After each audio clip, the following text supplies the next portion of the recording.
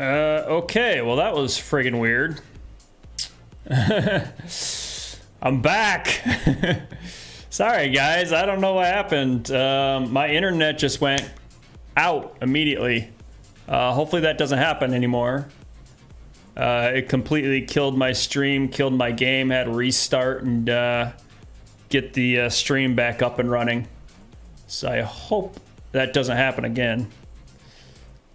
I don't know what the heck, I've had some technical issues a lot this week. I don't know what's going on. Either my internet going out or my Wi-Fi going out. Something keeps going out and it's been really freaking pissing me off. I've usually pretty damn good internet here, but streaming for 8 hours, 9-10 hours, I do expect it to kind of glitch out every once in a while. But yeah, sorry for jumping. Had a break there anyways, so it's kind of a well-timed glitch, I guess I should say. If there were to be a glitch, I'd rather it be on break so I don't miss hands. But yeah, welcome back. Looks like everything's up and running. Kind of annoying, but is what it is. Technology is going to be technology. Can't beat it all the time.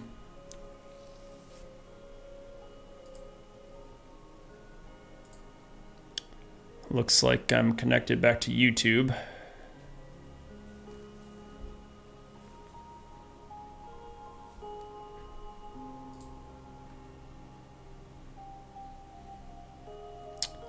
Yeah, just type in chat and make sure, just let me know if you guys can see and hear me and everything's working again. I'm not really sure what it looks like from the outside view and when I drop a video like that. I think it creates a new video, and I think the old one just goes down. So hopefully this one stays up. Hopefully my internet doesn't drop or my Wi-Fi doesn't drop again. But whatever, let's move on and start playing poker. Or continue playing poker, I should say. Again, this is the $100 Big Stack Marathon. Got a lot of tournaments to play today. We are 2 hours in, started at 2 o'clock. It's 4 o'clock here in Detroit time. 2 hours in out of the probably 12 hours of play, possibly, if I run deep in some of these tournaments, which obviously I hoping that I am. Clearly our goal is to run well, play good, run well, and win some of these tournaments.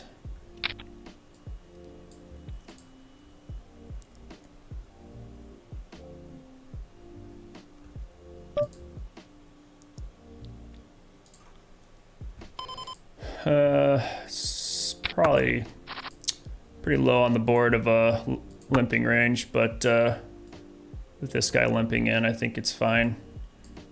Even if this guy didn't come along versus the big blind, I'd be limping this most of the time. I played with this guy a lot yesterday, and he did a lot of limping, if I remember correctly. I had a monster hand against him yesterday. He had raised under the gun pocket jacks, but I flopped. He only had 20 big blinds to start the hand in my defense, but I flopped top pair, backdoor nut flush draw, and I had an ace to be an overcard to his jacks. So I, with that much equity, I'm just not I'm not folding for 20 big blinds. But yeah, if you watched it all yesterday, I would check out that stream. That was later in the day. Pretty crazy. Went on a huge roller coaster. One of the biggest roller coasters I've ever been on, to be honest. I 4-bet all in with tens, ran into kings, cracked kings, got lucky, hit a 2-outer on the river. just like that, hit that 10. Cracked kings, got up to, I was like 5th in chips. Like I was on a heater, was doing really good. And then, you know, lost that big hand versus jacks. Lost a huge coin flip for a big amount of money. I had, what I have, like pocket, I think I had pocket jacks then. Yeah, I had pocket jacks versus ace queen. Lost that coin flip. Lost a couple other big pots. So I got lucky and then got ran into a lot of bad luck and grinded my stack down. I got up to like almost 300, 400,000 in chips, and then I grinded way back down to like 50,000 in chips just after a couple bad beats. And got down to 3 big blinds. So I went from being one of the chip leaders to 3 big blinds, and then went on a crazy run. Let's see if I can, I don't think I'll be able to find that hand in Poker Tracker fast enough, but I had what I have. Well, I had 3 big blinds. I jammed, got a double. I think I had like kings or something. So I doubled from 3 big blinds to like 7 big blinds. And then I had king 9 suited under the gun, jammed that in. And I feel like I'm pretty good at push shove charts. I feel like I know the proper hands to jam for what stack sizes. I'm getting better and better at that. And I ran into pocket queens and pocket kings, and I got pretty lucky and turned a flush. That was a huge pot. So I tripled up plus some. So I got up to 27 big blinds from 3 big blinds. So definitely went on a nice little heater there.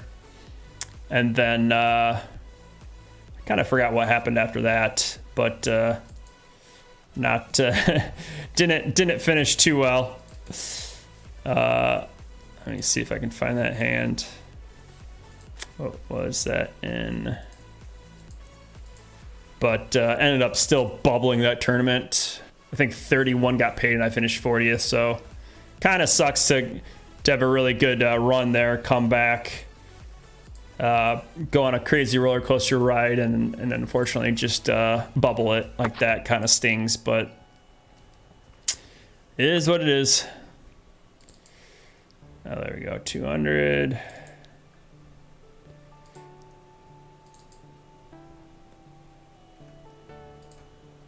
Yeah, here's this hand.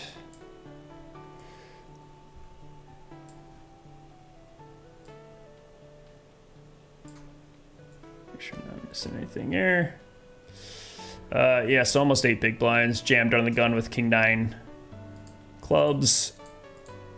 Got ran into 2 jams and spiked the club on the turn, and these guys had kings and queens, so got super duper lucky there to run it up to 27 big blinds or so. And then then it was just pretty rough after that. The hand I went out with, I think I was down like 10 big blinds, jammed ace jack offsuit, and just lost a coin flip. So gotta win coin flips, gotta get lucky in tournaments. Definitely gotta, play good, run good. You can run perfectly, or you can play perfectly well in tournaments and still get knocked out by bad luck, or you could play complete garbage and get super duper lucky and win tournaments. But obviously, you're going to need a combination of both to do it consistently enough. The $500 tournament high roller that I won, or came in second place last week, I felt like I played pretty damn good, but I also ran pretty damn good. And so yeah, got to run good, play good, run good,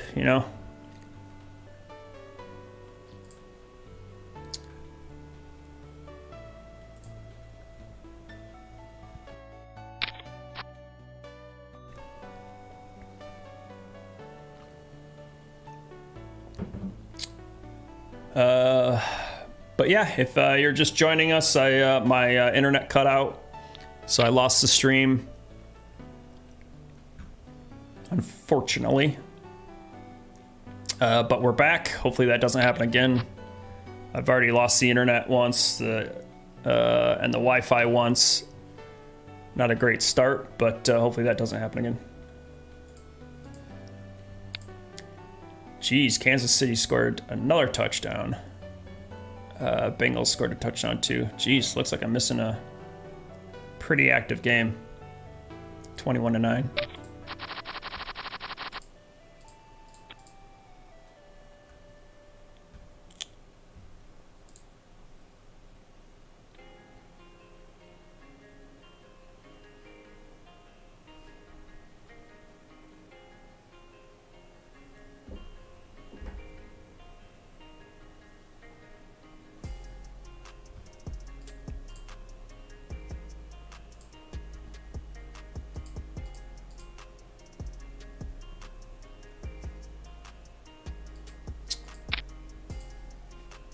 Looks like Perry won a pretty big hand there.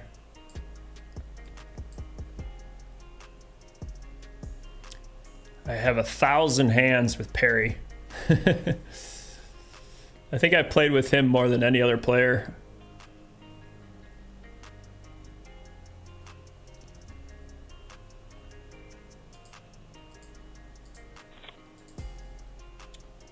He's definitely a very tough player. For sure. I'm already getting down to 40 big blinds and I haven't really done too much. Looks like I'm down to a starting stack.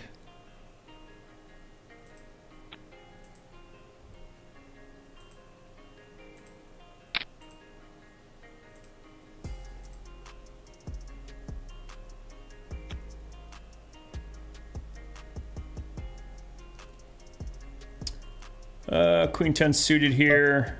I think being on the big blind, I could probably call a lot. I think this is strong enough. I don't have to 3-bet it.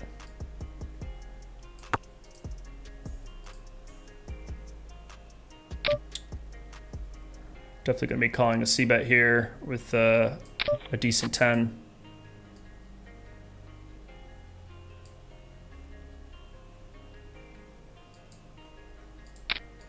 Kind of mix it up and lead with this 5. This 5's really good for the big blind range. He's going to be c-betting most of his range.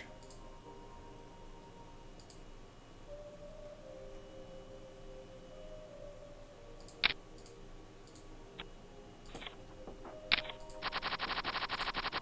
probably didn't necessarily need to do that since I had a 10. Obviously, I have a lot of showdown value. But like I kind of said earlier in the first stream, at least, I want to start getting a little bit more aggressive. And when cards are good for my range, I need to be betting them. And when they're bad for my range, I need to be checking them. I'm trying to get better and better at that whole mentality. You know, obviously I don't think I want to be doing this with a 10 in my hand because my hand's just too good. I don't need to do this. I don't need to turn my hand into a bluff. But I definitely want to start learning to practice that more and more. Especially against a good player. And when I jump into that $1,000 high roller, I expect to be playing against really, really solid players that do know a lot of GTO plays. And this can be a lead because I'm going to be calling with so many 5s on the flop. Not so many, but I'm definitely going to be calling flatting with some 5s. Since he's in the cutoff, I wouldn't be floating 5s if he raised from like earlier position, just because I'm crushed way too many times. But there's so many times where he just has, you know, like Jack 9 suited here or something where he just misses this board that he has like a gut shot too, but can't handle you know, too much pressure when that 5 comes.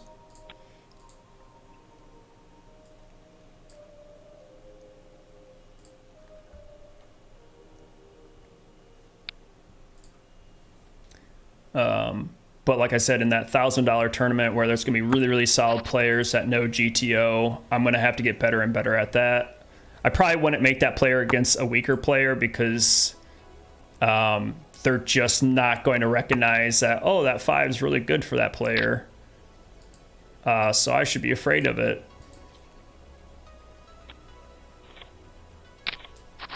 I don't think I'm necessarily going to get a 10 to fold, or a king to fold there.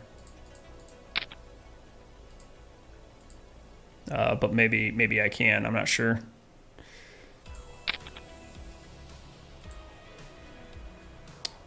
But yeah, I'm definitely gonna have to learn to mix in some more check raises and more tricky plays. You know, not like loose aggressive craziness. Like that was probably a little bit too crazy. But like I said, just getting some practice in.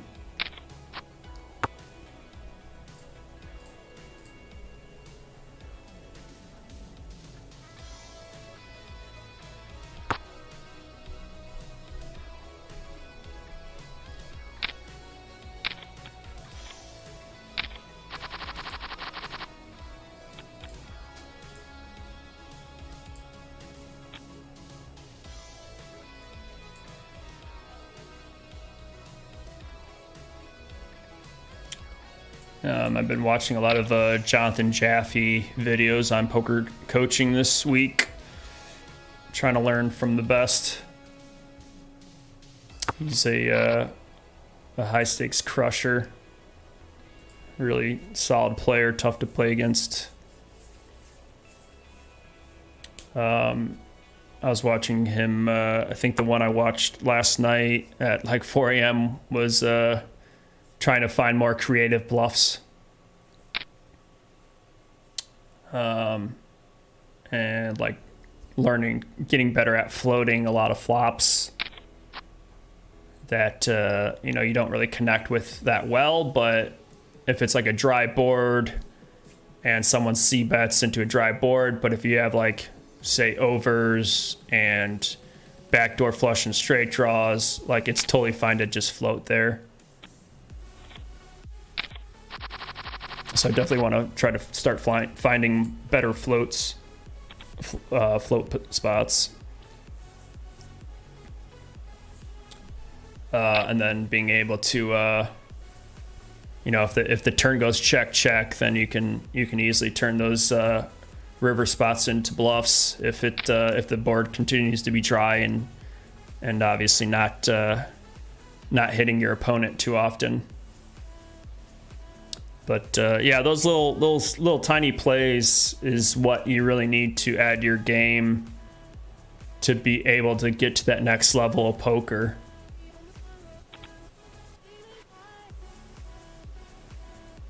Yeah, I've been playing poker for a long time, but for the first 15, 16 years, I didn't know it. You know, GTO didn't really exist to some degree, and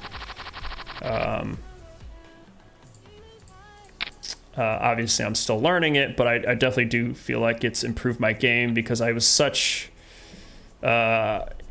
just a feel player, you know, basically just like, okay, I feel like I have the best hand, I'm gonna bet. You know, you had to play by feel because I didn't, you know, the math wasn't quite there yet. The computer did not solve the game quite yet, so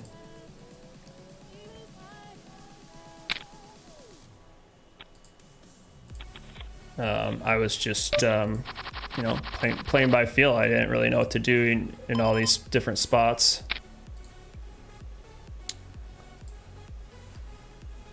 Looks like we got pocket kings here. Under the gun. I got about 40 bigs, so I dropped it down to 2.5x open.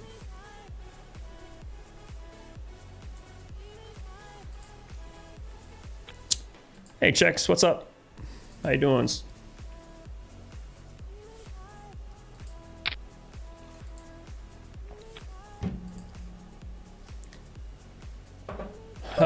Looks like we got a 3-bet out of Perry Greenstein here. I think if I was in position, I'd flat this more often, but if I call here, I really don't want to have this guy call here, so I'm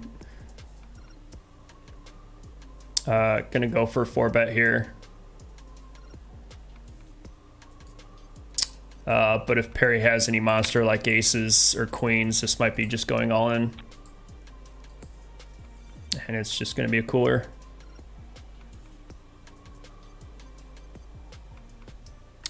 But starting stack of 40 big blinds.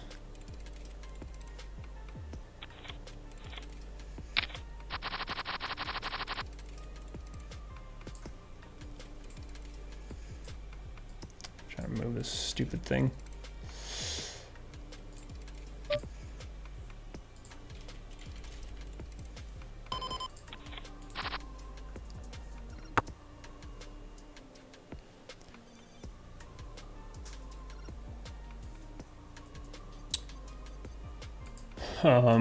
But yeah, I think you could flat that sometimes. But again, being out of position against 2 players, you don't want to play kings. You want to get it down to heads up. If this guy didn't come along, I might have flatted, but I really don't want to be flatting just kings. And then it's gonna get really awkward when an ace comes there.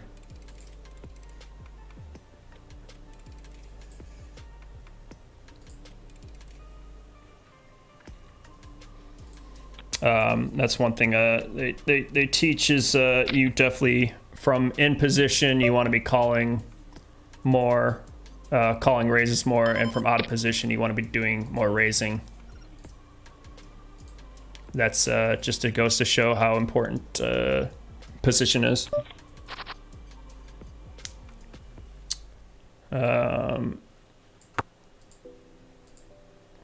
Pretty good hand here. I'm gonna go for a check raise if he c-bets. Looks like he goes half pot. I want to protect my 10 here. There can be a lot of jack, queen, king.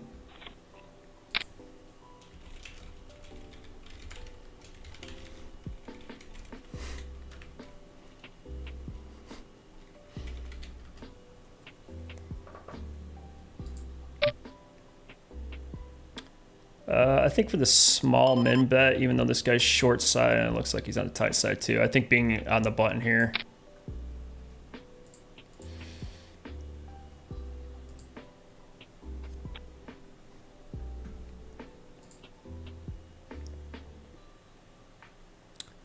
I think it's okay. This is probably strong enough to flat.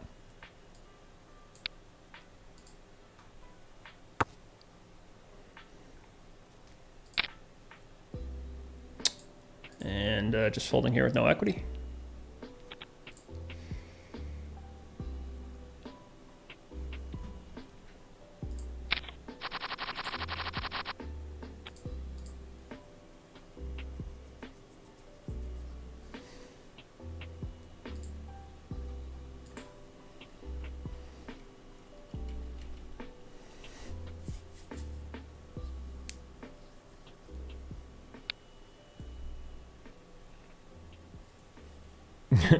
I'm hitting specifically against Perry Greenstein here.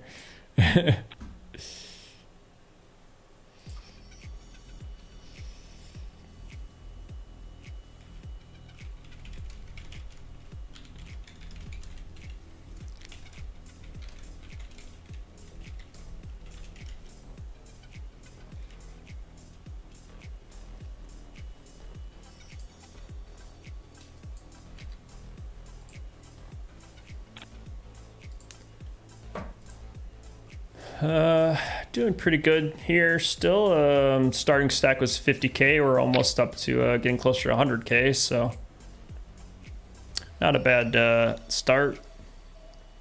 2.5 hours into this tournament.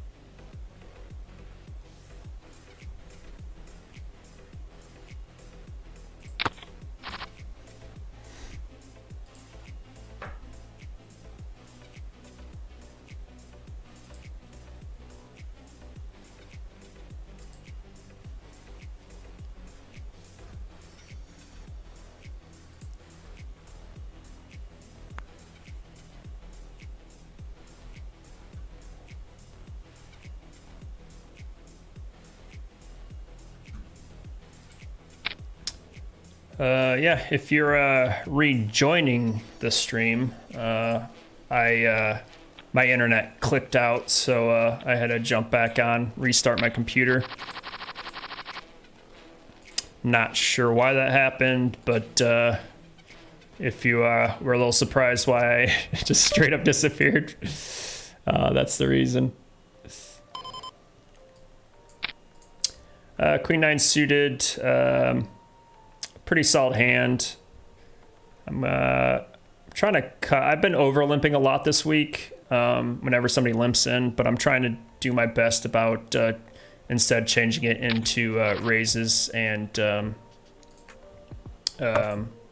larger size bets. Just gonna go for a standard kind of third pot bet, C bet here. Hopefully she just doesn't connect with this board at all. But I do expect a lot of hands to connect, like 9-10. Obviously a king would be bad. She could be going for a check raise here. I'm just gonna have to fold.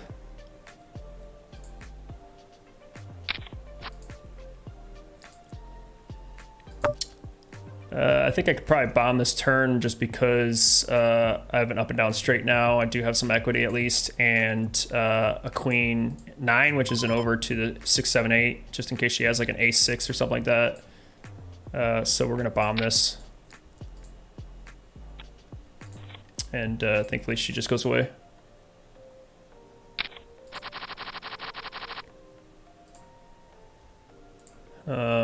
Obviously, I'm trying to bomb it because I want to fold out. Like I said, I think ace 8, ace 6, ace 7 could be in her limping range. Obviously, she's playing 50% of the hands. So those weaker aces are definitely going to be in her range for sure. Even like something offsuit, even the offsuit versions would be limping. So I do expect her to hit this board somewhat. Obviously, I'm hoping she doesn't have, you know, the nuts here like 9-10 or something, but I am blocking straights with the 9, so I can, a lot of river cards I could probably just jam all in and represent. But once I make that big bomb bet, it pretty much narrows her hand down to just the king, and I don't think I'm going to get a king to fold that often, so hopefully I just pick up my straight on the river there. But I think if I go for any normal size bet like half pot, I think she just calls way too often. Chuck says, do you think that an L10 is a waste of time if you try to make a living out of it? Multi-tabling, of course. Yeah, I think that was you that I was talking to earlier this week. I think you were saying, was it 2 cent, 5 cent? Was that the question you were asking about? I think making a living out of it is just really, really hard, but obviously I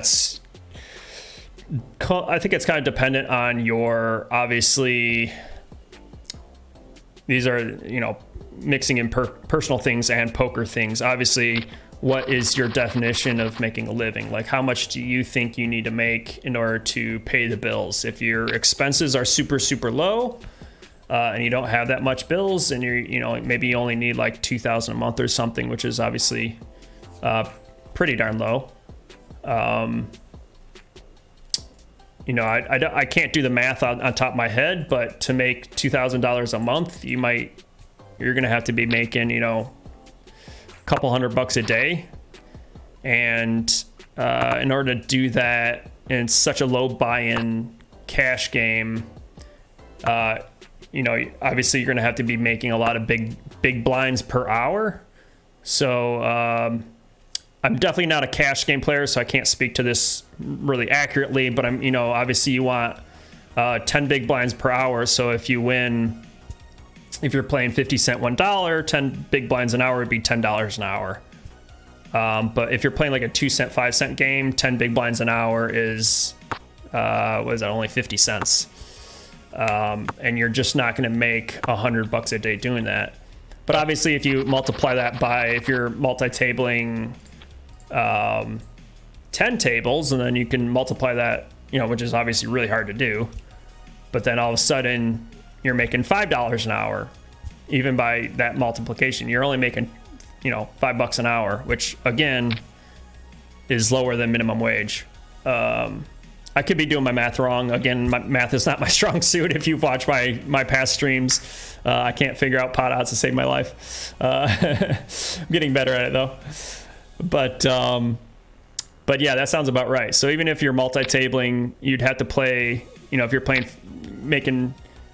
if you're a better player, if you're really, really good at it and making like 20 big blinds an hour, 30 big blinds, 40 big blinds, 50 big blinds an hour, and multi-tabling 8 to 10 tables, you might be getting in the upwards of, $10 to $15 an hour.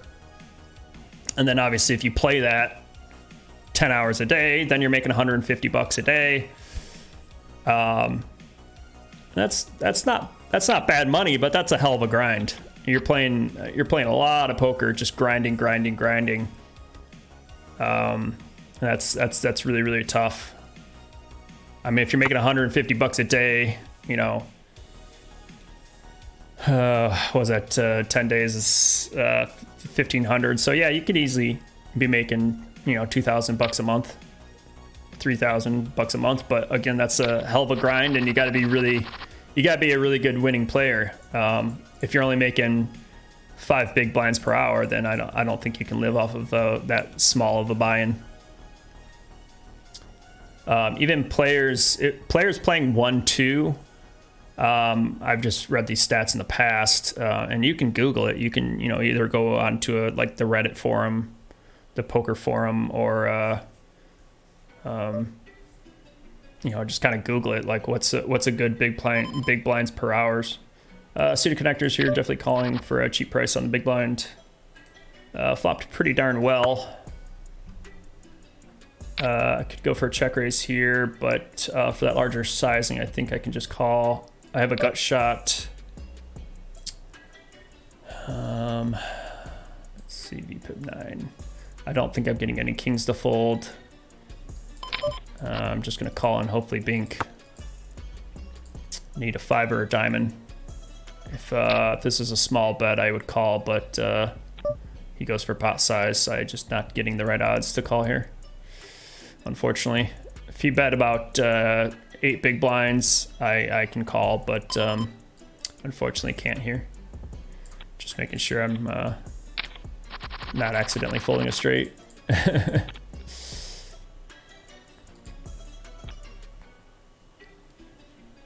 But yeah, I've known players that play $1, $2. Well, I should say this is live, so you're only playing one table at a time, obviously.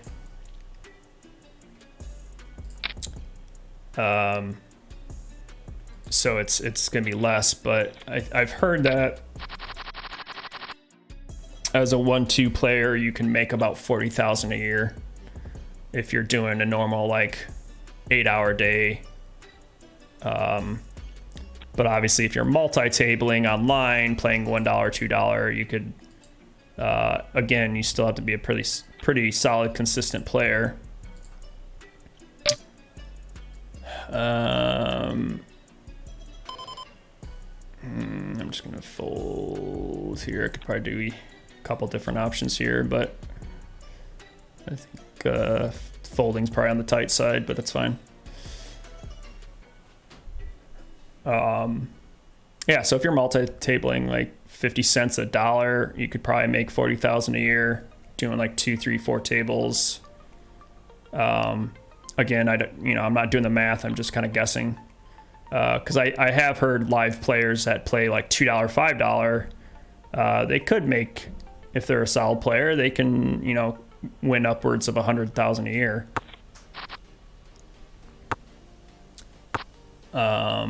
But obviously you want to, if you're a player that can handle the swings,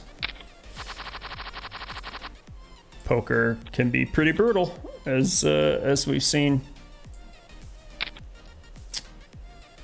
King Jack's pretty strong. I'm just gonna call this because if I re-raise, I'm not really getting King Queen's never gonna fold, and I'm just folding out kings that I dominate, like king 9, king 10. So I have hopefully gonna have position here, unless this guy goes for a big 3-bet.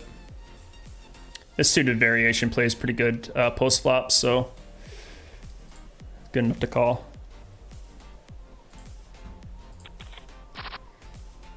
Ooh, look at that flop! Holy crap! Flopped an up and down straight flush draw. Definitely gonna start piling money into this pot. I could probably even bet bigger, like a half pot.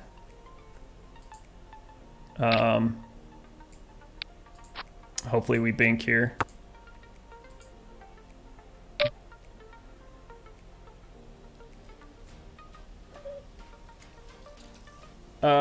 Ace Jack does connect.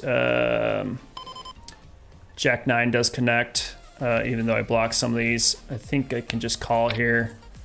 I do got a lot of showdown value with this king. I could be up against king, queen, and king 10, which kind of sucks, so I do still hope I bink here. And I got a royal flush! Woo! All right, I'm gonna tank here for a second and jam because pot's 55 big blind. She's only got 25 back. Ship it, baby. Let's go. I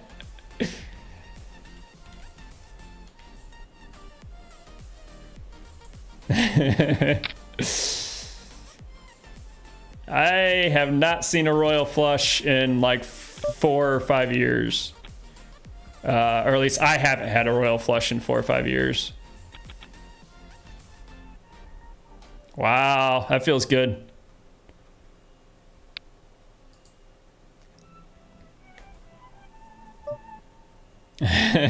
And she had a lot of money too, so that was a huge pot.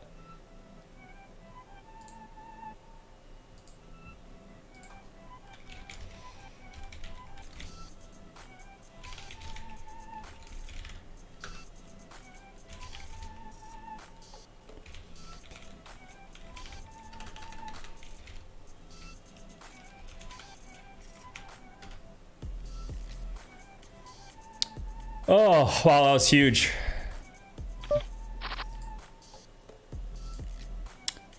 I'm gonna check this back. I like checking out of position. I could be dominated by some kings, not many. I'm just gonna call here.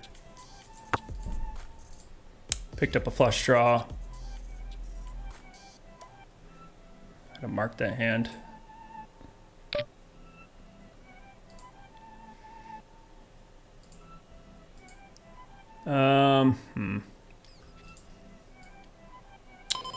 I think I'm just gonna call and hopefully I spike another royal flush. I'm gonna bet this river. I'm gonna bet this as bluff sometimes, but with that king, I expect her, this player to check back a lot. So I'm gonna bet about half to try to get value from a king, queen, maybe. Look, they snap folded, so they clearly just didn't have anything. Oh, it feels so good. Whee!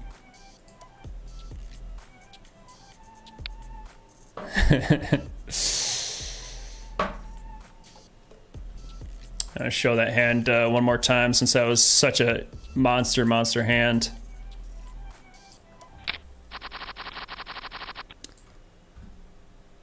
It was dealt king jack suited.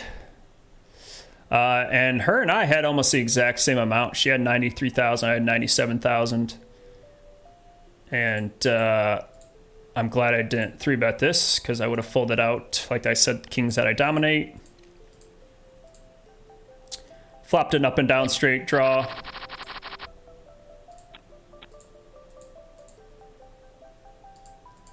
And it went check to me, so obviously I want to start piling money into this flop, but I don't want to fold out both these players, so I went third pot, which is pretty standard size, I think. Got 2 callers, which is awesome. Very interesting turn card because it brings some straights already get there, so I could be completely dominated, but obviously I'm blocking a lot of straights with jacks, so ace jack, jack 9, that get there. And she decides to lead this, which makes me think she might have hit her straight. But again, I have so much equity still, and obviously king, so the turn could be a king, and I could have her completely smoked. So she calls, pots about 60,000. We both about 70,000 back. So stack to pot ratio is about I don't know, 1.1 or 1.5 to 1. Obviously, Bink the Miracle Royal Flush card. She bets about half pot, leaving her with about 40 pack. With her lead on the turn and lead on the river, makes me think she has some type of jack in her hand, or possibly, I don't think she's going to have any flushes here since I'm blocking all the value flushes, so I don't expect her to have a flush. Ooh, I got aces. And that's why I decided to jam it all in there, because I expect her to be not folding too often. Obviously going for a 3-bet here.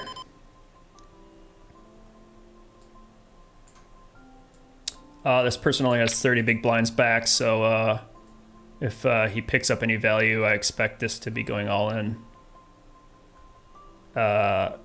later down the line here. The stack to pot ratio, when you're in 30 big blinds, stack to pot ratio just gets pretty big pretty quick. Going for a third size pot bet here. And you can see already the pots with just my bet alone, 21 bigs in the pot here.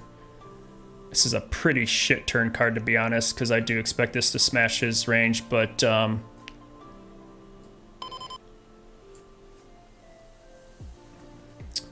I think this is just a cooler if he does have a king, but this is still going to go all in. And he had jacks, so knocked a player out. Woo! That was huge. Whew, pick up another 30 big blinds. That's epic. That's very, very huge. I'll review that hand in a second. Sorry, a lot of been busy here. And yeah, so she had this straight. So I went for maximum value and got it. And she did, I was right, she did turn the straight, ace jack. So this was, to be fair, this is kind of a cooler for her. But got maximum value, doubled up. That aces hand, let me replay that real quick. Getting some monster hands here, which is really friggin' nice. Kind of like when I said just a second ago, once you're 30 big blinds, if you have any solid pair, high top pair type of hands, you're probably going to get it all in, just because of stack to pot ratio, which is essentially your stack to the ratio or to the size of the pot. So this Leppy has 38,000, the pot's 26,000, so it's like 1.5, 1.7 to 1. With that sizing, it's just pretty much going to go all in. Once that king peels on the turn, I feel pretty darn sick. But right now, stock to pot ratio is like 0.5 to 1, so it's kind of sick to see that king there, because obviously I expect them to be floating with a king most of the time. Actually, I expect a king to be raising a lot of time, to be honest, so maybe that's a little bit less likely they have a king there on the turn. But went for it, and aces crack hold up against jacks. So another huge pot. Really, really good run there. Can't complain.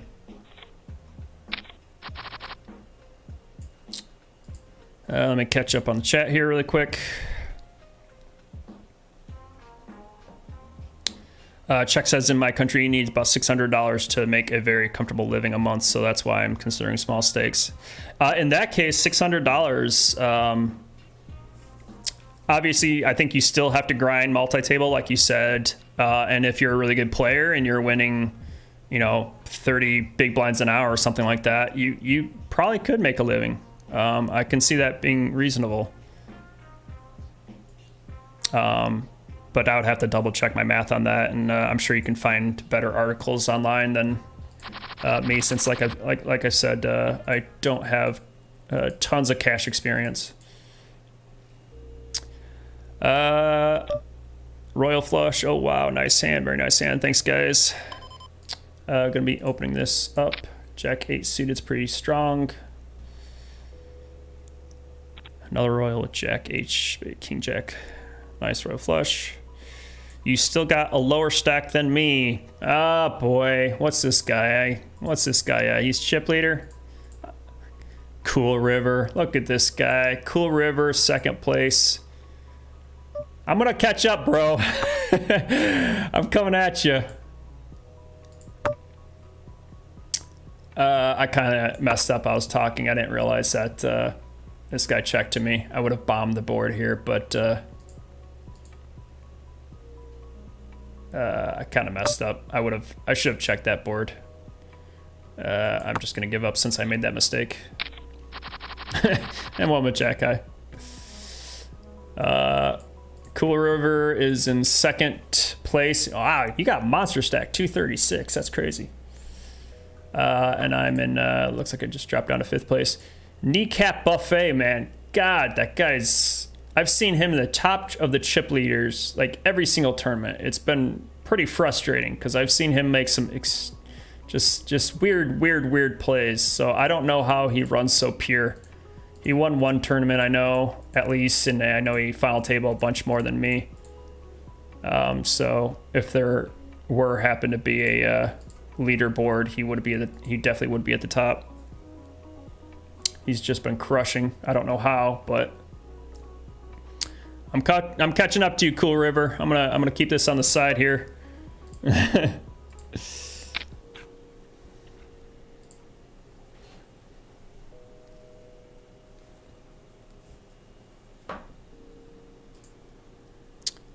That's my goal, is to knock out Cool River. You could use this as a full 4-bet bluff. It's not going to play great out of position, though. So I could probably 4-bet bluff it or fold. And I mean, this guy has a pretty low 3-bet percentage, so I'm going to take it as he's got a pretty solid hand and just give that up.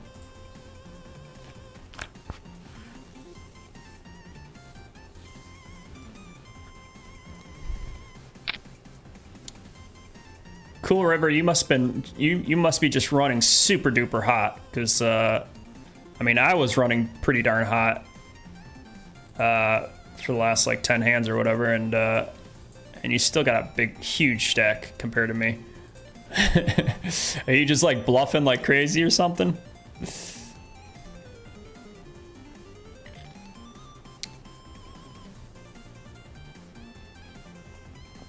This tournament's going to run for a long time, since this is the big stack marathon. This is going to run definitely all night, which is going to be good, obviously. If I can run deep in it, obviously I want to win. But it's going to be really tricky when I'm multi-tabling 6 other tournaments at the same time. Got a limp jam. I would love to call this all in. But this limper really makes it kind of awkward, because I expect it's only 7 big blinds to call. I think I have to call. Even with this limper behind. Well, he's only got he only had 4 big blinds left, so. I need to hit a king or a queen.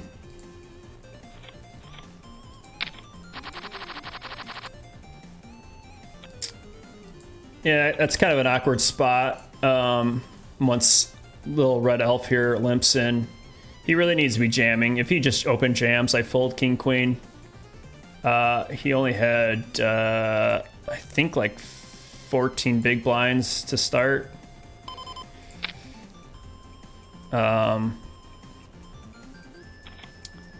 But King Queen's still pretty good against even both these hands. This guy only had 7 big blinds, so it's a questionable call. But I'm still gonna make that call. It still plays decently versus all ends. The threes, if he just rips this rips in, I fold. So his misplay allowed me to lose money, but lost 14 bigs there. I can still afford it. But obviously that's not the mindset to have. You know, you definitely don't want to be thinking, oh, I got $1 million in chips, I can afford stupid calls. But King Queen I think is strong enough there. I'm only coin flipping against pocket threes, so I was a 50-50. I'm like 40% against King Ace Jack, and I had live cards, so I could have easily knocked 2 players out there.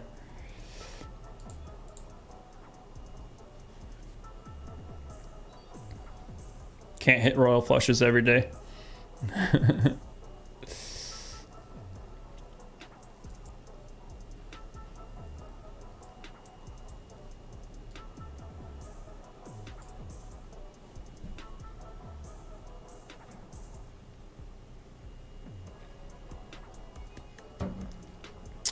Yeah, this tournament's going to go for a while for sure. 39 places paid. Re-entry is up until, let me see if this says, yeah, re-entry's for 4 hours. So re-entry ends in an hour. So there's still going to be at least 50 re-entries. This is what I'm looking at right now, the lobby here. Yeah, right at the bottom, if you guys can see that, yeah. Re-entry is allowed for the first 4 hours of play.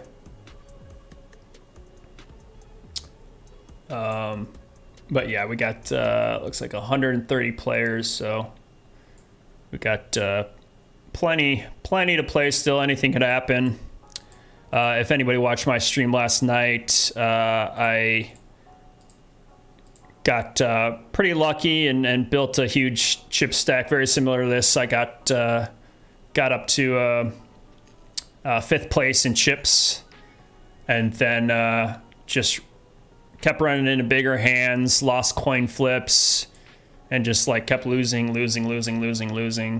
Got down to 3 big blinds, then got lucky and ran it back up. Didn't give up. I still played good poker and ran it up to, got lucky obviously still, and ran it up to 27 big blinds, and unfortunately just ended up bubbling that tournament. So poker's a pretty darn brutal game. You can be a chip leader, and then 2 seconds later you can be out. You know, it's obviously it's unlikely, you know, but it's still very, very, very possible. Poker is a very dirty and sick game. You know, yeah, I got a monster stack right now. Thankfully, I have a good stack here. Good ratio versus, you know, the second in chips right now is 50, but you know, if this guy coolers me, I'm going to drop down to 70 bigs, and then maybe I lose a coin flip versus Perry, and then all of a sudden I'm down to 25 big blinds.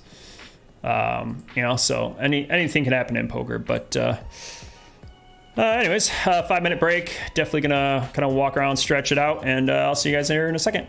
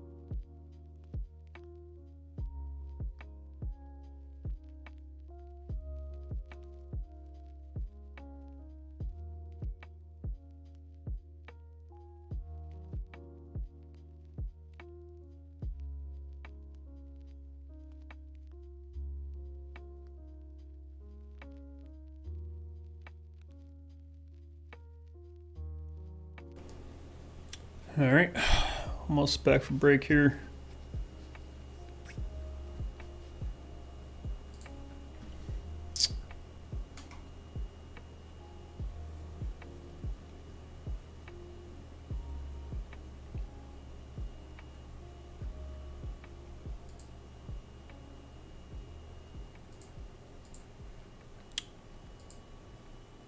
Kansas City's up 21-10. Big football day here in America. Unfortunately, I'll be playing poker. I'm not going to be able to watch any of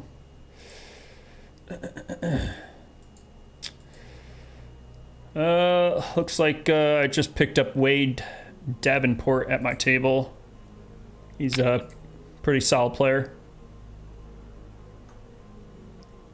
Definitely don't want to be butting heads with him.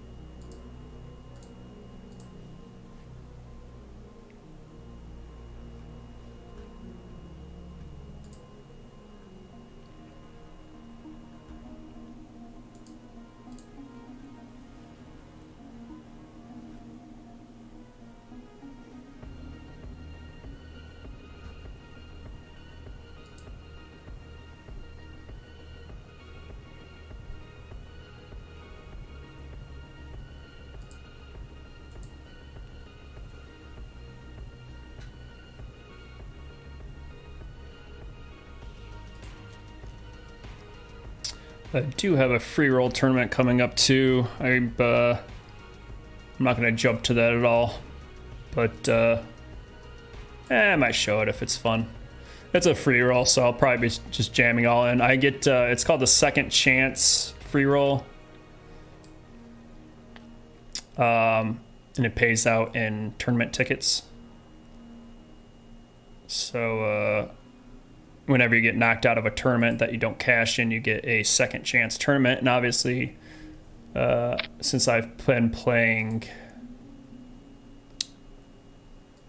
the Winter Series, I played all 42 events. I have tons of tickets to blow, and this is the last one, so I'm gonna just be jamming all in over and over and over again because I have tickets to blow. We'll see what happens though. Free rolls are just luck box tournaments. Like, everyone's just going all in like crazy with any two cards pretty much.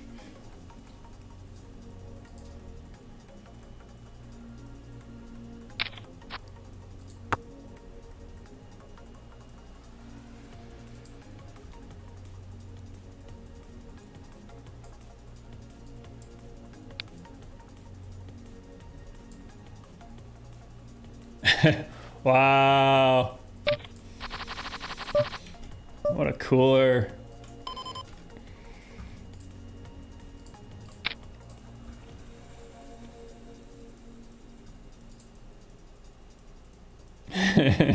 Can't do anything about that, man. That's just a straight up cooler.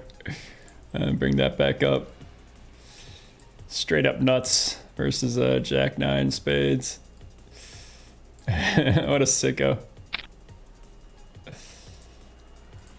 This guy jammed. He only had 7 bigs, so definitely be calling with any too high Broadway suited cards. I'm gonna need a queen or a 10 though. This guy's been frustrating me because I've doubled him up. I played with him all day yesterday too. Doubled him up a bunch of times.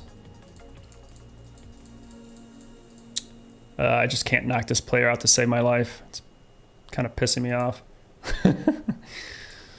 But I'll be patient. I'll find a good spot.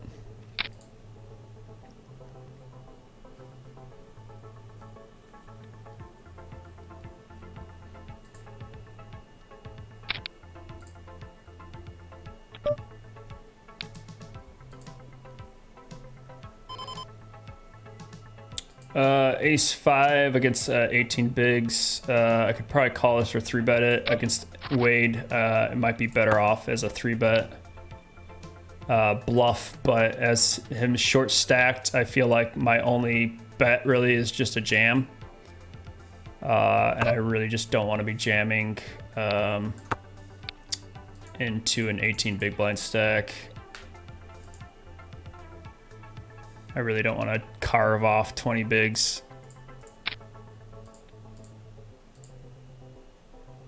So I don't mind just check folding sometimes.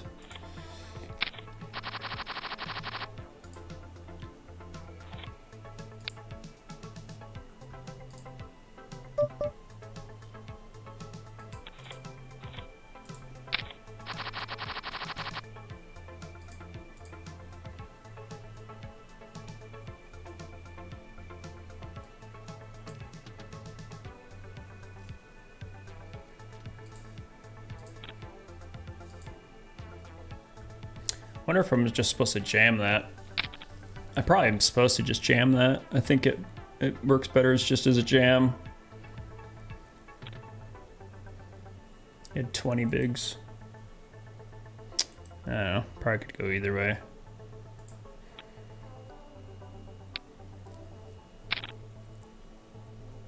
I got this big stack, I don't mind, just blow it immediately.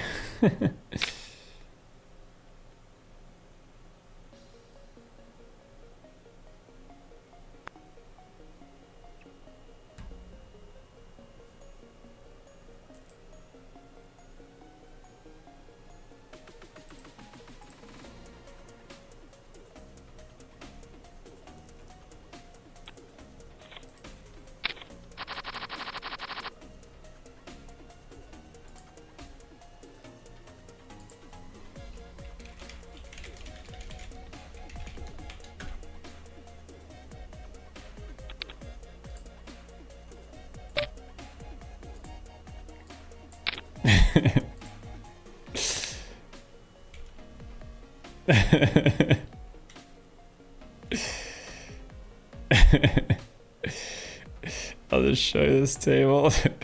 This 200 main event. This is not the main event, by the way. Let me shut that off just to not confuse. But this is just a free roll. This is a free roll. I'm just jamming pretty much any two cards. I don't really have time to concentrate on this game. So I'm just gonna go jam crazy. But this guy just compliments me. He says, "Hey Ryan, been enjoying the vids. Keep up the good work." And he raises and I jam on top of him.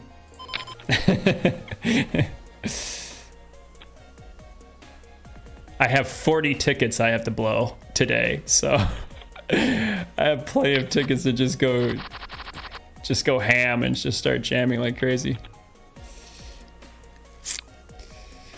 Whenever you guys see any of these weird words in the chat, like VUN, FYI, like just they're just ignore them. They're spam.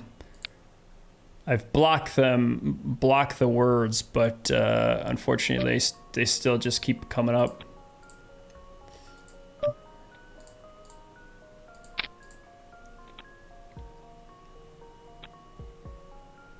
I wonder if that is what took out my internet earlier. I'm not gonna click it this time because that's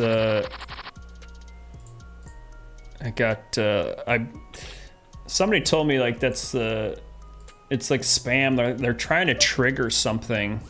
I really don't know how that works. I don't know if you guys can report it or only I can report it. But that's what kind of freaks me out, is because when my stream crashed and my internet went out, it was the exact same time like I reported this guy.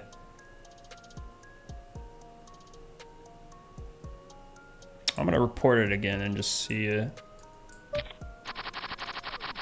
if that triggers my if my internet goes out again. We'll see if that's the reason. Within the next 5 minutes, we'll see.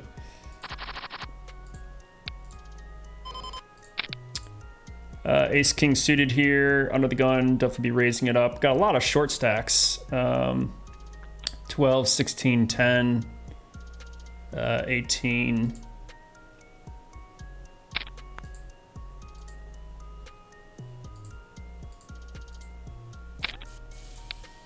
Looks got a rejam. I'm definitely going to be rejamming this into a 10 big blind stack. Well, let's go. He's got 18 bigs, but there's no way in hell I'm ever folding ace-king suited. Up against queens and nines, going to need an ace or a king. And we're drawing dead pretty much. See, told you, poker can flip around really quickly. Lost 20 bigs with that. Lost the coin flip.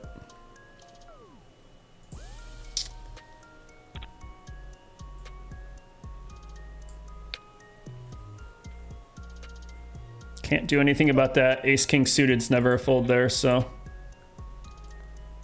Up against queens and nines. I did win the... I did hit the ace to knock out this guy, but at least I beat him at least. But this guy was the bigger stack and got lucky and won the coin flip. So yeah, just by a little pot like that, losing 20 big blinds stings big time, and I went from 5th in chips to 21st immediately.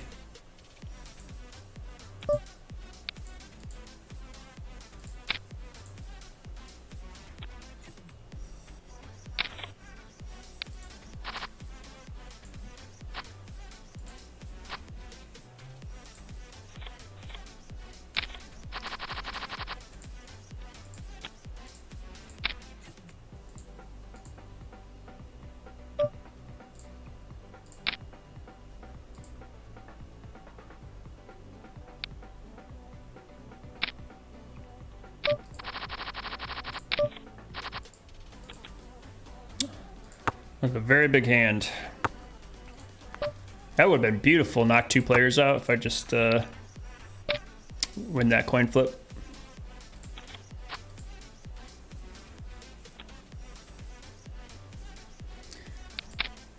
You're lucky, Satsu.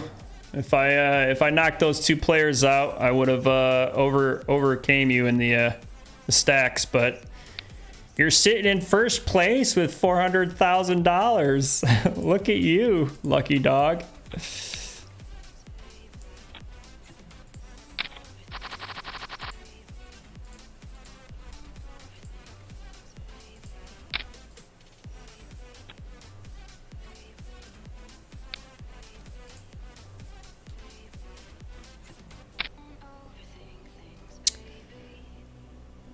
Well, it's definitely going to get interesting here. It's 5:13 here, so in 45 minutes, going to be starting the main event, which is what I've been waiting for all week.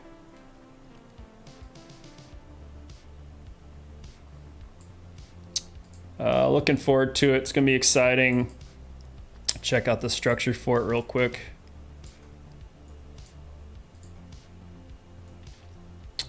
8 max main event. It's $100,000 guarantee. So right now it says 9 places paid. Obviously that's going to change. Looking like 30,000 for first place. That's going to change. Definitely probably going to might get bigger, might get smaller. We'll see. But yeah, this is going to get, I would say, probably close to 1,000 players. Usually these big guarantees draw in a lot of players. And I'm really excited. It's going to be fun. That's going to be starting in about 45 minutes. So still got a lot of poker to play before that.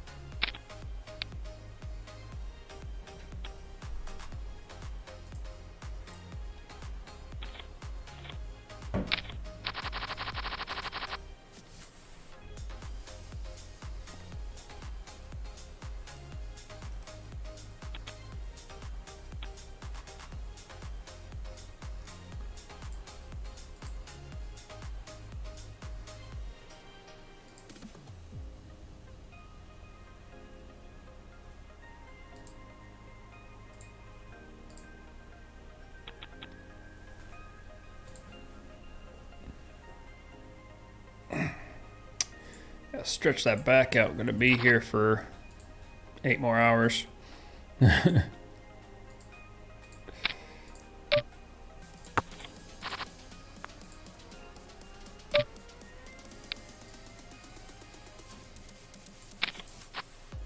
Satu says, yeah, running good.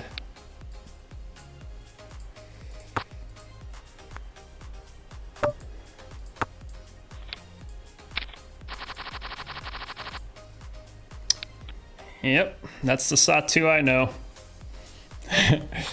Running so pure.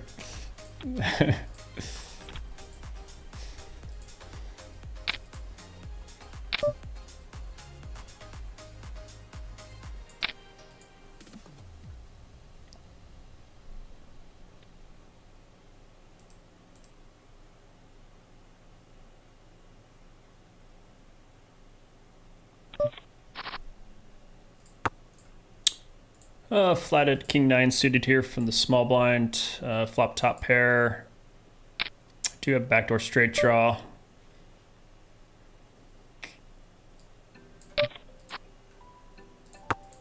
Probably gonna just check call this down. With his check on the turn though, I expect him to pretty much not have a king here. I would expect him to bet the king again for value. Otherwise, I don't expect this board to hit him too much. 3 deuce, 8 6. Went for about half pot bet to try to get value. Dude straight up called me the queen high. Am I that loose and crazy of a player? Jeez. I don't think he'll be doing that against me anytime more soon.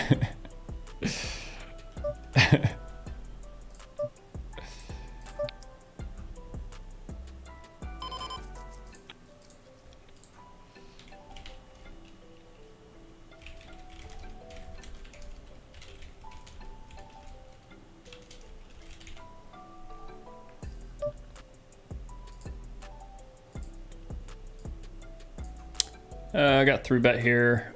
I could probably still call this, to be honest. I've only got 7 hands with this guy, so it's not fortunately enough to see.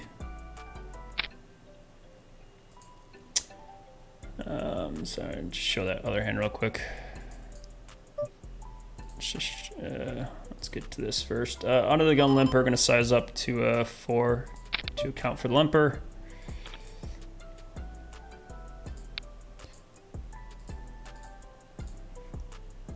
And open up the wrong table.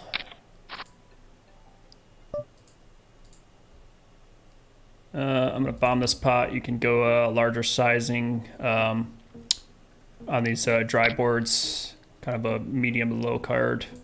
He's only got 30 big blinds left, so if he's got a 10, hopefully just go for it. But yeah, this was the other hand when I bet about half pot on the river. I was trying to get some value from some aces. I didn't expect to get value from a queen. But hey, I'll take it.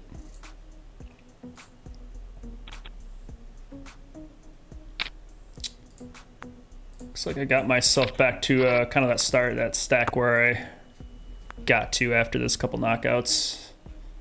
Back to 12th place out of 124.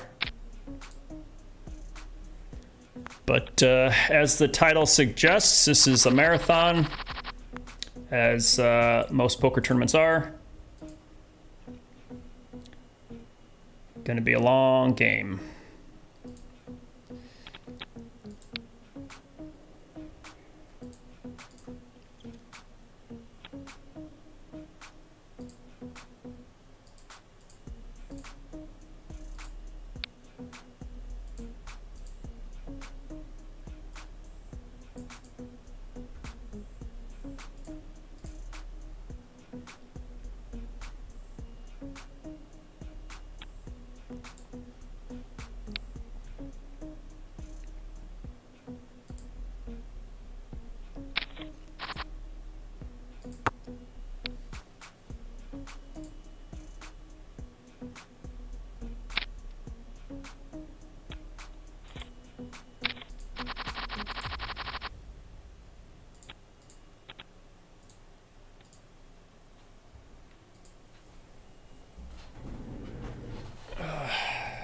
stretch it out here.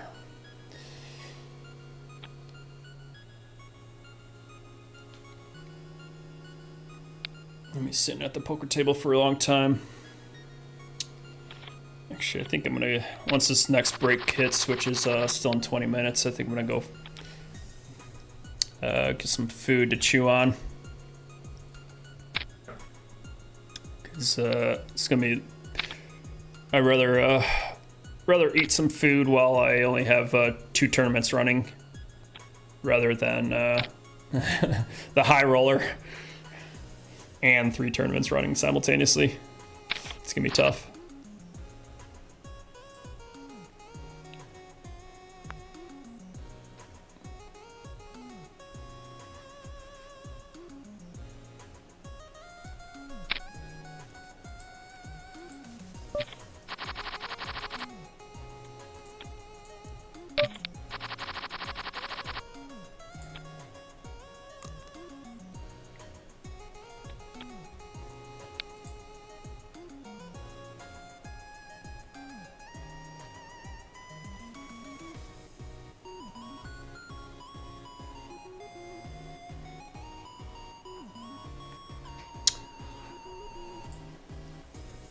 See how my man Satu is doing. Still in first place. This guy's a crusher. I don't know how he does it.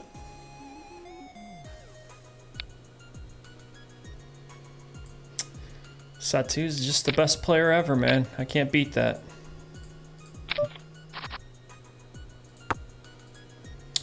Ace-8 offsuit. Just gonna be calling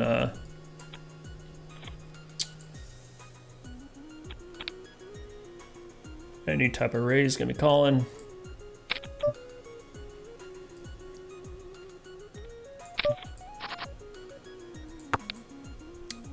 Flop an 8, but I do expect this queen and 10 to be hitting the cutoff range a lot, so looks like he goes around half.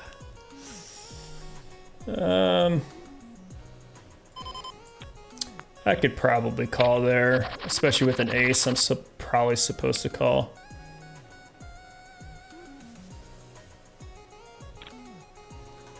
So a little bit on a tighter side, but Perry's a solid guy, and I expect that queen 10 to hit him. I'd have to suck out pretty hard to win that hand.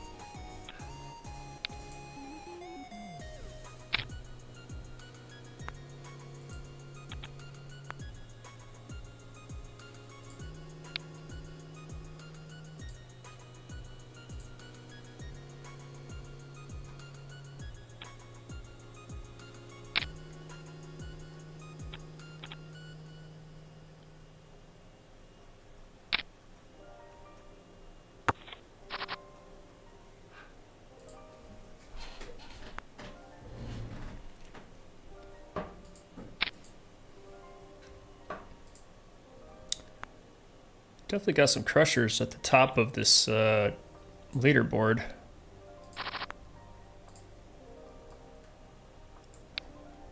Pimp My Balance, Santa's Workshop, Legend Killer, Toothless Grinder, and obviously Cool River. Definitely got some solid players up there in the top 20.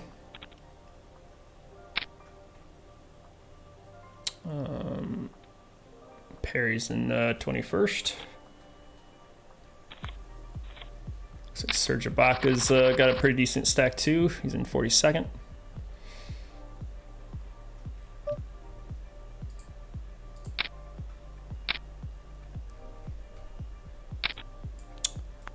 And this tournament's, it's kind of one note to know. Tournaments really don't get started until the registration ends. Registration period ends. That's when real poker starts.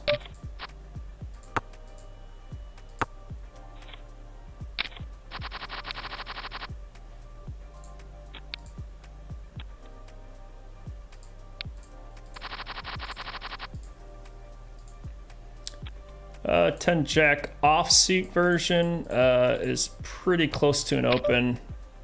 I'm gonna fold this now at short stack raise, but I think it might be a raise from the cutoff. Quite close though. As deep as I am, I can probably afford to raise that there.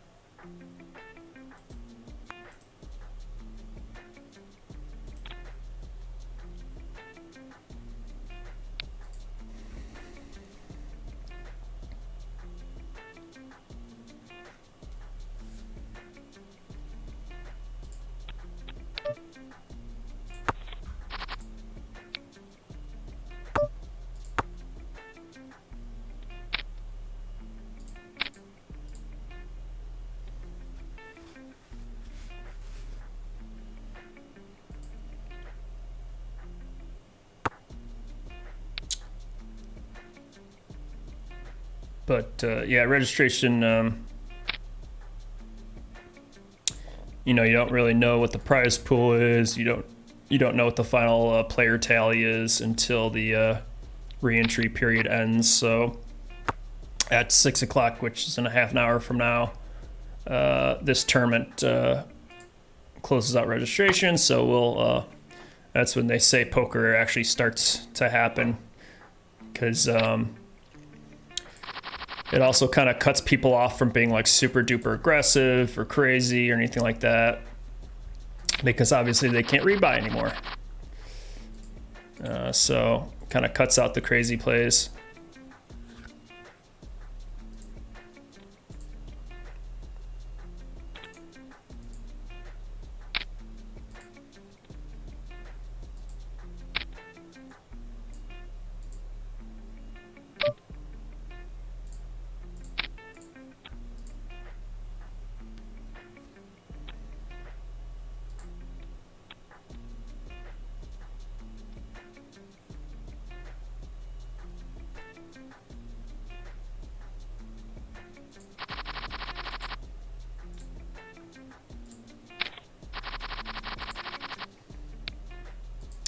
Threes are going to be a fold here from these early positions, even as deep as I am. Deuce threes and fours from these two spots. I would start opening up them closer and closer to the button, obviously. Middle position, low jack.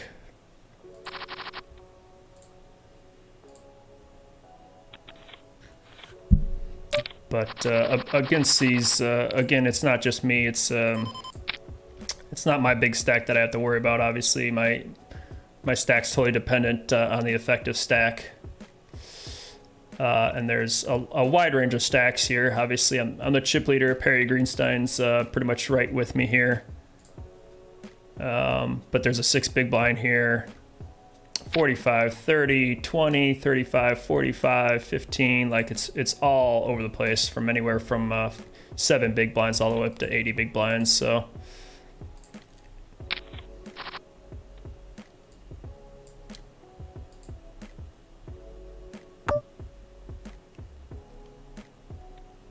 it's probably another board I could go big on.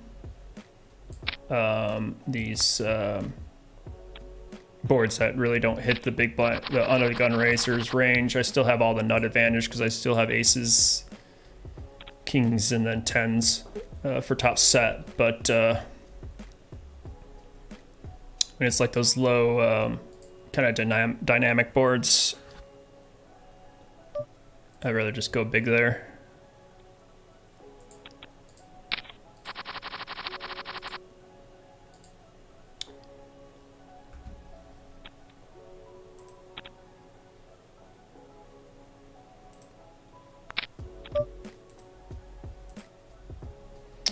King queen suited could probably mix raising and folding.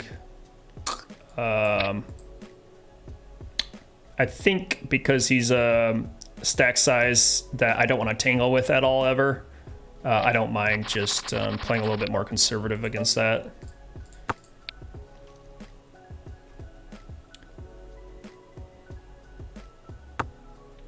I wouldn't mind 3-bet jamming into somebody that has like 15, 20 big blinds or something like that, but somebody that's got like a huge monster stack here. And I think multi-way, I'm just going to probably check this back again.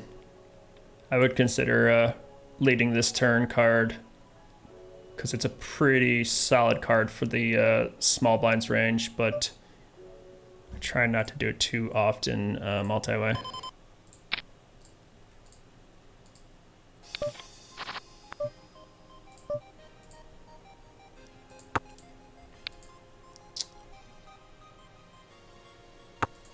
And with that ace, I'm definitely not going to get any aces they'll fold, which I expect Perry to be opening a lot. Looks like he had queen jack.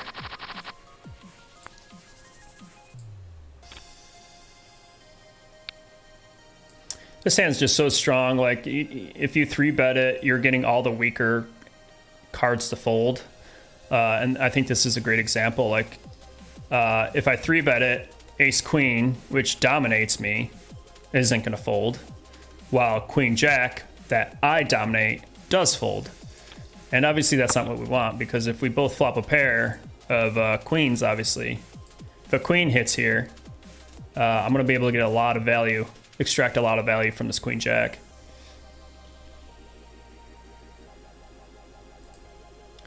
And I just shut down. I don't think there's much advantage to firing there.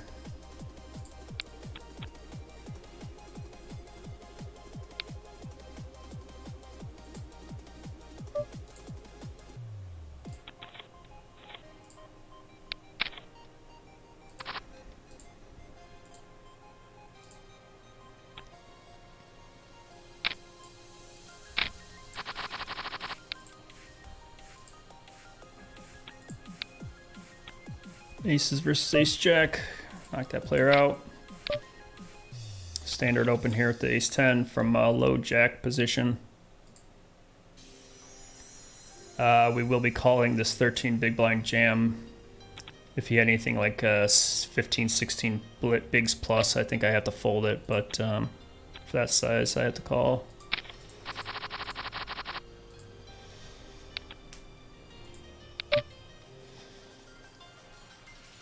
This is another spot where I could probably 3-bet this or call it. This guy's been pretty active, looks like, so I'm going to go for 3-bet. What up, Wayne? How you doing?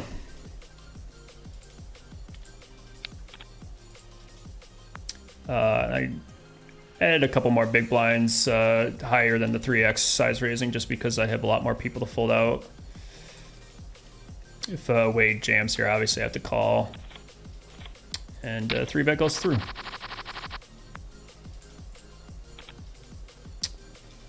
Yeah, this player, even though I have 36 hands with him, which obviously doesn't say much, but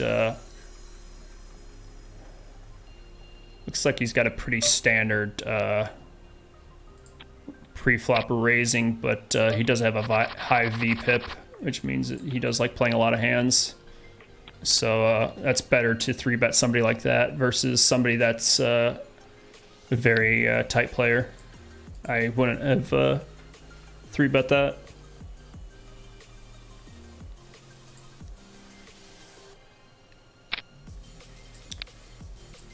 Got a jam from Wade here. He's just going to steal the blinds.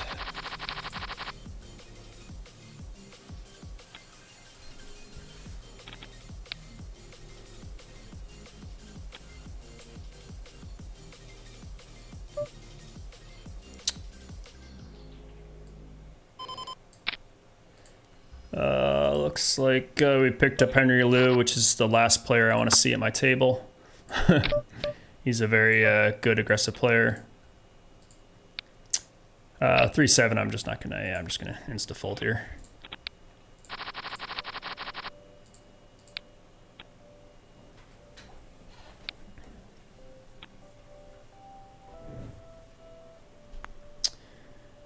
Wayne, you missed. I hit a royal flush earlier.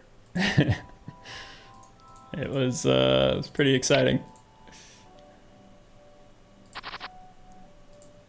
Very, very pretty hand.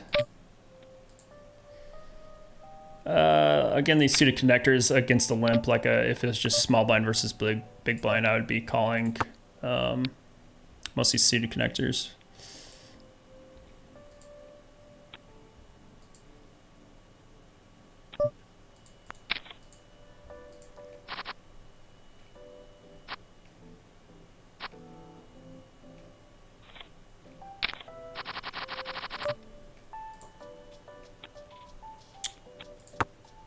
I do have a gut shot. Looks like a double gutter, 4 or an 8.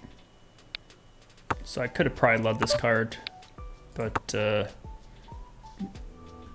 against 3 other players, so I'm just gonna check fold it.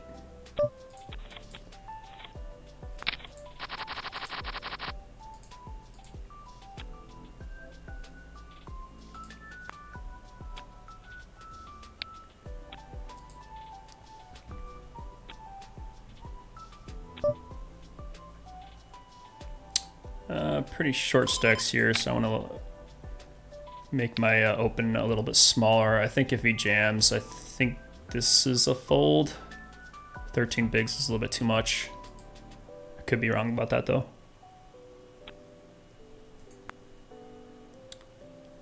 I mean, obviously it plays pretty well, but happy to just pick up the blinds and antes there.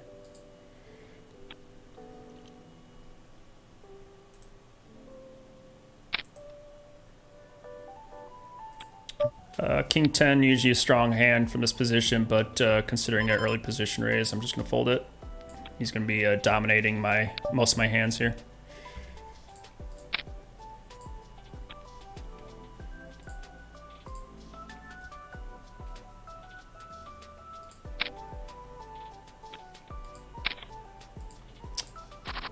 Ace queen versus jacks and ace spikes. Need a spade for oh, nice hand. Runner flush to get there. Standard open here with 6s. If Wade jams here, we're definitely calling.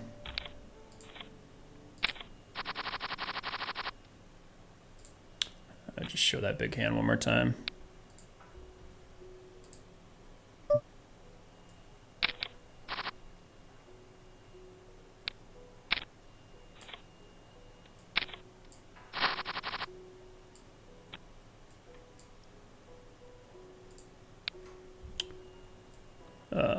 Looks like ace queen and jacks jam. Pretty much classic coin flip.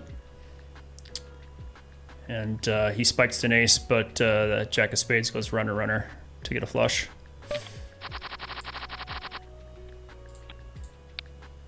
Very nice hand by Perry.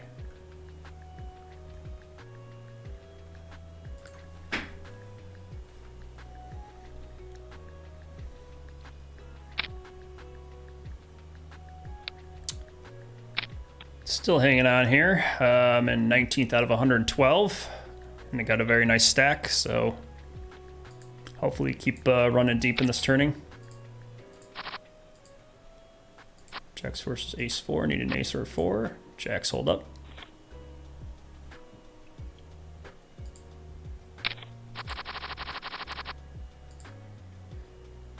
Ace 8 off, definitely gonna be calling any re-raises. Yeah, so I'm in 18th, and Cool River is still crushing at $524,000. I could consider rejamming this sometimes, but considering how short he is, I do expect him to be opening pretty tight. I would expect him to just straight up jam weaker hands, which makes me think he has a little bit better of a hand.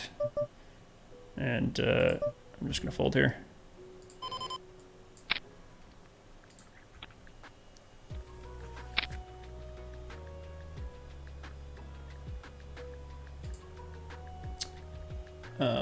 Royal flush, awesome. You'll have to highlight the clip. Yeah, I don't know how to do that.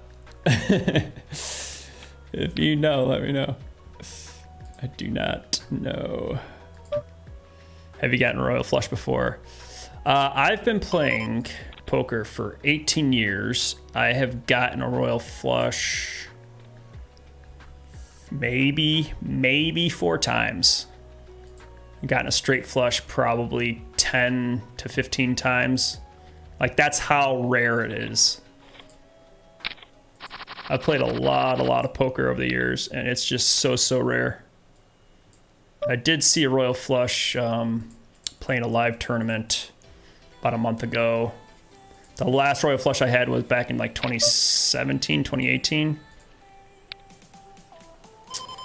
Suited ace probably plays pretty good. These wheel aces from the button, so I'm gonna call. I don't want to 3-bet and have to call a jam from Henry Lou here. Looks like he's got 18 big blinds, so don't need to butt heads with him. Just hopefully flop some wheel cards and some diamonds. Didn't want a deuce. I wanted like 3-4 diamonds. I don't think there's much value in betting. There's gonna get too many cards to call here, I think. Especially the small blind calling. I expect a 10 and a queen to be in the small blind's flatting range a lot of the time, so I'm just gonna fold here.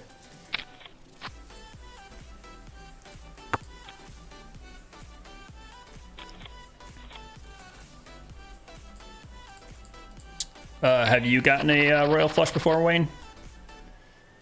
I forgot the odds on it. It's like, I mean, it's like less than 1 in a million, but it's like still like 1 in 100,000 or something ridiculous. I'm curious what the odds of hitting that is. What's the prize pool in the $100 marathon? It is... registration closes in 15 minutes, so this is gonna get a little bit bigger, but right now total prize pool is $30,000, about 31,000. Got looks like 335 entries. Got 106 left. I'm sitting in top 20% right now. This will change, and I'll update you guys once the prize pool closes, but looking about $6,000 for first place, so pretty nice chunk of change there.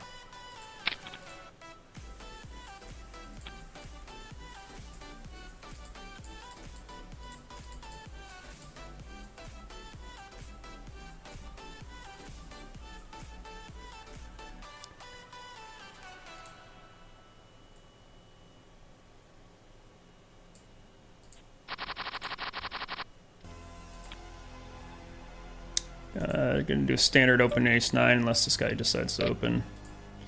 Goes for a limp. Gonna go for 3-bet. Wow, not a free 3-bet. He limped it. Is this a different guy, actually? Maybe I don't know this player. I'm trying to think if that's the same guy that did that before.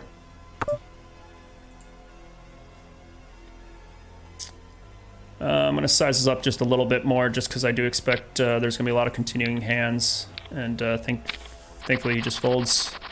I really didn't have much equity to be bluffing there, but I mean, I still had overs and some backdoor straight draws, but it's probably going to just check fold that. Cameron says table with 74 bigs.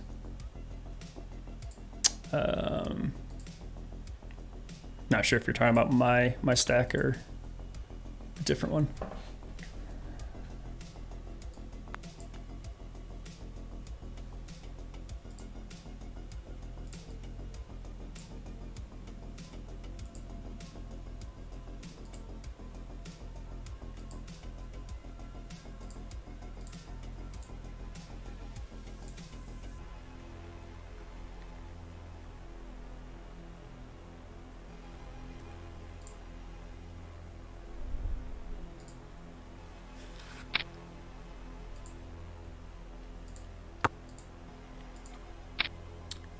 Another hand that's pretty darn rare. Obviously not as rare as a royal flush, but is quads.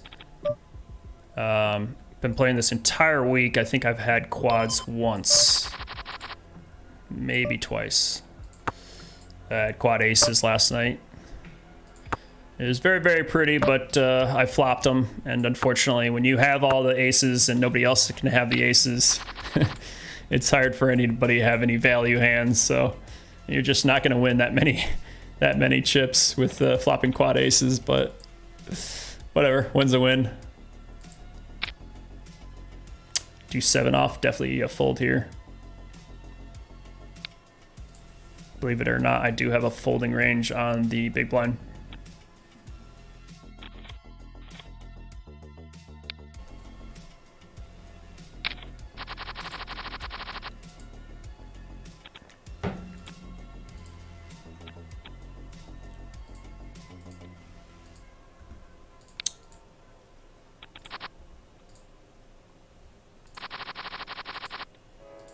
Ace queen suited, very pretty hand.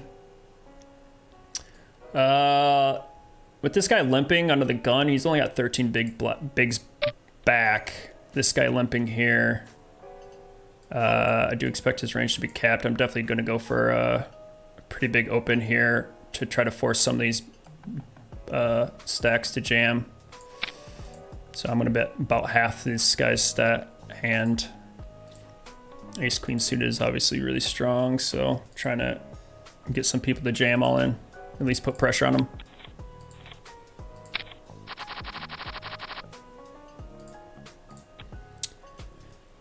And definitely betting 6 to win 6 essentially.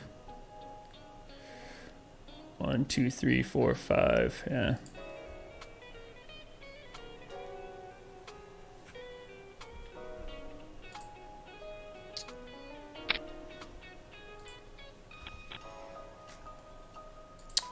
Looks like they moved me to a different table. Looks like gotta look at my new stacks here. 12 big blind, 11 big blind, 20. Got a 75 and a 55, so do got some big stacks at this table.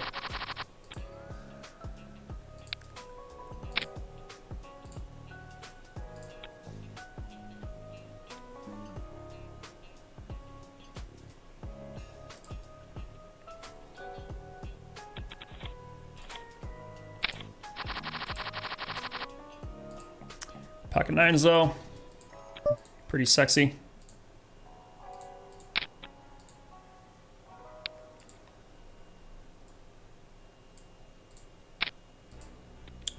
Oh my God, we got Miller time here. I didn't even see this. Did he just pop in? He's got 116 big blinds. That's insane. He's got to be the chip leader. And he's in second place right now.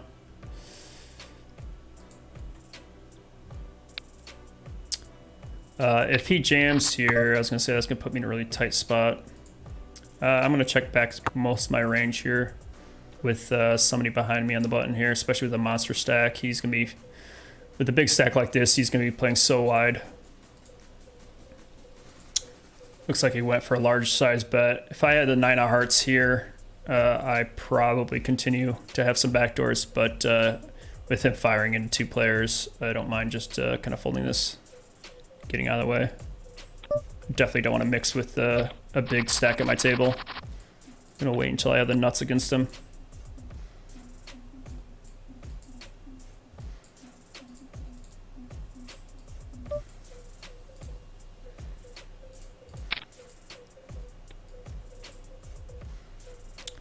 This is going to be a very annoying game if this guy's playing every single hand against me. So hopefully we get some value hands against him and punish him for his limps or calls against me. Definitely got some big stacks here. Gonna have to navigate this table pretty cautiously.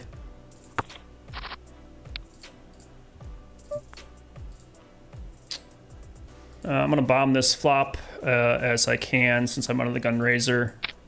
Ace king, aces, kings are in my range, and just gonna take that there.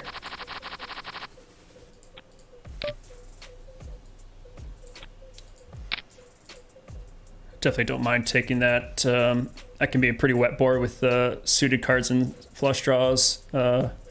If say this guy calls here for such that large sizing and like the queen of hearts comes or something on the turn, I'm gonna be in a definitely awkward spot.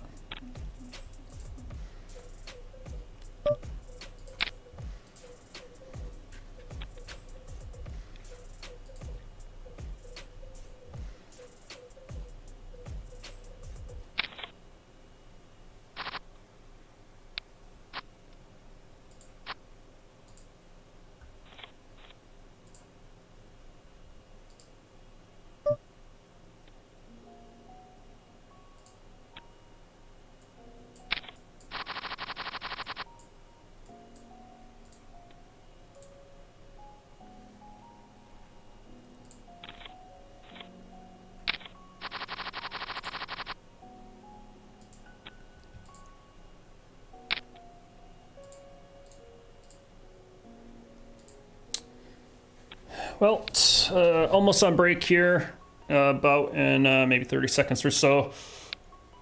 I definitely need to get some stretches in, and I'm gonna eat too. I'm gonna grab some food, heat it up.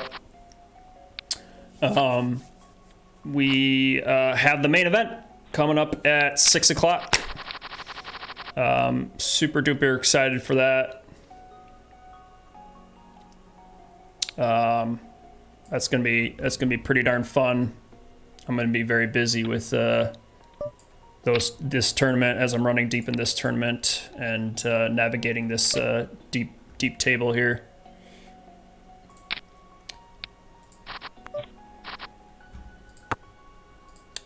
And yeah, it's gonna bring for some good poker play with the main event coming up. So hopefully this break will start when this hand finishes. So yeah, I'll see you guys in a couple minutes.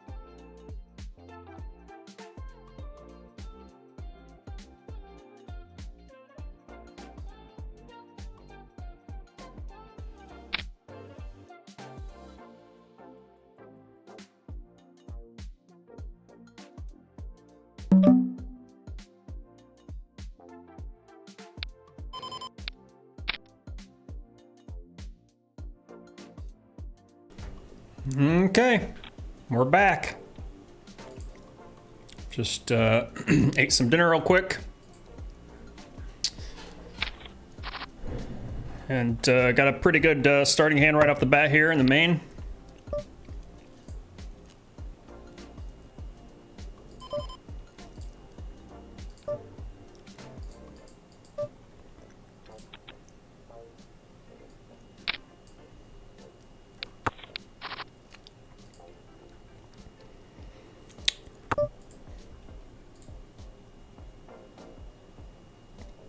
I think I do have some showdown value, so I don't need to blast a turn and river card that doesn't really hit my range.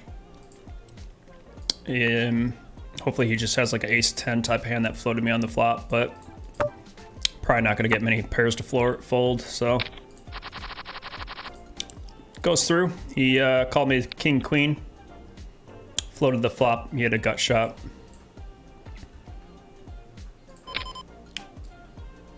And yeah, just pretty much went check down. Good start there.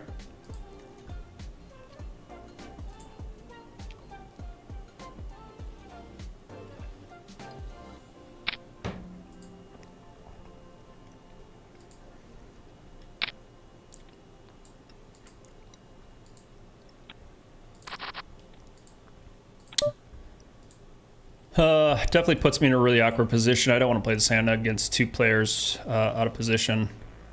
I don't know this guy. This is probably a fold, but gonna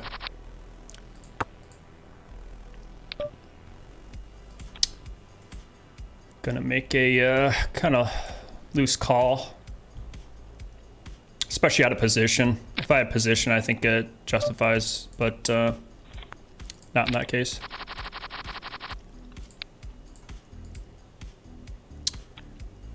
All right, back to the marathon here. They just moved me to an insane table.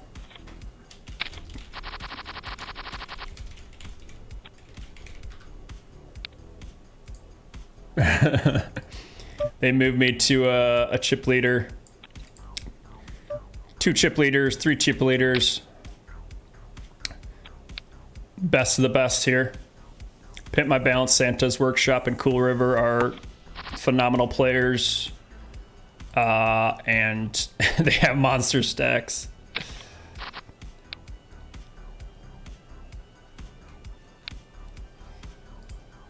They put me in a really crappy position. I mean, the good news is they're on my right. You want to have your weaker short stack players to your left so you can steal their blinds and not get 3-bet too often. So it, you know, with these guys on the right, they can't like 3-bet me too much. Definitely a crappy table to be at for sure.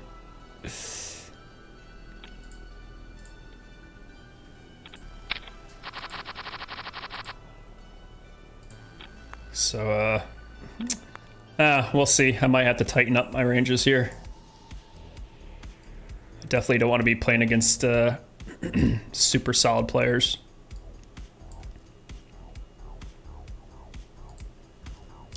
Got pocket sixes here on the main, on the big blind.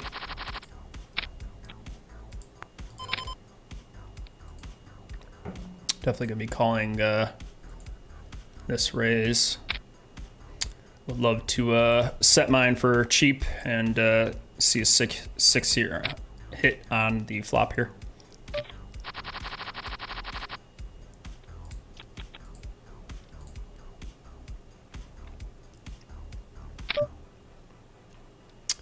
With that 3-bet, we're just gonna fold. Sucks, but can't be calling 3-bets with sixes from out of position.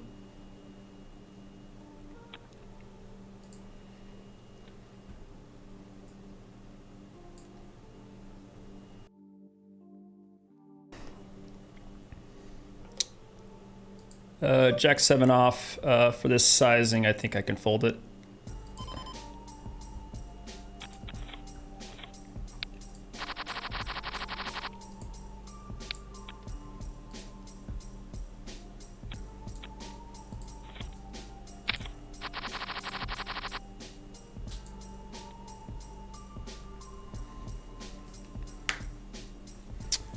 And registration is officially closed.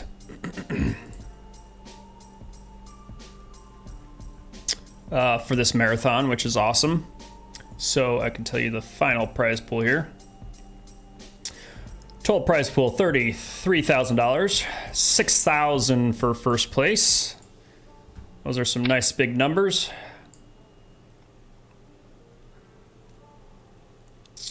Folds to me, I'm going to open, but I don't think it may or may not get through the barrage of these solid players.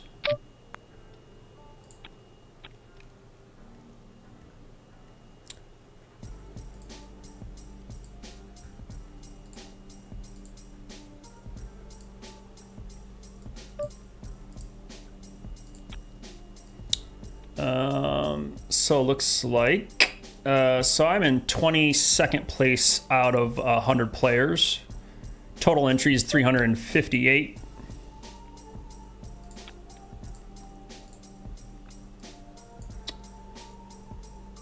We're down to 100, and the top 53 people get paid. So we got 50 places to go. So hopefully we can stay in this top 20 would be really nice the rest of this tournament, and hopefully we can hang on and get a nice little cash here. But like I said, 50 players to go, so still got tons and tons of poker to go.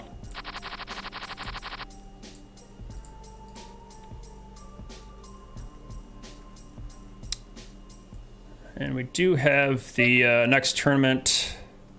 Looks like in 21 minutes we do have a mini main event. But that's $30. I'm not going to show that screen at all. It's just going to be a little too complicated.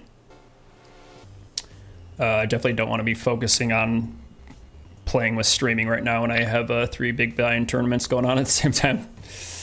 But I do have the high roller, $1,000 buy-in in an hour. So we're going to get pretty darn busy here in an hour. 4 tournaments at the same time. And then pretty much 2 more tournaments after that. So busy, busy, busy night. It's gonna be pretty darn fun. Holy crap, it's overtime in the NFL game. Wow. Too bad I can't turn that on right now. A little too busy playing poker, but I'd love to watch this game. Bengals came back big time. Kansas City had a big advantage there.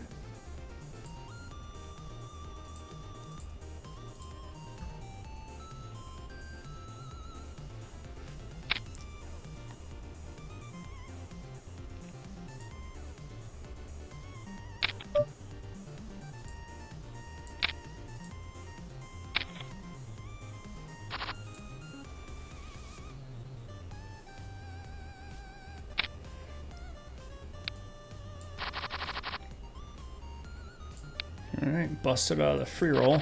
Don't have to worry about that stupid tournament anymore. Can just focus on these 2 tournaments, which are way more important.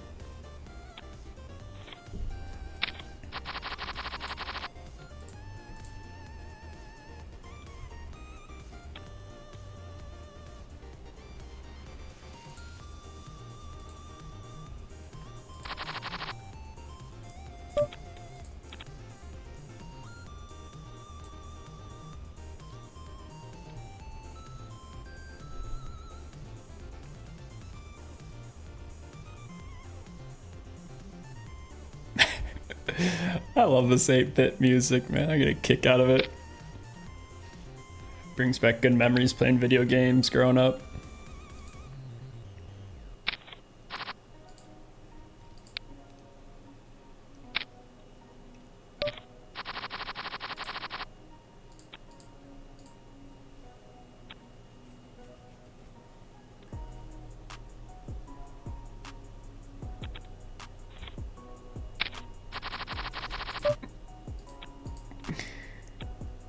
I just like Cool River's stats, man. You're got a 20% 3-bet percentage there. That's just insane.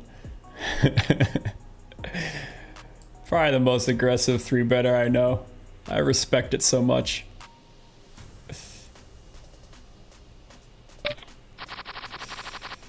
I definitely need to work on my 3-bet percentage. I'm like sub 10%. 10-5 off, definitely going for fold here. Not missing too much in the main event here.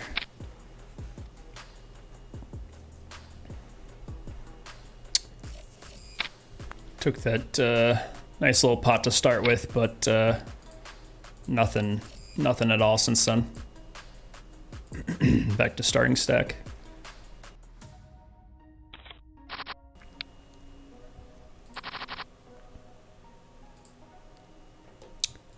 Got Queen 8 suited here.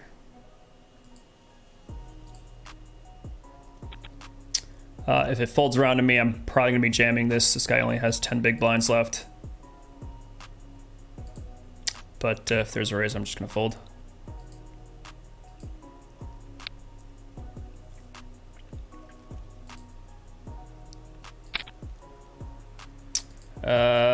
With that limp though, I will call.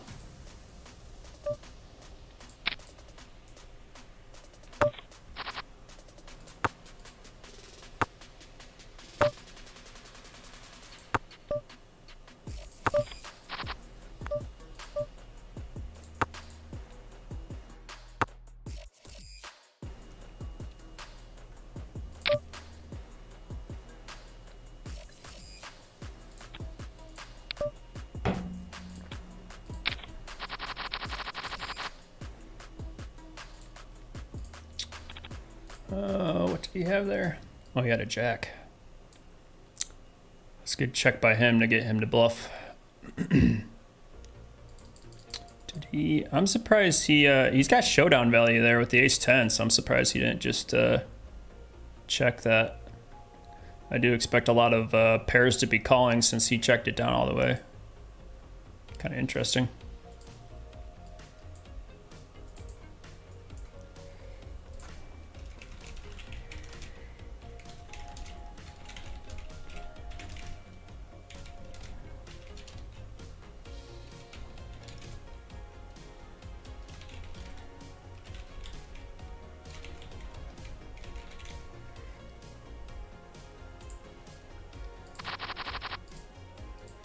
Ace Queen, pretty sexy hand here.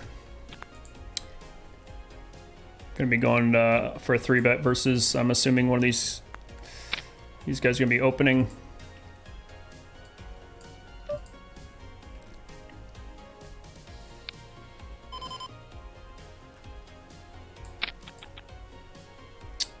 But I know he's gonna be calling pretty light here. Cooler River is a sicko.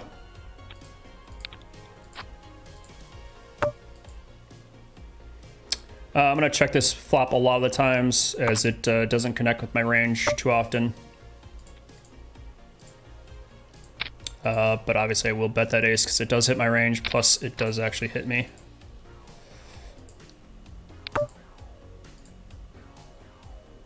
I'm going to bet here, get value from... I don't expect too many weak aces to be in there.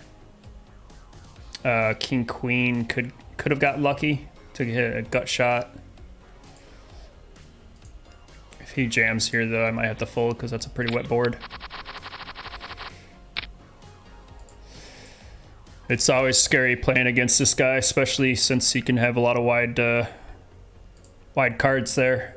He could have some sick 2-pair like ace deuce or something.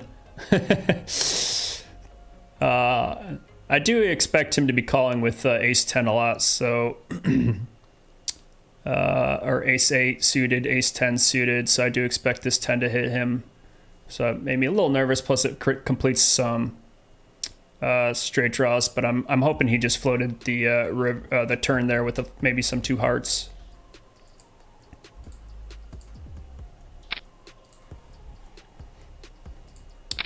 And like I said, I just don't want to go blasting off versus a bigger stack when I have a very solid stack of my own. If he re-raised there, I would have to unfortunately fold. I know he's watching this stream right now too, so he'll see that I actually did not bluff. I actually had a really solid hand.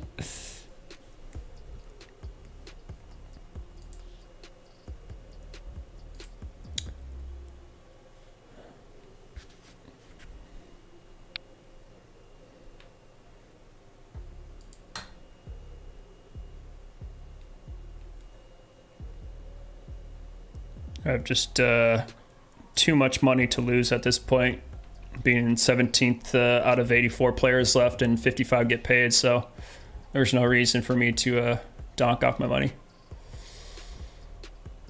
Looks like the Bengals just scored a field goal.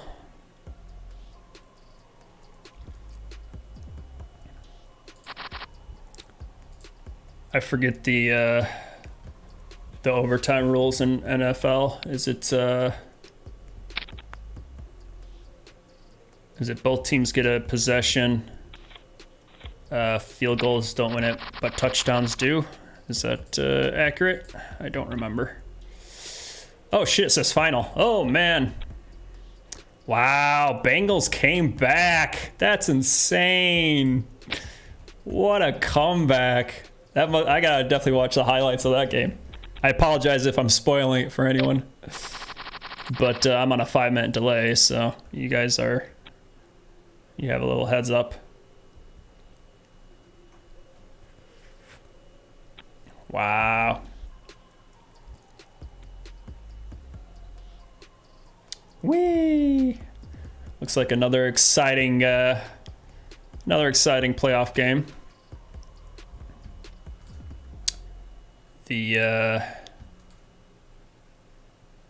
That's crazy. Who knew? Cincinnati Bengals, man. Who would have seen that coming? I haven't followed Bengals in a long time, but I don't think I remember seeing them in the playoffs for years. Maybe I'm wrong on that, but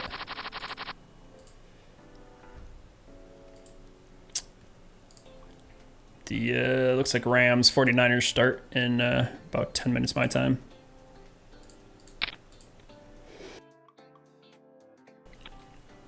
9-10 suited here is pretty strong, opening from early position, but got a lot of tough players to get through.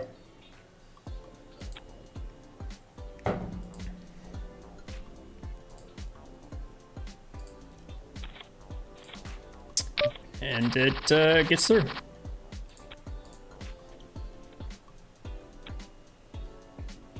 Hopefully Cool River gives me some respect here. Buddy old pal. No. That's no fun. We're playing for big money here, man. Gotta go for it.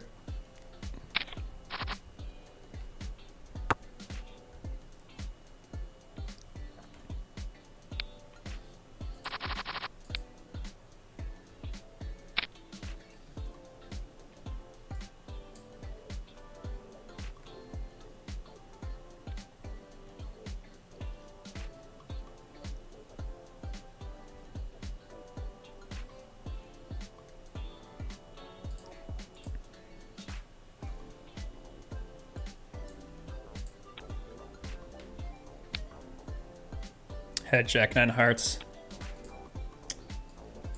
Yeah, I had a feeling you would have turned some hearts there to hang around. I had a feeling you didn't like that ace.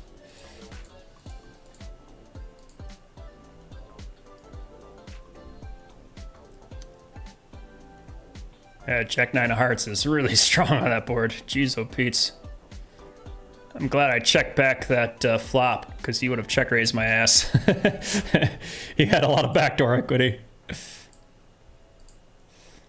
Definitely got all in suited connector here for one big blind bet from the big blind. Not a good board for me. I knew you hit that ace. Yeah, I know. I only played the best ranges there, Satu. Of course I had an ace. That was still a great turn card for you, though. If you pick up a heart on the river and just blast away, you're going to put me in a really tough spot. Nice answer.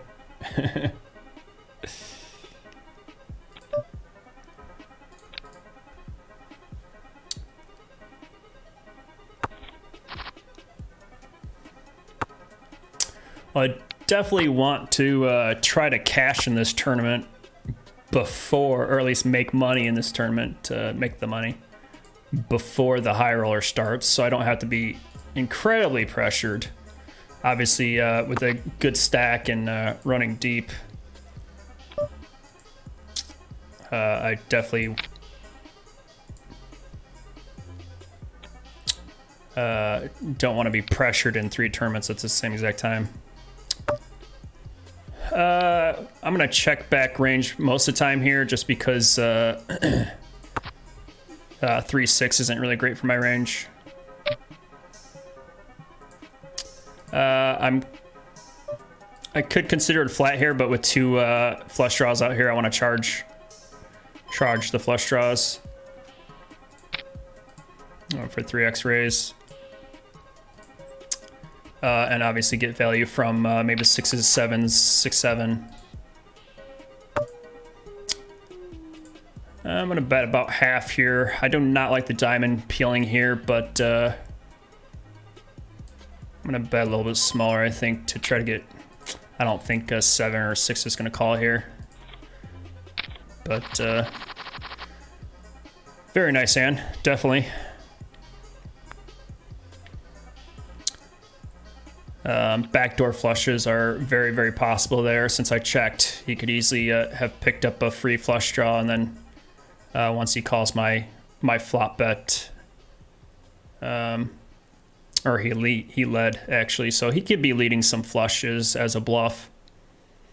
I don't know this guy though, K-Lam. I don't know what kind of player he would be though. Definitely could have been an interesting hand if he checked raise river, but I think once he checks back, I just don't think he's going to have a flush that often.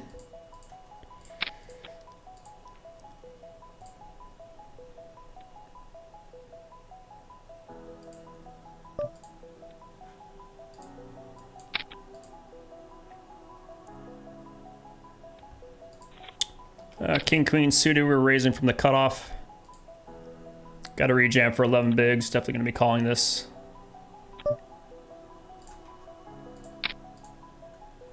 Hopefully this biggie loof goes away. Up against aces, but we can get some runner.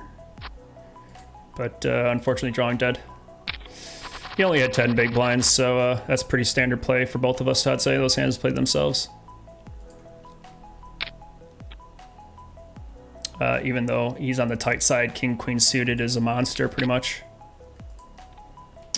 Opening pocket jacks here in the main event.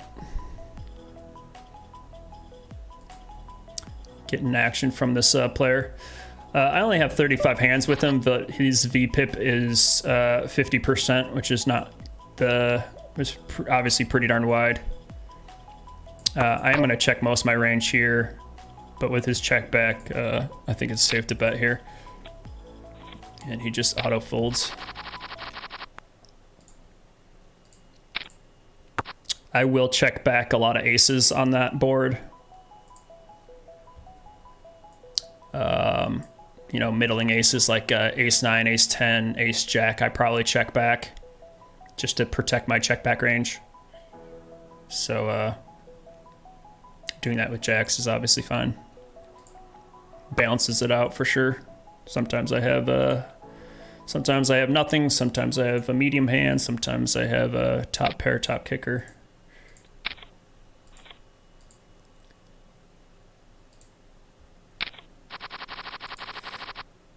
Look like a big hand there. Missed it. Of course, Perry's at the table too. Again, great player. Let me switch back over to that table so you guys know what I'm talking about.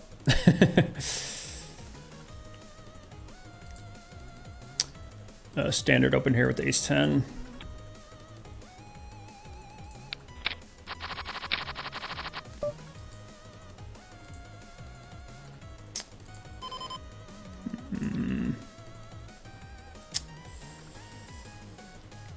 I think I'm just gonna call this.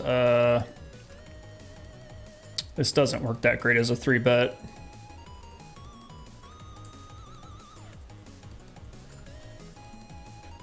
Got the video game music rocking. I love it.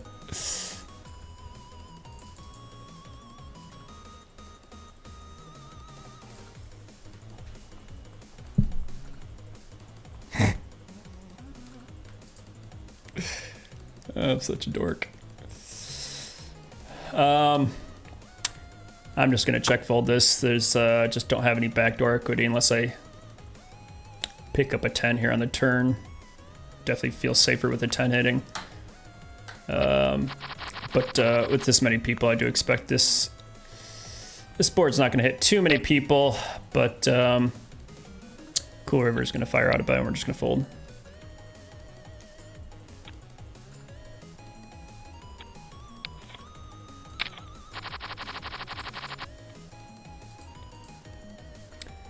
Ace Queen. Going for a 3-bet.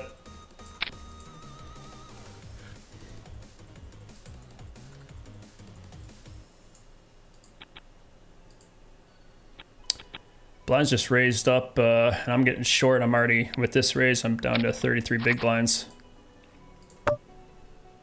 This board's not hitting me at all, so definitely going to be checking this back a lot of times.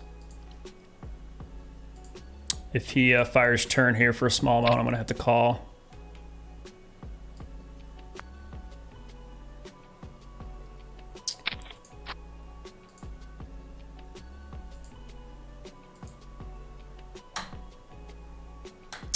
Against Cool River, I could probably bluff catch with ace high, but he goes for a really small third size bet here.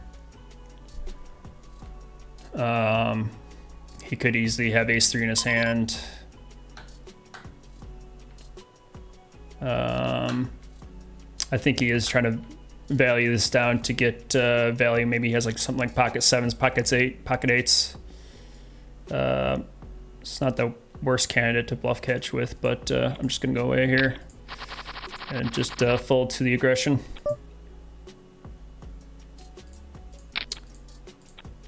I hate you, Cool River, you son of a bitch.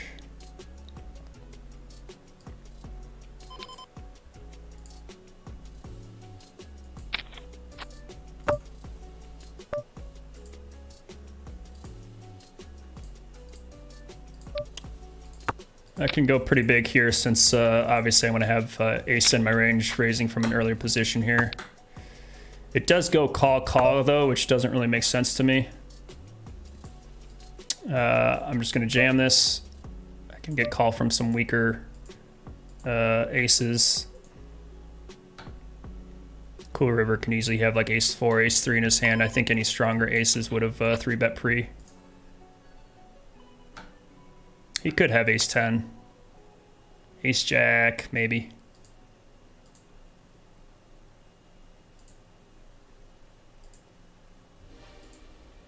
If he had an ace, he would have snapped, I think, or a stronger ace. So that makes me think he has like ace 5 something here.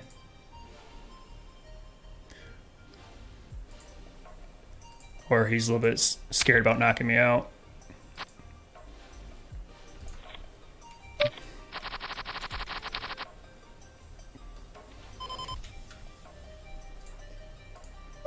Sicko. I hate you, Satu. Yeah, he, I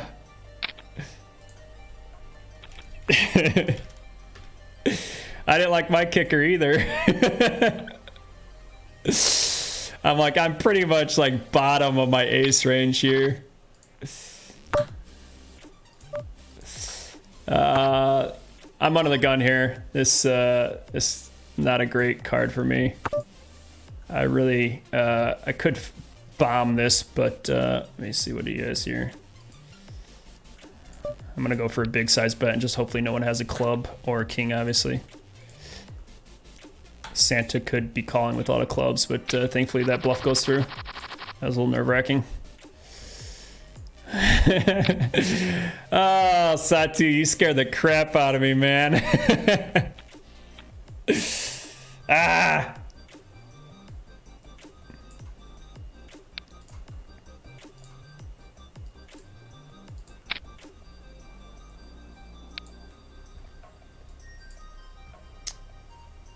Phew. Jeez, I thought I was gonna, once you called, I thought I was going away. I thought you might have had like ace 10 and you're like thinking that you might be destroyed. Nice hand, man, nice hand.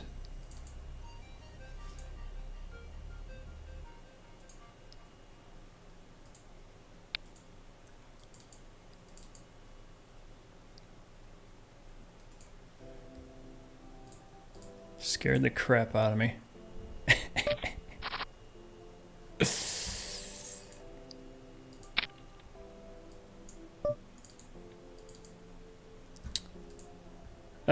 Parry for 2 big blinds I can call. Suited Broadway's pretty solid. Completely bombed on this flop though, so I'm just gonna... I do expect him to check this back a lot, but I'm gonna fold.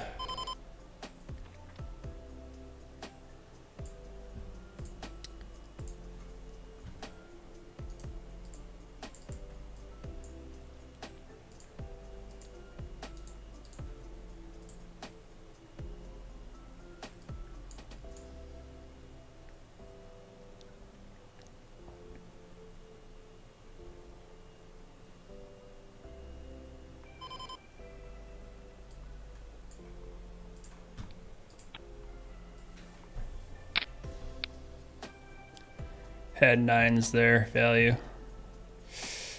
Nice hand, sir, nice hand. Yeah, I had a good feeling. You're calling a 3-bet from early position. Kind of had to give you some respect there, I think. I definitely had to call off 1 bet as I had 2 overs.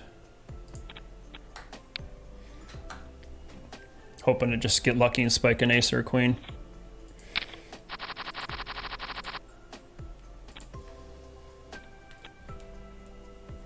Especially you can have, you can still have some like ace-10 suited there that I dominate. And I do have some showdown value if that's the case.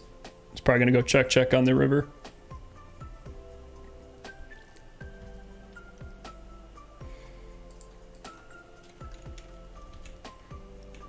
Oops. Got too many screens going on now. Trying to shrink down one of my other ones.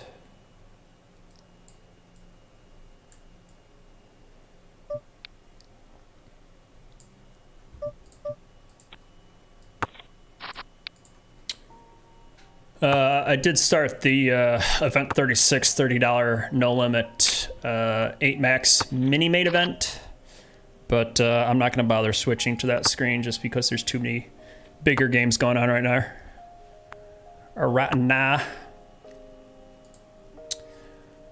So yeah, the big stack, we're getting pretty darn close to the money. 53 get paid, so still got 20 spots to go.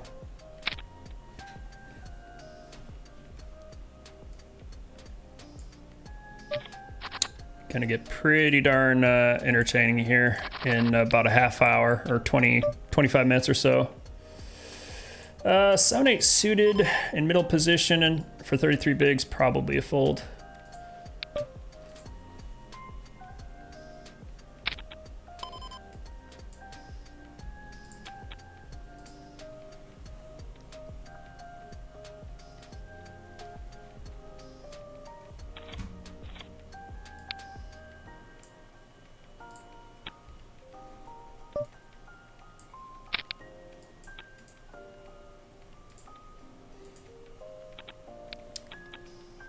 Definitely don't want to be stacking off here so close to the money.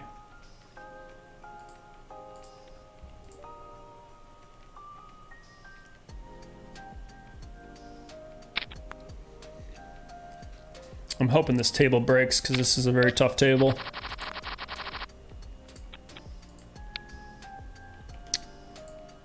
Queen 5 suited here for this deep of a stack. I can easily call any 2 suited cards, even against a under the gun raiser. Hopefully we just smack the flop, and we don't, so we check fold.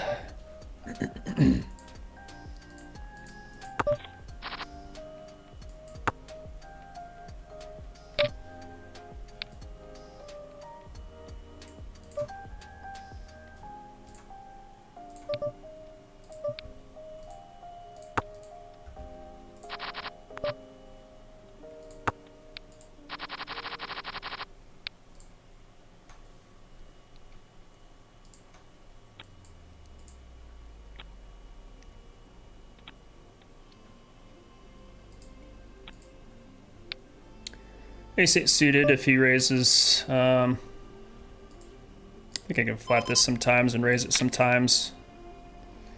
Probably raising is a little bit better. I don't know this guy this well. It says I have about 177 hands with him. Probably should have went for a raise. But just gonna go for a small bet. Do have an up and down straight draw. I don't have a heart though, so we'll see what happens. Might just check down. I do have showdown value.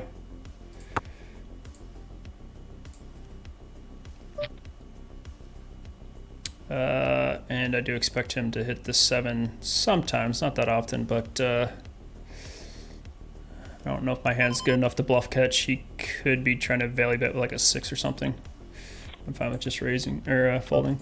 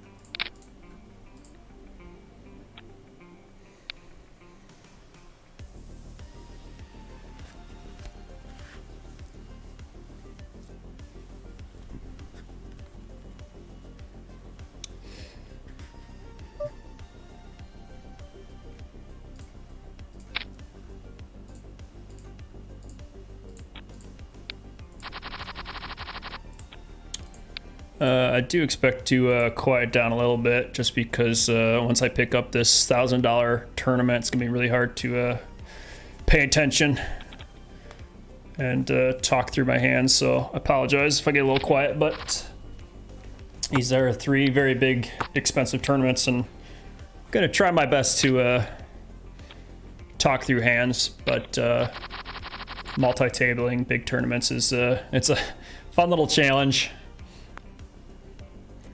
Definitely put myself in a tight spot, but this is fun. Having a good time. Hope you guys are having a good time too out there.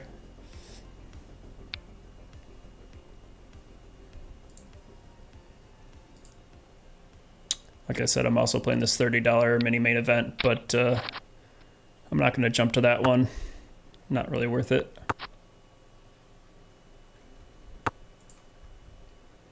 Definitely don't want to waste any of my energy thinking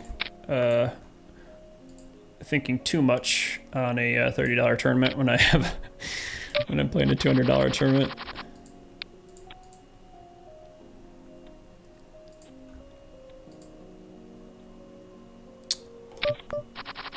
Blinds just raised, went up in the $100 big stack, shrinking my stack to about 25 bigs.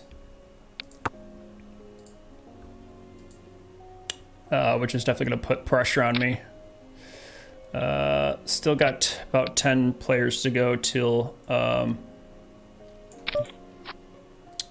money, so it's going to be a close finish here. Definitely going to probably tighten up. Definitely don't want to play against these players that know how to play on the bubble very well and put a lot of pressure on the shorter stacks. Especially Cool River here. How's he doing in chips, in 4th and chips? Done a very good job about holding on to that top 5 chip stack there, Satu.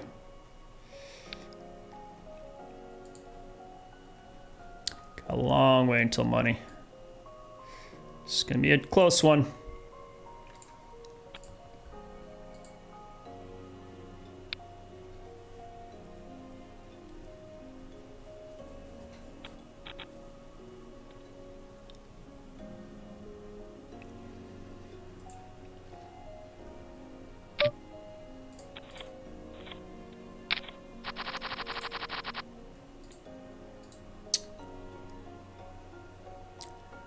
Jack's here for 25 bigs. Most likely gonna be 3-betting jamming this if anyone decides to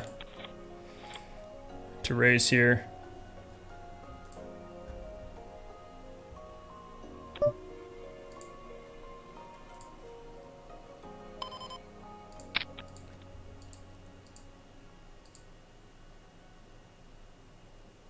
Cool River's going to be opening and putting a lot of pressure on these short stacks for sure with a pretty wide range of hands. So the fact that he's thinking about this, I'm very curious. He probably has like an ace jack maybe.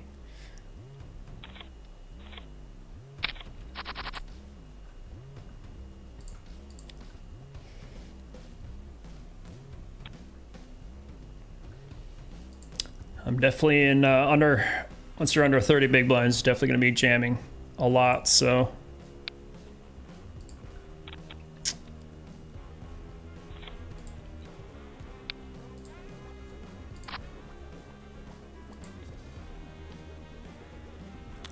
this ace-6 I usually open, but and these guys are on the short side. I'm just gonna let Satu be aggressive here.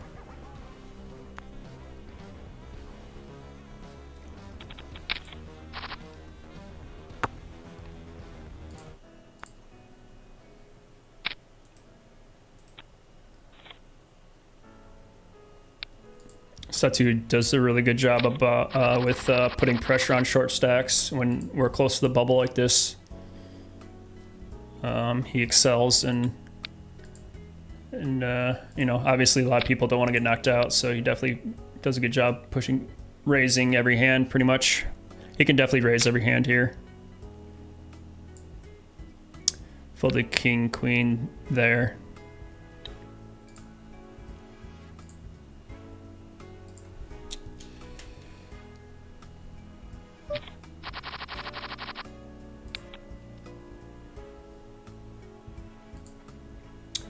Wayne says you'll need to upgrade this stream layout with a multi-game setup.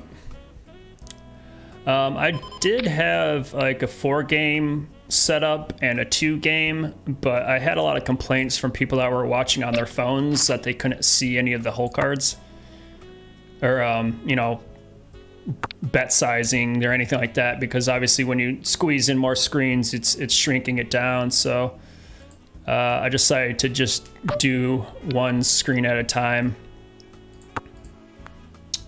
and just use a stream deck to kind of bounce back and forth between the tournaments.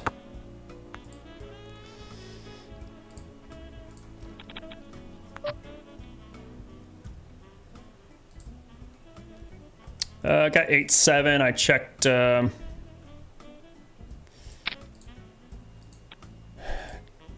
this turn. I turned 2 pair, and obviously I just overbet the pot, hopefully some type of diamond calls. But with that turn being checked around, I don't expect anyone to really have anything.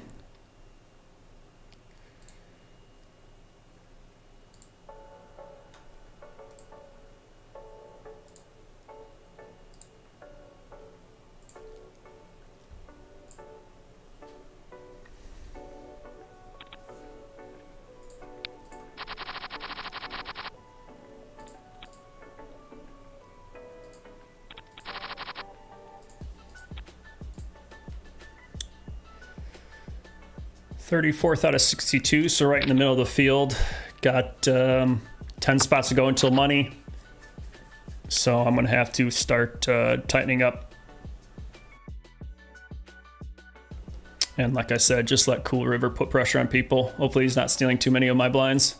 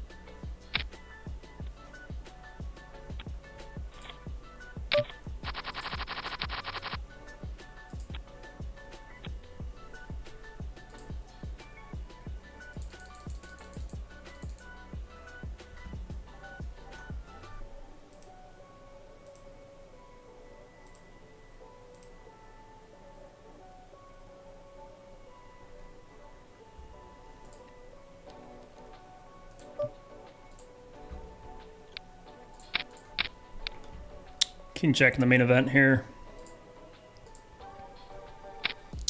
This could be a 3-bet, but these suited broadways do pretty well on flops.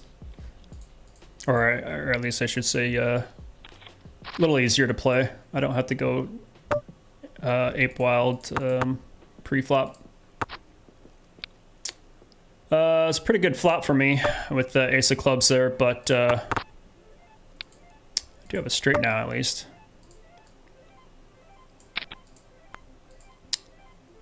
These guys are playing really fast for some reason. That was weird.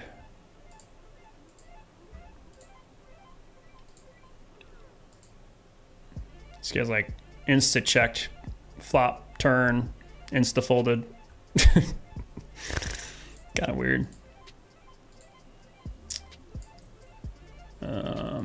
Even though I have the nut straight here, this is a pretty wet board. Obviously, there's full houses and flushes out there. I don't want to butt heads with too many hands.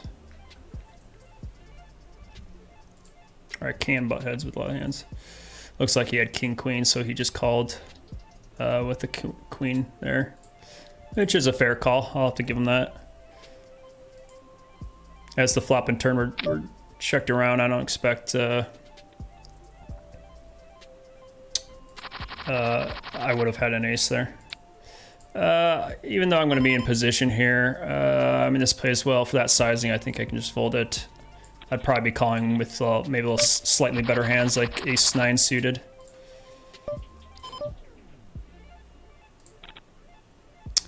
Yeah, streaming this content for mobile is a bit small, so I understand that. Just puts more stress on you having to swap back and forth, you making it look easy. Yeah, I just got this stream deck on, I think, Monday. Because when I played Saturday and Sunday, I was just like getting super stressed because I had to manually click buttons. I'm going to check back most of my range here anyways. This is kind of an interesting turn card. I do have to fire this a lot of times because I'm obviously going to have an ace. I do have the diamond, so I'm basically turning my 10 of diamonds into a bluff. I'm going to go for a blocker bet just in case he happens to have the king of diamonds here.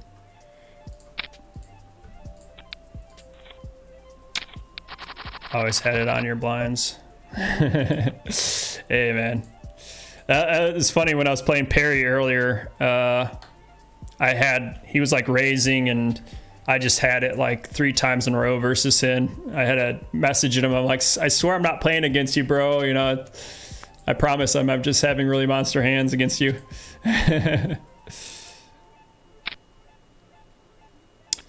You do your thing, Satu.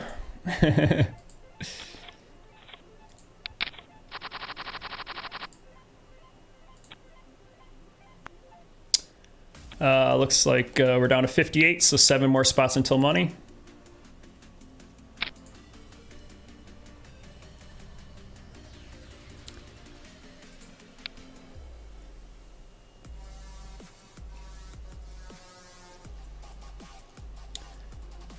But yeah, with this the stream deck with these buttons, I can easily you know, keep watching the screens, play poker with my right hand, and control the stream with my left hand. Just getting used to hitting the buttons. Been pretty nice.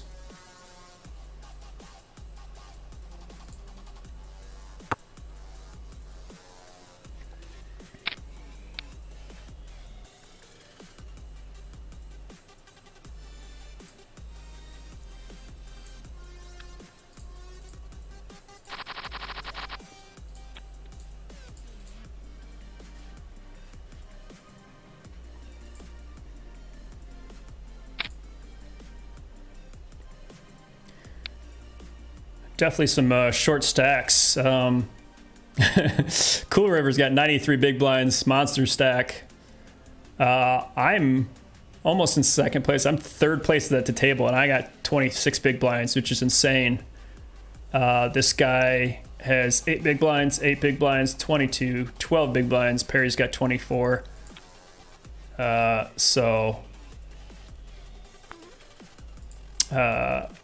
kind of in an ICM situation like that, the medium-sized stacks can't really do anything. The big stacks are just doing their job, putting pressure on the short stacks in these money situations. You can see both these people are milking the clock since we're so close to the money. Down to 55, so 4 more spots until money,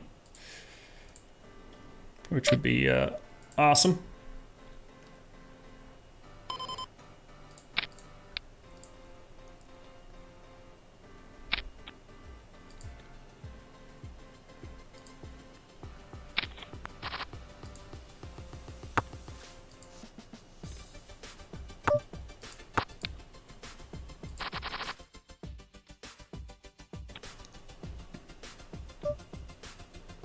See, like his Jack King that would open sometimes. I'm just gonna fold that out and fold out some bottom of my range just to kind of clean it up so I don't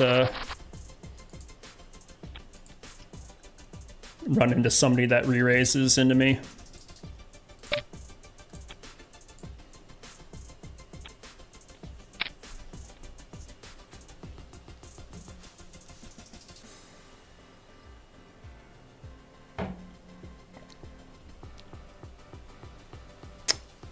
Looks like we're going on a break here. Break starts when the current hand finishes. Looks like if we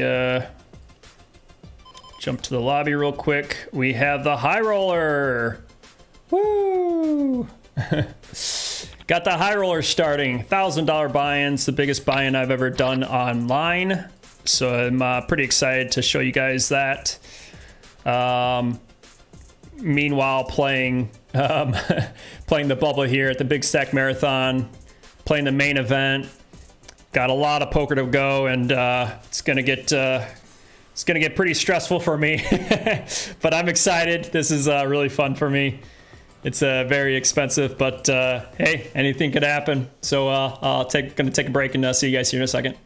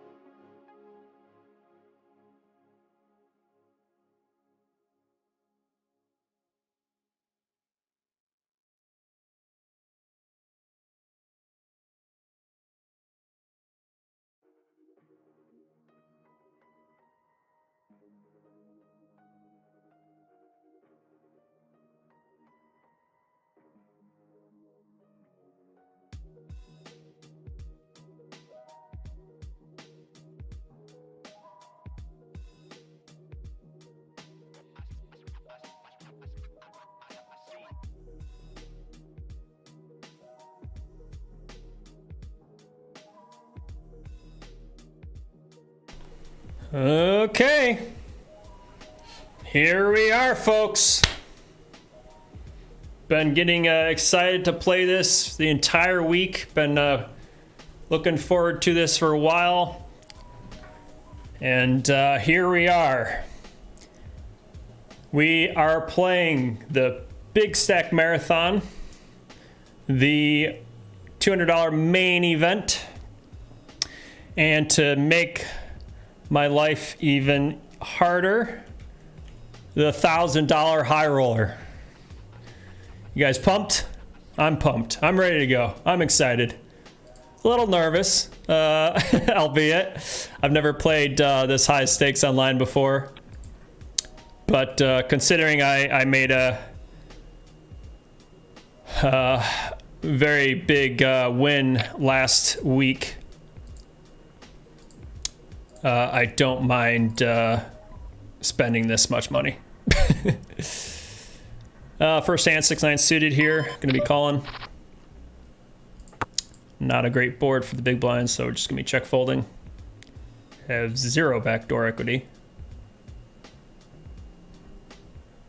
I've played with a couple of these guys before, but I don't know them that well.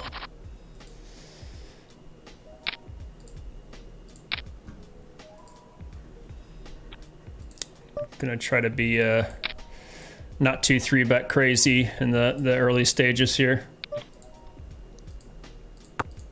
Hopefully we just bink an ace here and make my life easier.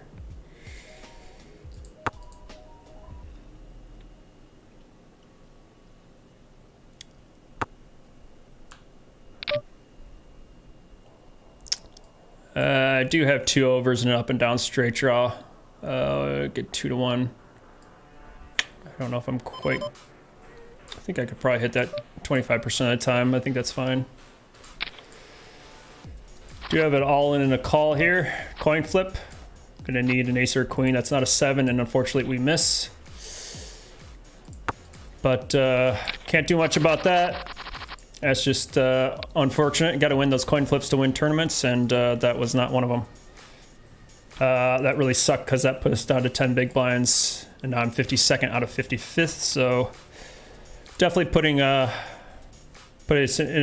a tough spot right off the bat here in the big stack marathon. But can't do much about that. That hand, ace queen suited's very strong, and he only had 10 big blinds. So just unfortunate losing that flip there.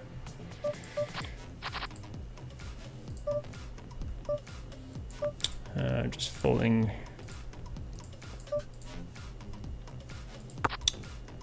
I do have pocket 8s here in the high roller.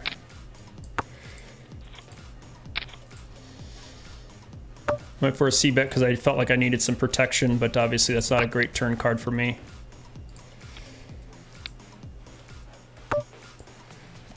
I think I could go for some thin value possibly.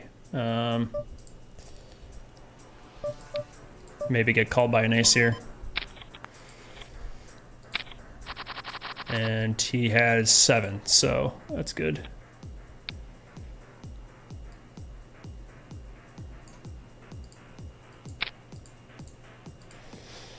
I have 4 deuce suited here, which is obviously a really crappy hand to jam with, but this guy has been playing extremely tight, so I'm putting on maximum ICM pressure, since there's only 4 more spots until the money, and I need to steal blinds when I can get it as short as I was.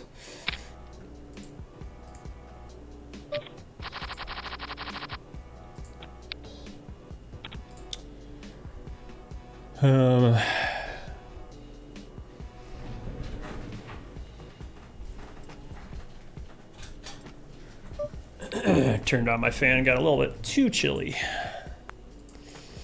I'm not sweating that much yet. Getting cozy. Yeah, coming down to the wire here for sure in this marathon here.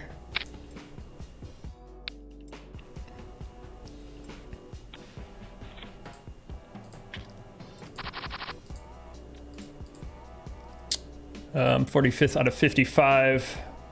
All of our short stacks are right here, so I'm gonna have to outweight these two players.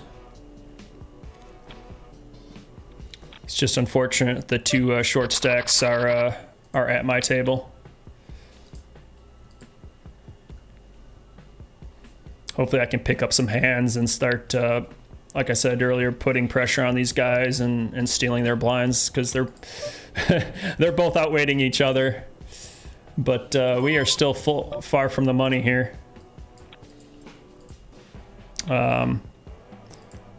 55. Yeah, four spots, 4 more people to knock out.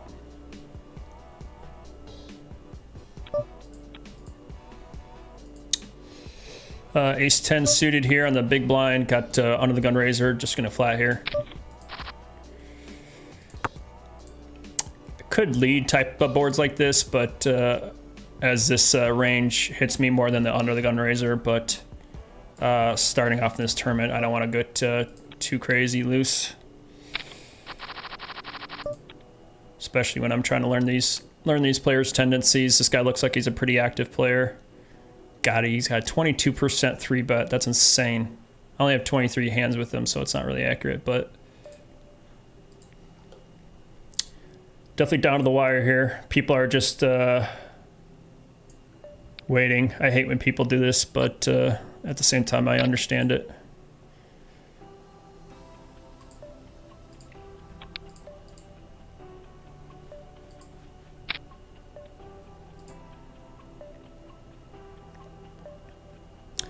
And that's what I meant by it's going to be a long while. These guys are going to just be clocking out. Everybody in the entire tournament is basically waiting for these two people to bust.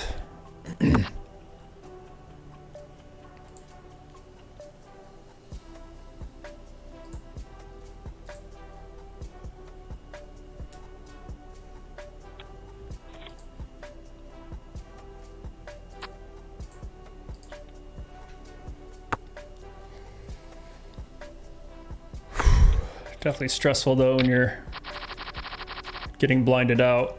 Kind of sucks. All you can do is hope that these guys blind out faster than you.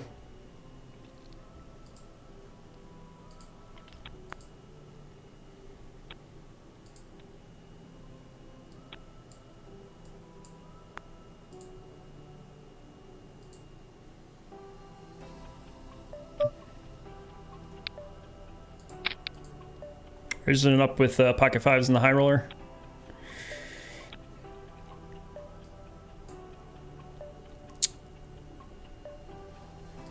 Very happy to take that down. Especially against some aggressive players.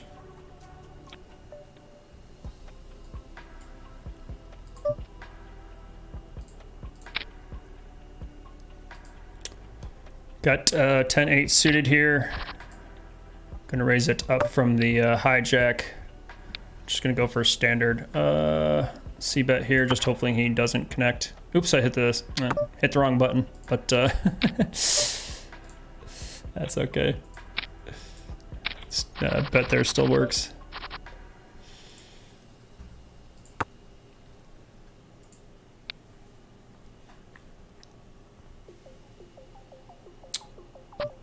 Looks like we're hand for hand right now. Which just means hand for hand essentially means when there is players that are wasting time, like these two players, these three players were like basically letting their clock go all the way down constantly every single hand. PokerStars will step in. I mean, it's kind of automatic for when it's down to like when you're on the actual bubble, and it's you know, for 51 I'm sorry, I was wrong. 53 get paid. Okay, so we are on the stone bubble. I apologize. If I can show the screen right now. I was gonna say that I thought it was 51, so we're a little closer to the money than I thought we were. So that's awesome. So yeah, one more player to go. So hand for hand just makes Make sure people don't just milk the clock, because they like dragging the clock down in order to you know, let other tables bust players first. I'm not a huge fan of it, just because it's questionably unethical, but I also understand it.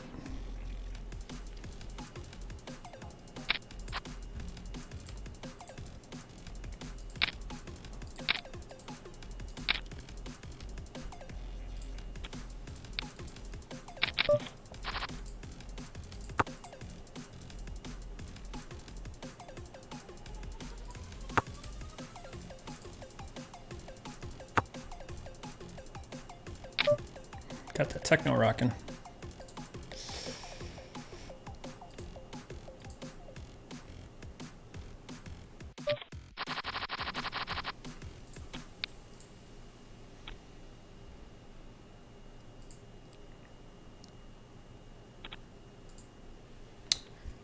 Come on, knock a player out, would ya?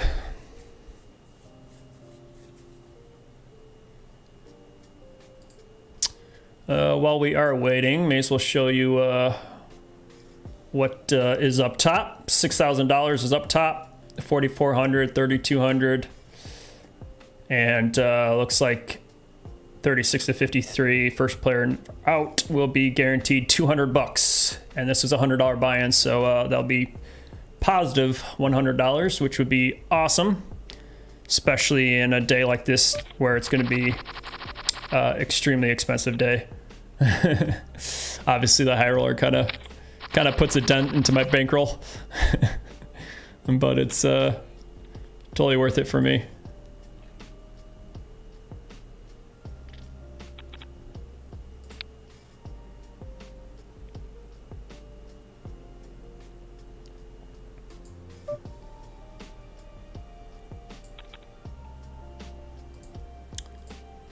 Just gonna be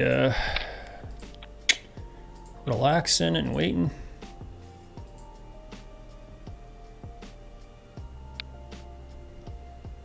Yeah, these two players are the tighter last two spots, 53 and 54, and the blinds are going to hit them.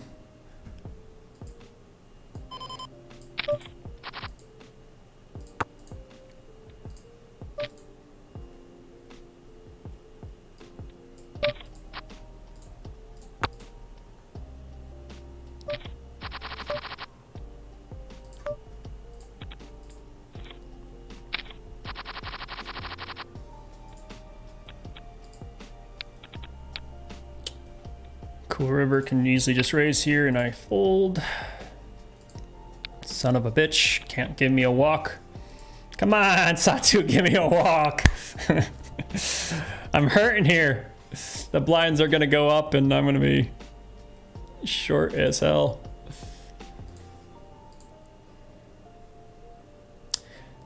See, what sucks is this blind's gonna hit this guy, but he's still gonna have 3 big blinds left.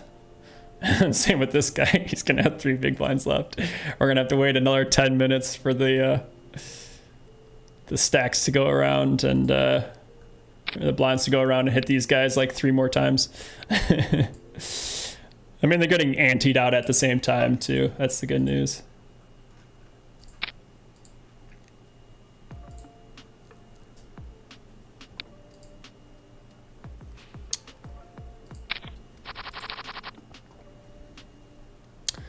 I'm not showing the high roller quite yet, just because we're super deep and I'm playing super duper conservative. I don't want to donk off my stack really quick, so I have not been doing anything too exciting.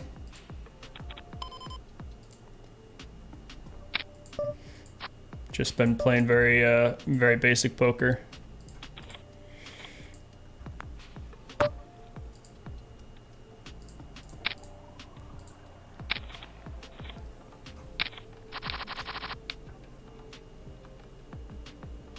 But take a little pot there, that's nice.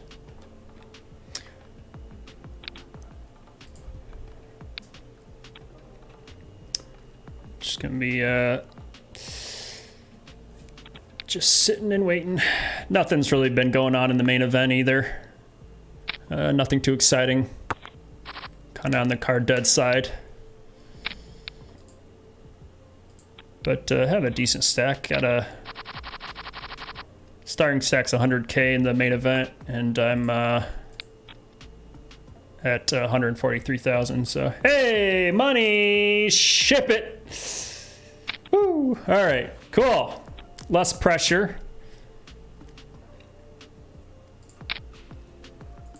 Time to play some poker there. Got to get these short stacks to get out of the way here.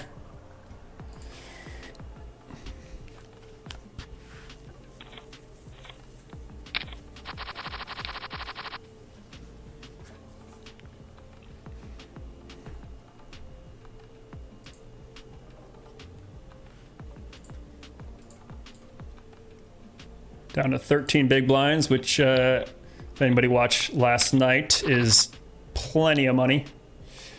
Came back from 3 big blinds.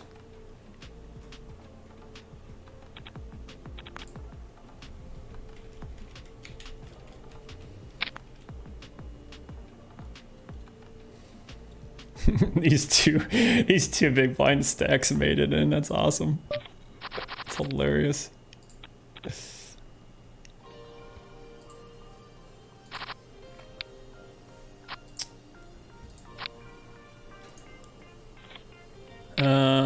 And the next pay jump, just because I like to keep track of pay jumps, is 35th. They're small pay jumps early on here like this, but it's still good to know, keep track of.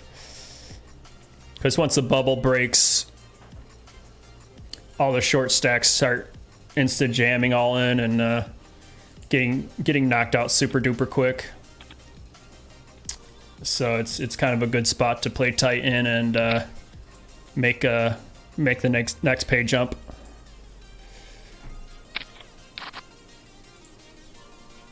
And like I said, on an expensive day like this, every single dollar means a lot.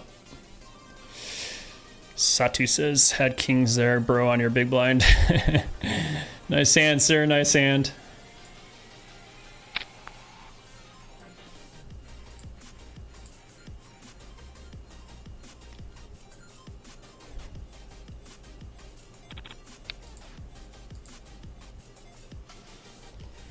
Jack 7 suited in the high roller. And I get a walk.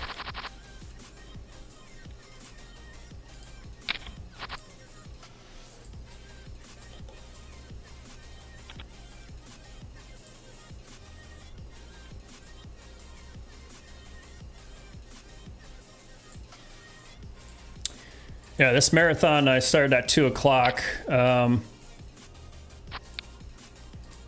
does he not snap call them? That's kind of a cooler.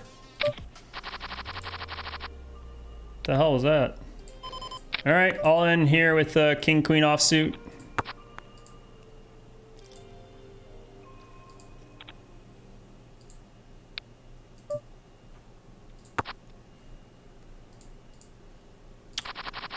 And got to survive that. That was nice.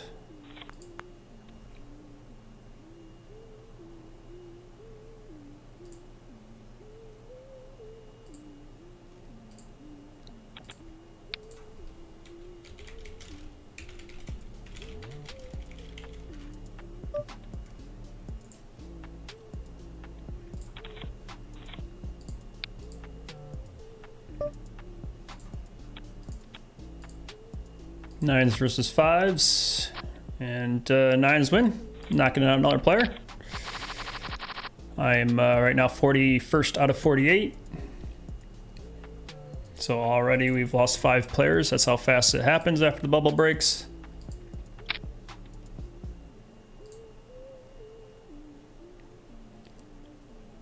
Cool River at this point has such a massive stack compared to the rest of the table that he can just jam all in. To all these shorter stacks. You can pretty much been raising any 2 cards. Nick says, let's go. I agree. Let's friggin' go. Yeah, so guaranteed 200 bucks so far in this tournament, but obviously main event and high roller is still in the negative for the night, but win's a win. And I'm at 10 big blinds, so I can still do plenty with that.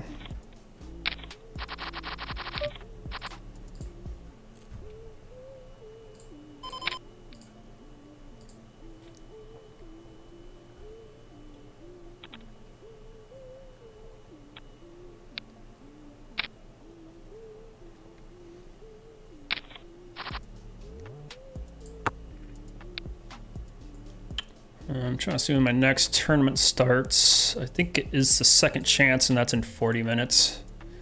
Another tournament that I probably won't show on the screen. Maybe not. Just be less pressure for me to be jumping around to different screens.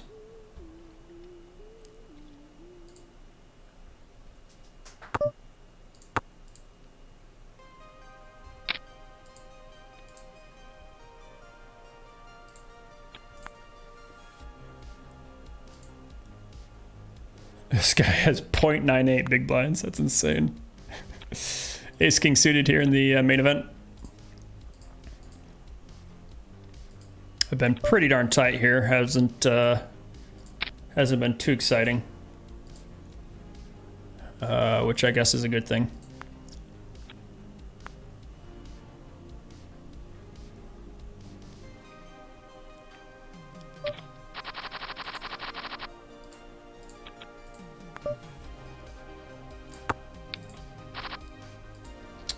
Completely whiff this board. I'm gonna check back most range here because I'm not gonna be connecting with this board too often.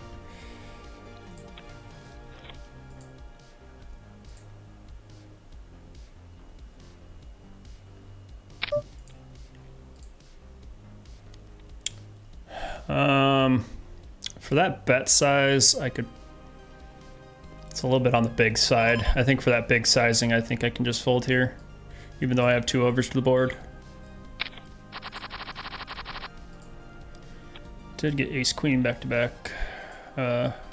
Ace queen, hopefully let's get going.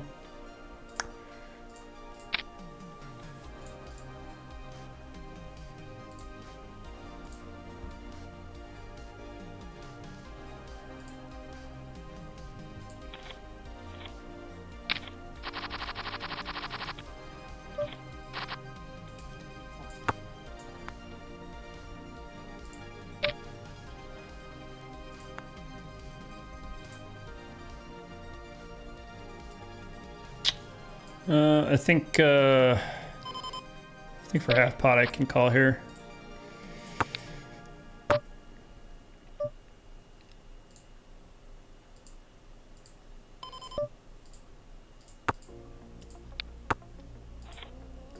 Pocket sixes, yeah, nice hand.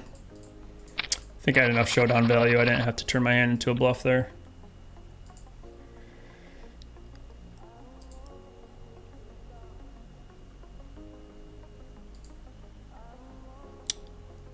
Looks like they moved me in 2 other tournaments here. Another really tough table. Wade, Santa, and Henry here, very good, solid players. But step 1 is getting a double here before we have to worry about that since we're so short. They also moved me to the a different table for the $1,000 high roller. Obviously, with the tournament that's so expensive, you're not going to get that many players. As you can see, there's only 16 players in this tournament, so I'll be playing 3-handed here. Do have queens here, definitely jamming in the big stack. Wish us good luck, chat.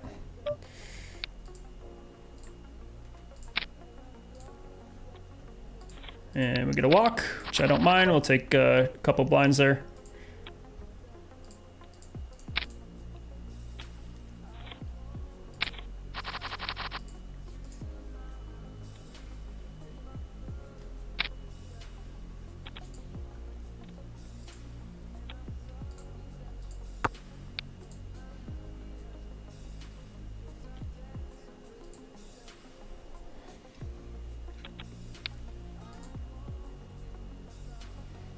Right now I'm 41st out of 42nd, so obviously scraping the barrel, bottom of the barrel there. Gonna have to squeeze in a double up here.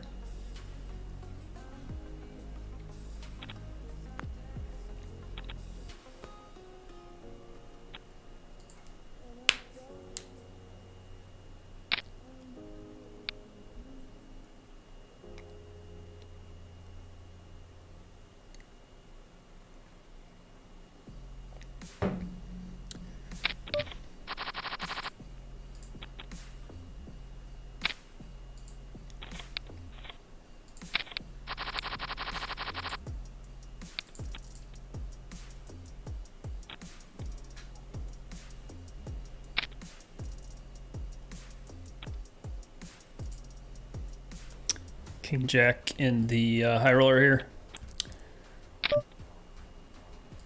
Gonna be calling here on the big blind.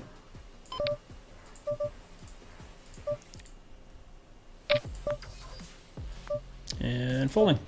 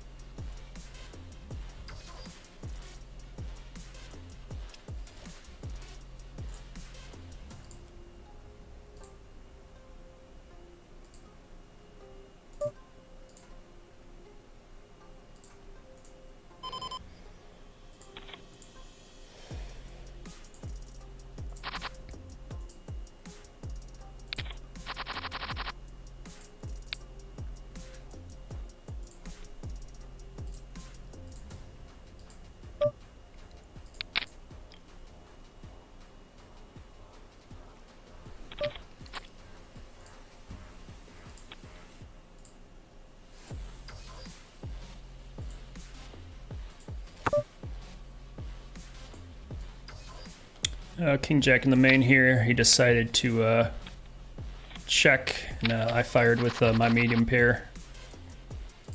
Got Ace King suited though. Definitely going.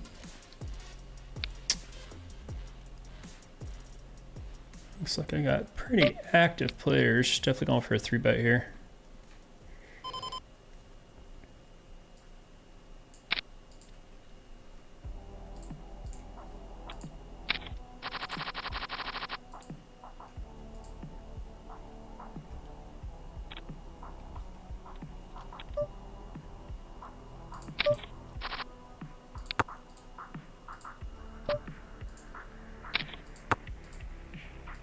Goes for a call, hit a pretty good board here.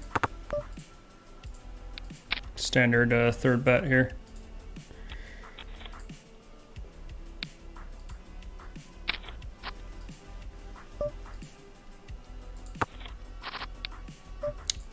Picked up a lot of equity here. Gonna go for kind of a standard. Gonna try to get value from King Queen, King Jack. I don't expect King Jack in his range too much, but did pick up the nut flush draw to go with top pair, top kicker. Definitely calling that. If he, what a freaking cooler. Big time cooler in the main event, guys. Sorry.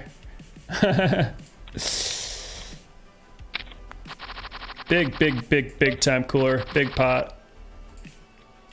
Still got a lot of chips. Thankfully, he was short stacked. That was amazing because I have an ace in my hand, so I'm blocking aces.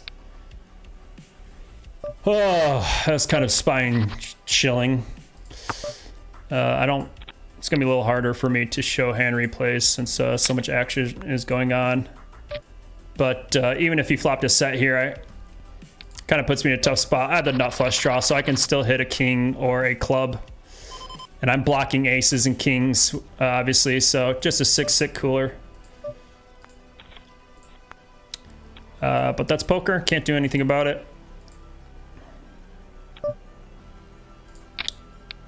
Raise it up with the 6s on the button. And for a standard, the 3rd pot bet with that ace out there. He does go for a call. And he decides to lead it, which is a very good lead for him. And I'm just going to fold here because I'm not being an ace or a 7, obviously.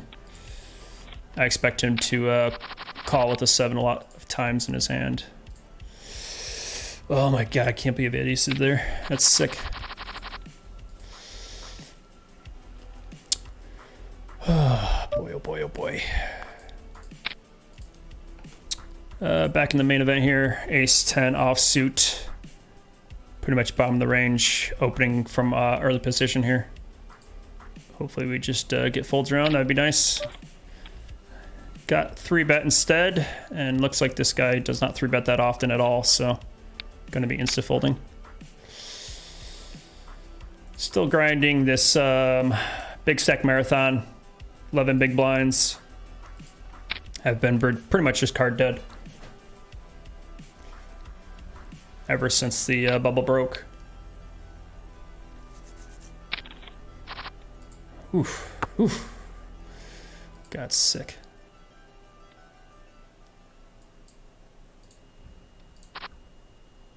I haven't been cooler like that in a long time. Pocket deuces definitely going in unless one of these guys open it. If they open it, I unfortunately have to fold deuces. It has no fold equity for 10 bigs, and here we go. Good luck all in. And yes, I will tell myself good luck all in.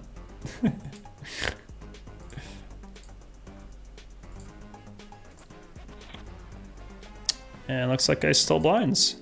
Beautiful.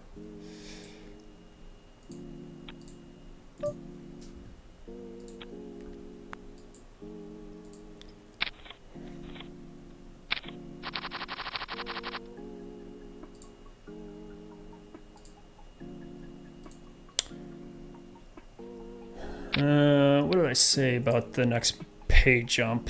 Hate when that happens. What did I say? 35th is the next pay jump. We're at 39 right now, so still got a couple spots to go.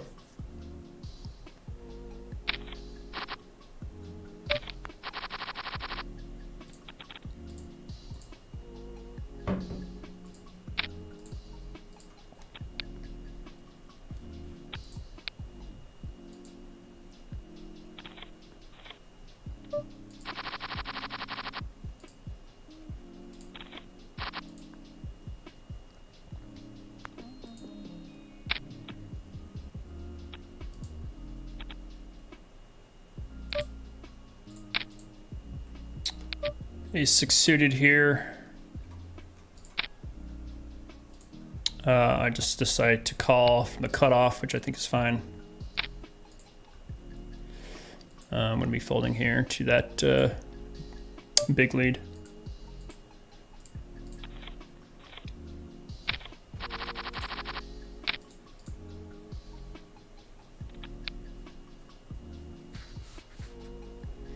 How's our boy Matt Stafford doing?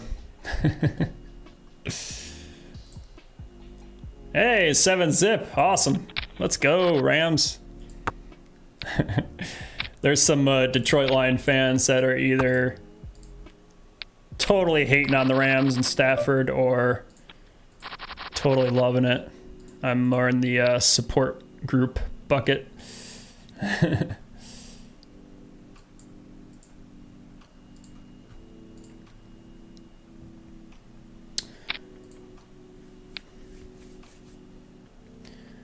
Just chilling in the big stack, just waiting for a hand, just being patient.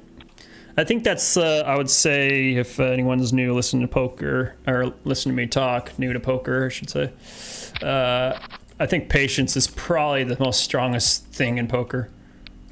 I was talking to one guy yesterday, and I was telling him that I see, just because he said, like, yeah, when I get down to 7 big blinds, 8 big blinds, I just throw in the towel, give up. I'm like, I'm never going to win. I'm never going to win. But I explained to him, like, yeah, obviously the odds are not in your favor, and it's going to be really, really hard for you to win. But you can come back from 1 big blind, 2 big blinds, 3. It's really, really hard, obviously, but it's still doable, and you should never give up. There's a video on my channel. It's when I came back from one big blind. Yeah, I didn't win it or anything, but I was able to get up to like 30 big blinds and ended up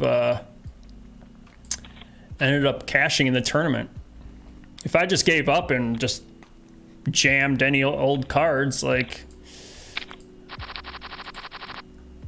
you know, I still played proper ranges and still was patient as short as I was. I knew that you could come back.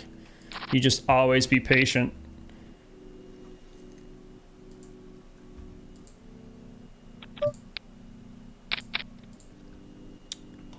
Ace Jack suited in the high roller. I decided to flat from the small blind. This could go either way for a 3-bet or a flat. I don't mind flatting. Like I said, I'm going to play pretty conservative early on here in this tournament. I don't want to go crazy finding bluffs and stuff, especially multi-tabling and concentrating on multiple tournaments at the same time. I don't want to do anything too crazy.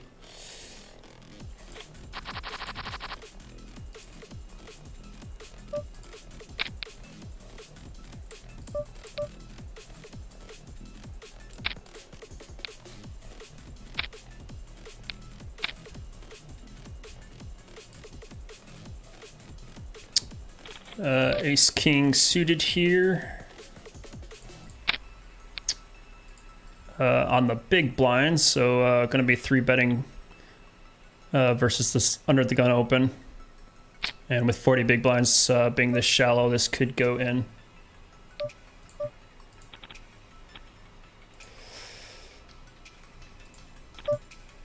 If there's any crazy favorable flop. 3, we're gonna raise it up just a little bit more. 9x, so this is about a quarter of my stack right now, so I'm pretty much going with it.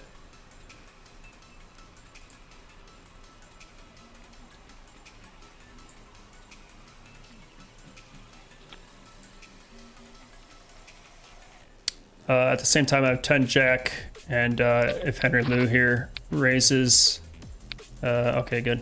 I was gonna say I was gonna jam. I'm going to check this back sometimes. I think most of the time when I'm out of position, I don't mind a check back, especially when this board just doesn't hit me. I am going to 3-bet ace queen a lot, but this 3 and 6, I'm just not connecting enough with this board, unfortunately, which really, really sucks because I would have loved to continue, but he bet half and this is getting down to very dangerous territory. I'd rather find a better spot where I can hit the board a little stronger.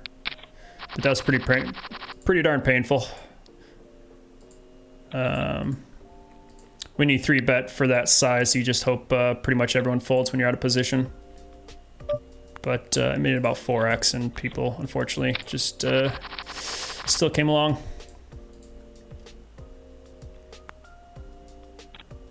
If he bet like a quarter to a third pot, I could see me calling, but half pot bet, I just don't think I can continue. Just hanging around here in the big stack, or the marathon.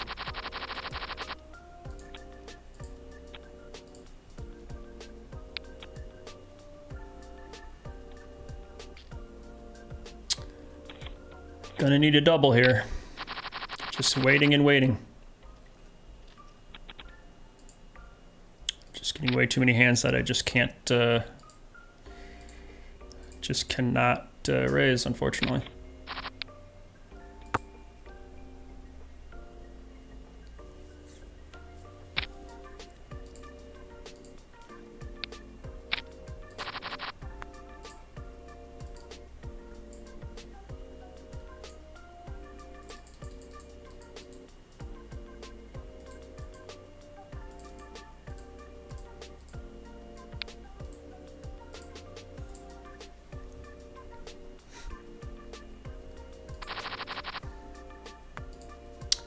Uh, 10 jack is going to be a jam if it folds to me. If anybody opens, so I have to fold.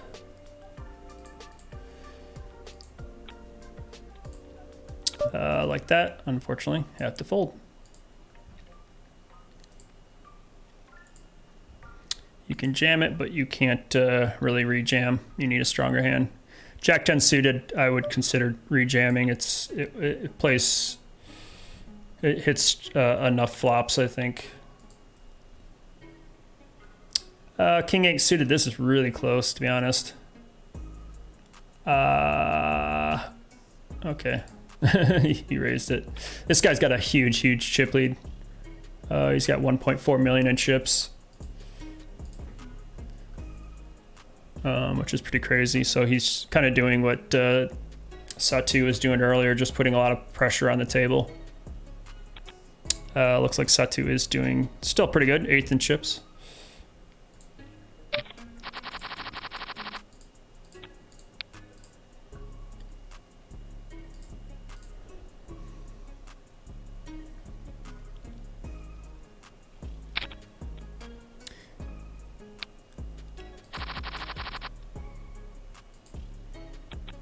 Again, really close. If I was on the cutoff, I'd probably jam this, but nope. Nick says in my mini main event table, some guy had aces full of queens versus a royal flush just now. Oh my God.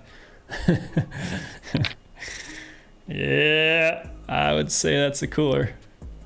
That was worse than my cooler.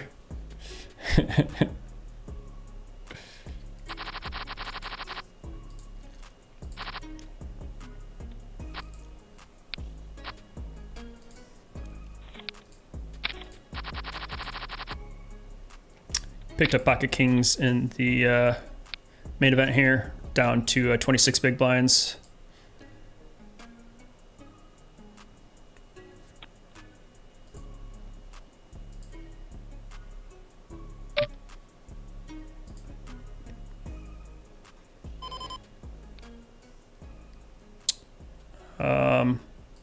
I don't have to go all in for this sizing. I think with kings, you still want to get a little bit value. You don't want to just scare off your customers, but obviously I'm just going to rip this in on the flop, as the pot's going to be pretty big if he calls. Hopefully I don't run into his freaking aces again. I think he recognizes that I'm obviously really strong here.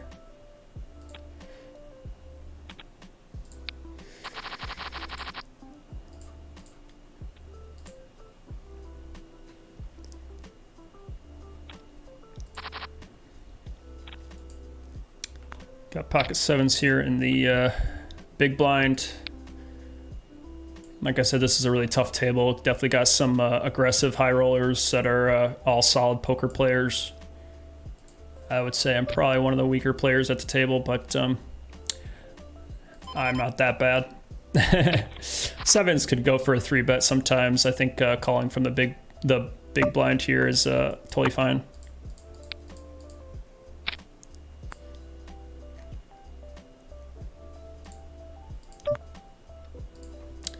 I think this might play well as a check raise. I do need some protection.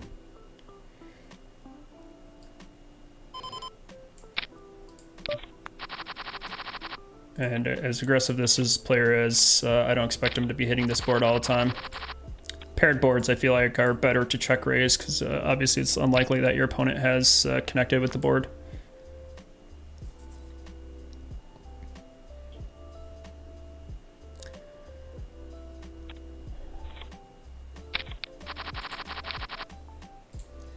Especially this guy, Spendox here, you can see that he is V-pipping pretty high at 31% of the hands versus a standard V-pip of around 20 big blinds. I'm sorry, 20%.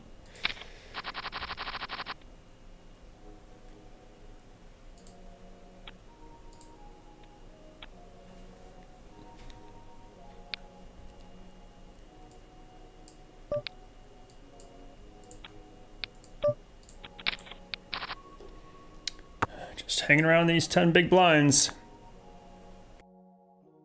Can't do much about it.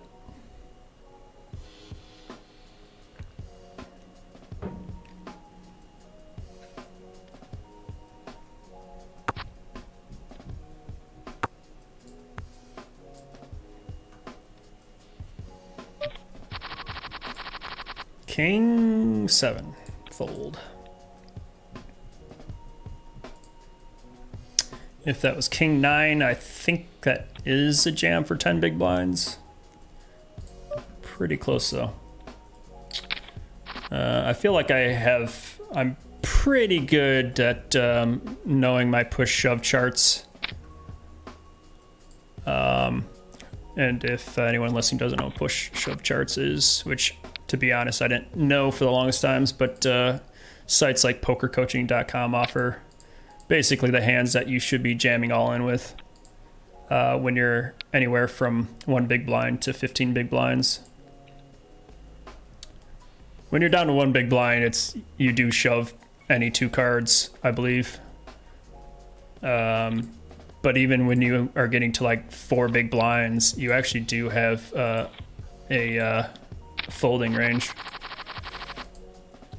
Jack 10, hopefully this folds around to me. It hasn't been getting to me too often just because I have some monster stacks here that are putting pressure. So it's really hard for me to jam when this player is raising every single time.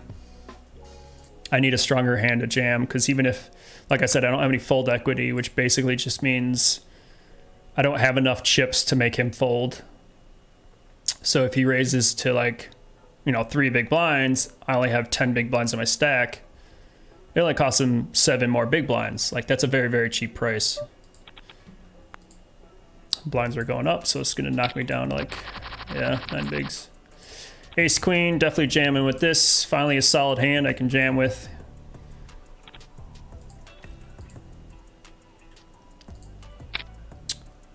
And there is some fold equity, a little bit of fold equity with 10 big blinds, but not much.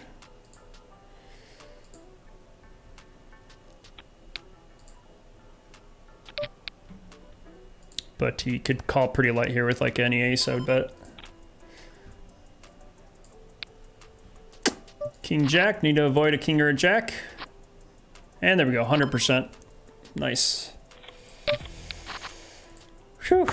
All right, got a Dublin, boys and girls, ladies and gentlemen. I don't have to be chilling out at 10 big blinds anymore.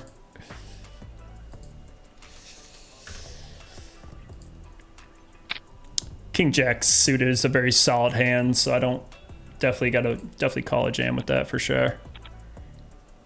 But he knows how tight I've been playing. So yeah, good. A little breathing room here in the marathon. And it did look like we made the next page up. So we're guaranteed 250 bucks, which is nice. Main event, ever since that big cooler, I've just been kind of grinding, nothing too exciting going on.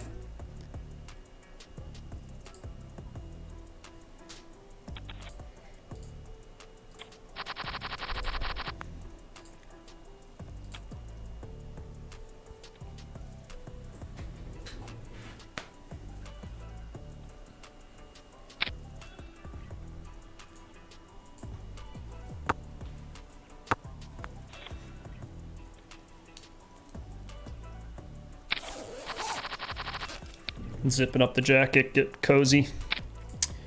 I picked pocket queens here in the high roller. Going for a 3-bet.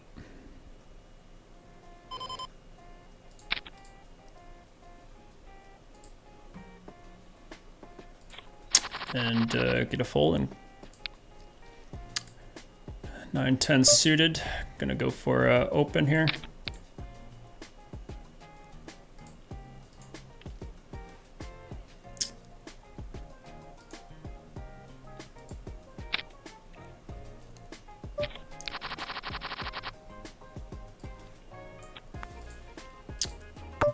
Up and down straight draw. I could probably check range here. I do expect this to connect with them sometimes, but since I do have equity, I don't mind with going with a third pot bet here.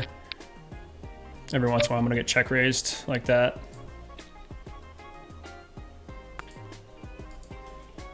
I wish I had some spades. Curious what this guy's check raise percentage is. I think I still have to call with up and down straight draw. I'm just hoping I bink there. This guy's just a sicko. This guy's a very aggressive player.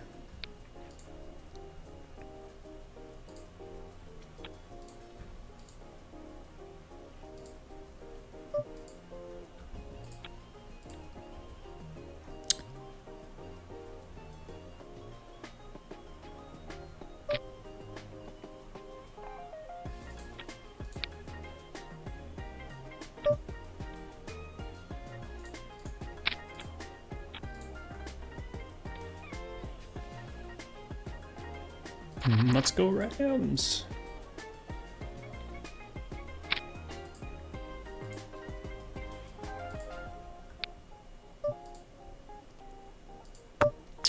I'm going to be betting small here on any monotone boards. Of course, it helps that I actually had the nut flush draw.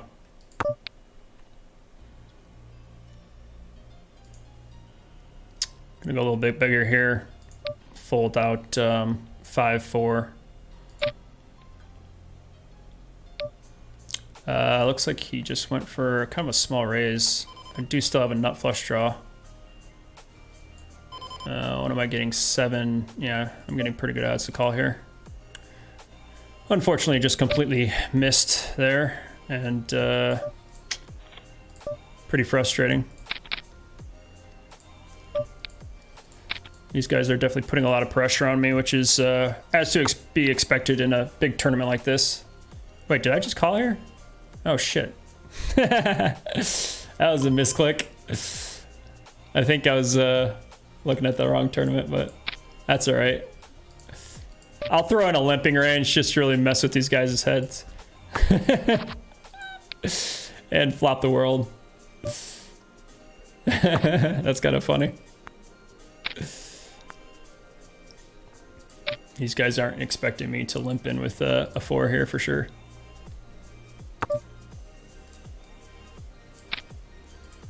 Still gonna bet it though. Can get value from a lot of flush draws, straight draws. Not much else, obviously, but did get a re-raise. I don't really have much of a reason to do any crazy betting. I think even though if he hits this flush, 25 bigs. I wish I had the ace of hearts blocker. Just gonna call him down at this point. He could easily have a flush here. Got a full house, which is nice. I don't expect him to have a 10 too often when he check raises flop.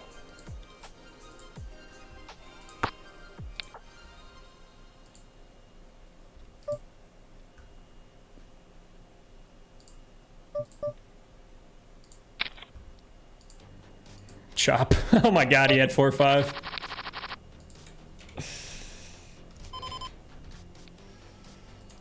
That's just sick. Here in the marathon here, I turned 2 pair. It's just small blind versus big blind.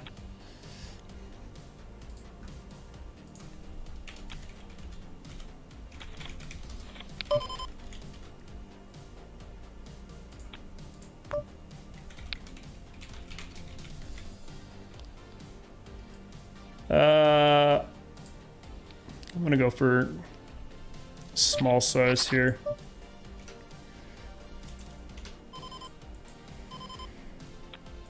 A little bit too much.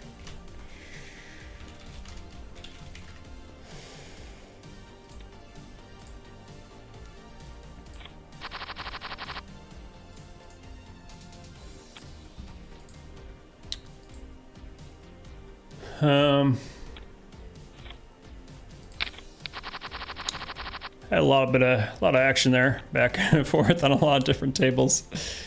I'm kind of making sure I'm not making any wrong decisions. I apologize if I go quiet for 10 minutes.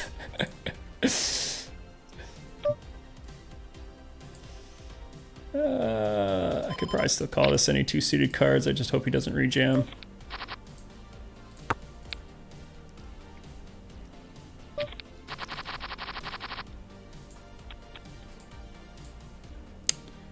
Yeah, this high roller's been pretty mean to me, but that's, like I said, to be expected when you're playing against really solid players. I'm just going to bet one bid here and hopefully put pressure on this guy. Seems like fairly decent stats. Hopefully he just goes away. Do have ace-king suited, only have 20 big blinds, so this is getting ripped in. I could 3-bet this small, but I don't see much point for 20 bigs. I'm going to be jamming this for even 30, 40 bigs. Ace-king offsuit's always a jam. And snap calls. No queen, no queen. Hey! Oh, chop. Oh, my freaking god.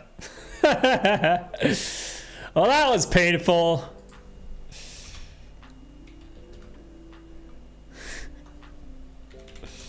That sucked.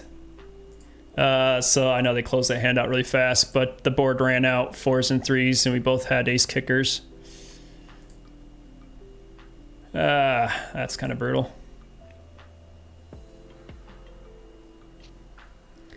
All right, 5-minute break. I definitely need to walk around. Definitely been pretty exciting these last couple hands on all these tables here. So I'll see you guys in a couple minutes.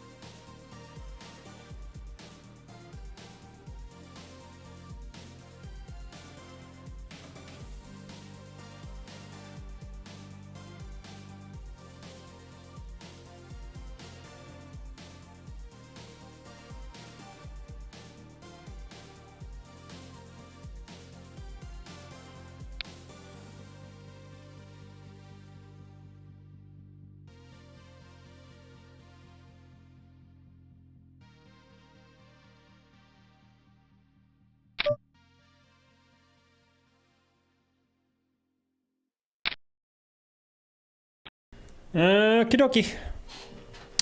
Starting up another tournament just because I'm a crazy person. Hey, I told you I'm playing every single tournament of the winter event, and this is what happens. I got 5 tournaments going on right now. One of which I haven't showed at all.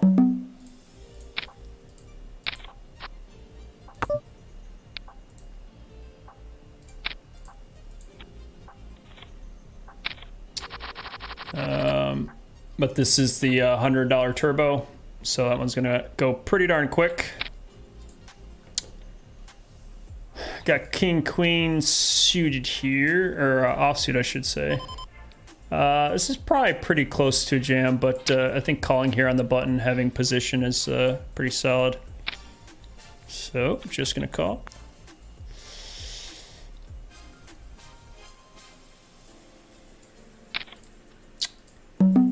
Missed that flop, but I do expect him to miss this board a lot too. So I think with 2 overs and backdoor straight flush draw, or I'm sorry, backdoor straight draw, I think it's worth a call.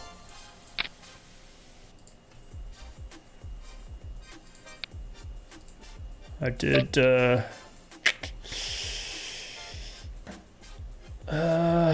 puts me in a really awkward spot. I do have an up and downer with 2 overs. I'm expecting him to have a jack here. I don't think I'm going to be folding that out.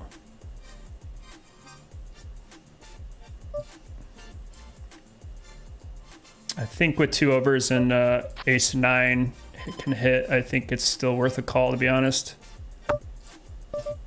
And I'm just going to have to jam this in and hopefully represent this 10.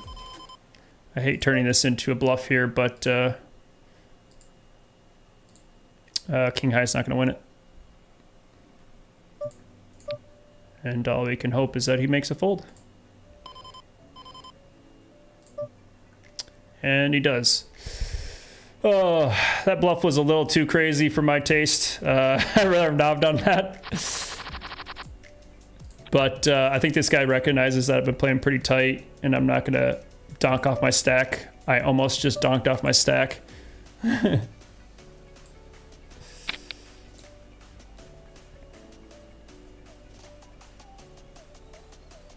Have a set of 10s in the $100. Does go for a check raise, so I guess jack 8 is in his range here. I think I can call here, and if the board is pretty wet on the river, I can get away. But I think with that drive a river, I think I'm gonna have to call any bet here. Jack 8 or king jack is possible. I'm just gonna call here. He just happened to have the nuts and I just get super coolered there. Which is pretty darn painful, but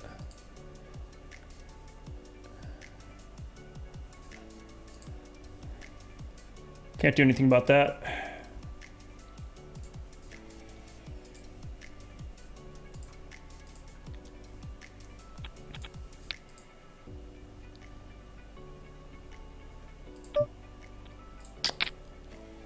Down to 20 bigs here in the main event.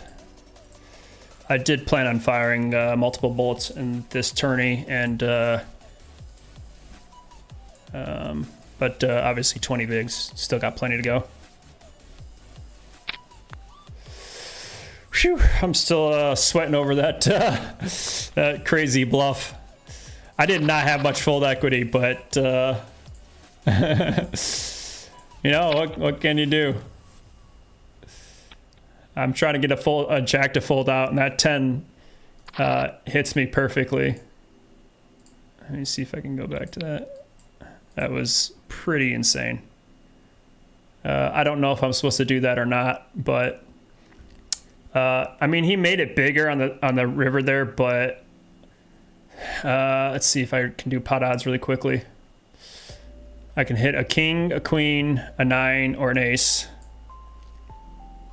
So somewhere in the odds of 15 outs. Once, I'm meaning about 30%, he bet less than half pot.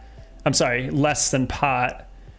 meaning I'm getting, as long as I'm getting around 30% equity, I think I'm fine.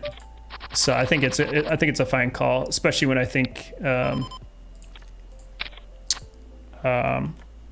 up against a jack there, and I think I have my 2 overs are good. On the short stack here in the high roller, been very quickly beaten up here. Looks like Donkey got a double in. Meanwhile, I'm sitting on 30 bigs.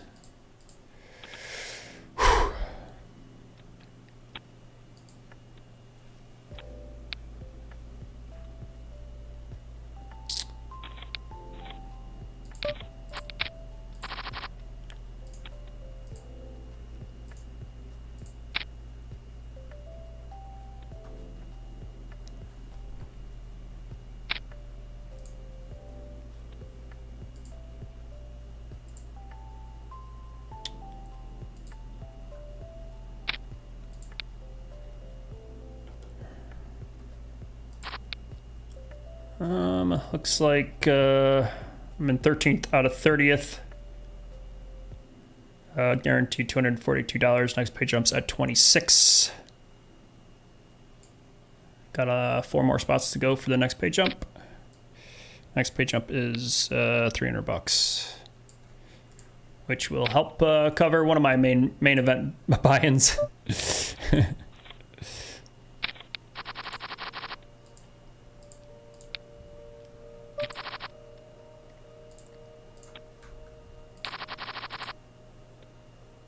I think I have another tournament at 8:30 too, don't I? I don't know if I can go 6-handed. This is gonna be stupid. Pocket 9s in the high roller here. No, looks like the next one's in an hour, so. Phew. Gonna be jamming 9s here. Squeezing these 2 players, 25 bigs. Wish us good luck all in.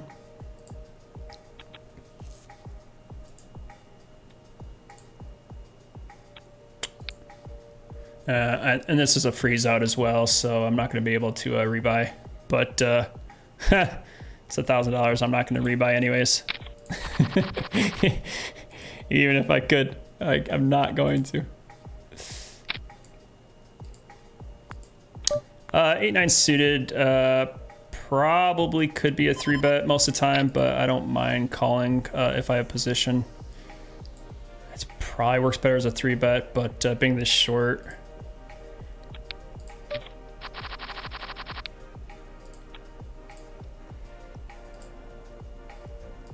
Fortunately, completely whiffed on this board, so just check giving up.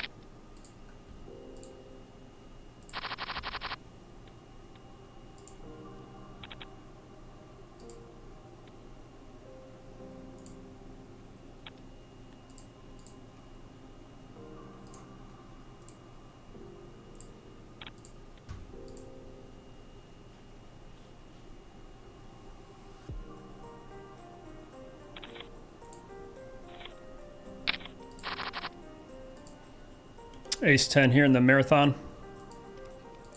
Definitely has been a marathon for sure.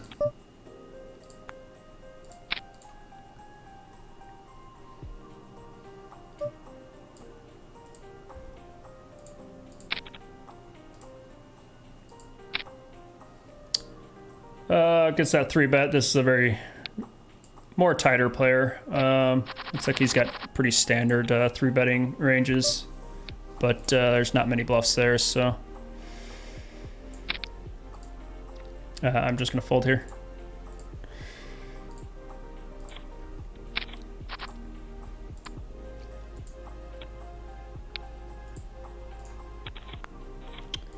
Ace king suited here. Gonna go for standard raise. Standard open. Only have 22 bigs to start the hand. And looks like a raise and take.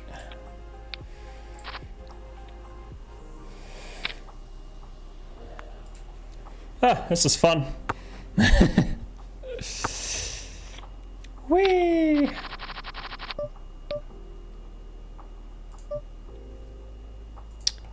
Got kings here under the gun in the marathon.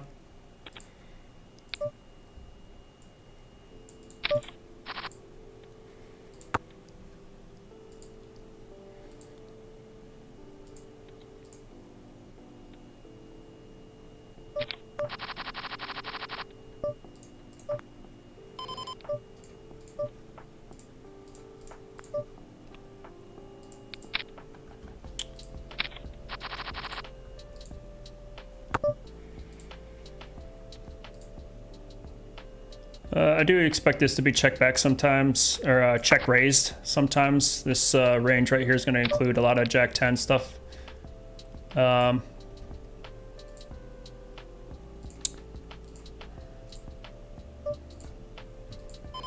think I can just call here. There can be a lot of scary rivers or turns. Unfortunately, there is. So kind of unfortunate. But with that check back, I think I'm just gonna check this back. This is a pretty wet board. Looks like he cooler than me. That's pretty painful. Got my kings cracked there. But obviously I'm not getting 10 jack to fold ever, so I feel like I lost minimum. Pretty brutal. Definitely a 6 spot. Frustrating. Ace 10 suited. Gonna fold against that jam. God, it's such a 6 spot. That's frustrating. Definitely not going to turn kings into a bluff there. I already did that once against him. That was just way too wet of a board for kings.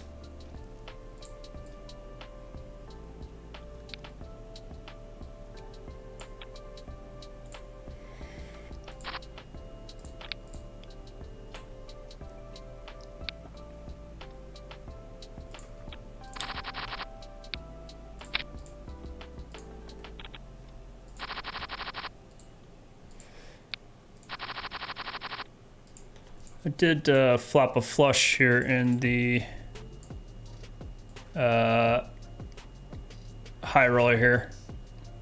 Bet and did get some value from my queen of clubs there. So back up to 40 big blinds, which is nice, since I was down to about 25 big blinds. Give me a little bit more breathing room.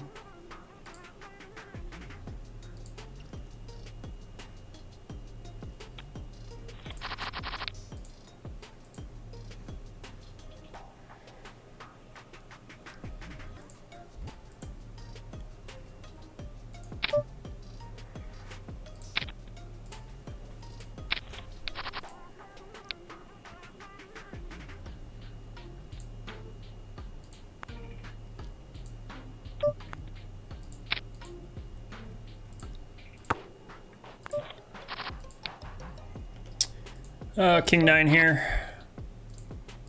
in the main event.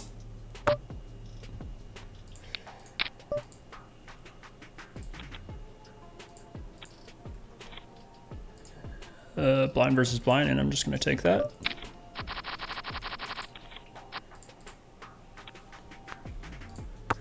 Whew, this is fun.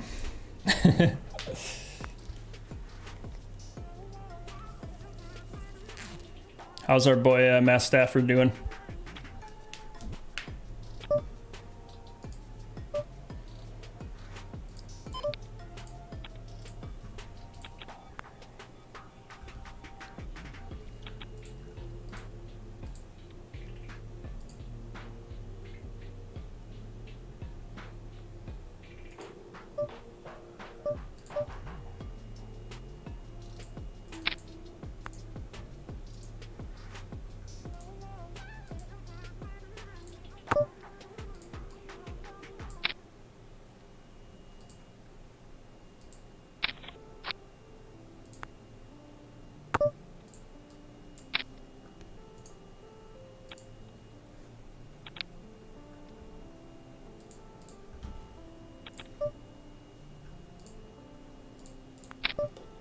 King Jack suited here in the, what is this, the marathon? Too many tournaments going on. I had 22 big blinds there, so just go for a standard open. Hopefully these guys go away in the blinds. And they do, which is nice. Pocket eights looks like. Daniel Schmidt, hi bro. What's up, sir? How are you doing tonight?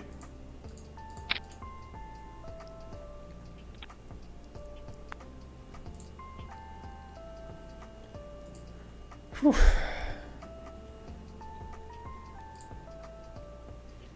How is the event going?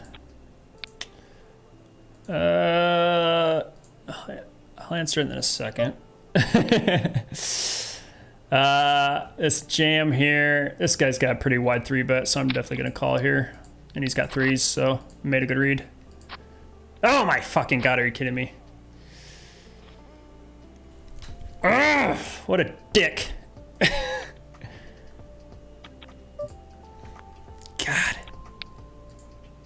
God. So to answer your question, shit. I just got super freaking coolered there. This dipshit jammed 3s for 30 bigs. And sucked out there big time. That's pretty frustrating. I've grinded this tournament all freaking day, played pretty damn good. Made some great bluffs towards the end there. And unfortunately just got punished for it. This guy got super duper lucky.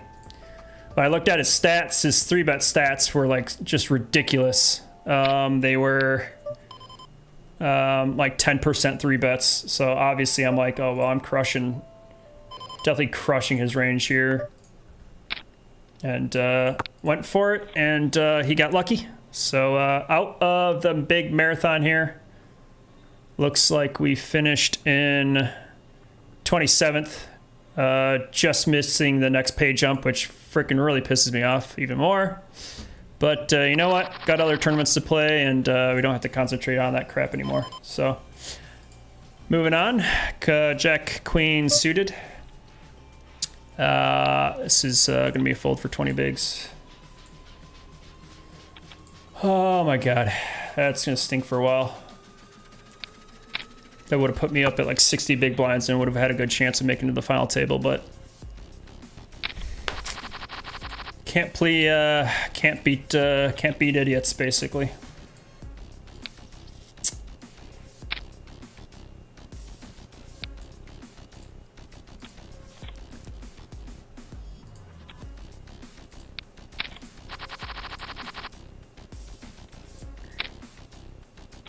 Oh man, that stings. Been playing that tournament for 6 hours, and to go out like that, it is really, really painful. Really stings when you play so good for so long and just get punished like that by a 2-outer. It's not the way you want to go out of a tournament. It's a $100 tournament, so I only won 150 bucks. Looks like 140 bucks. So 140 bucks in 6 hours is, I'll take it. Not the best, but I'll take it.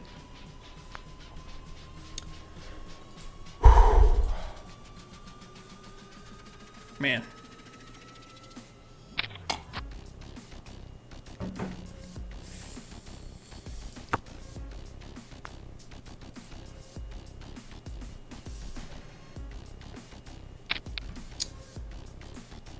Oh man, oh man. Got 20 bigs in the main event here.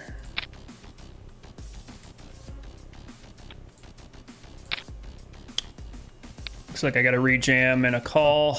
I don't think this reopens up the raising. If it does, I'm gonna jam, obviously, but I don't think it reopens the raising, which really sucks because I can't protect my 10s now.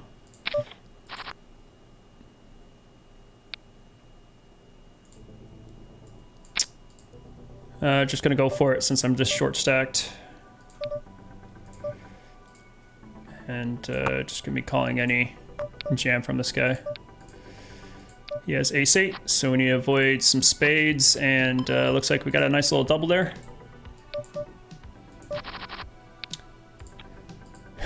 Which is nice, gets us above starting stack, so that makes me feel a lot better about main event at least. Phew.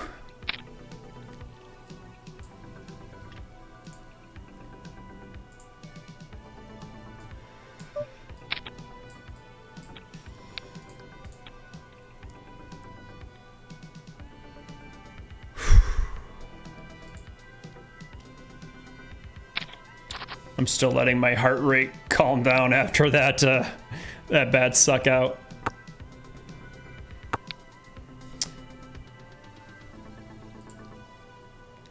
Poker's gonna poker, what can you do?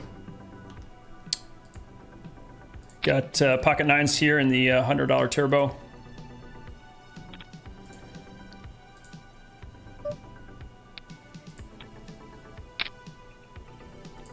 Looks like I got a 3-bet here. I think being in position, I think is fine. It looks like he has a low 3-bet percentage, so I'm just gonna call here. Since I have position the rest of the hand. And then he just jams flop there.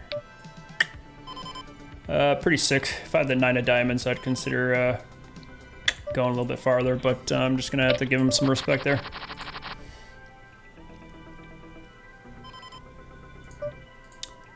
And then I'm going to open up a suited wheel card under the gun, which is not the best spot to be in, for sure, but it is what it is.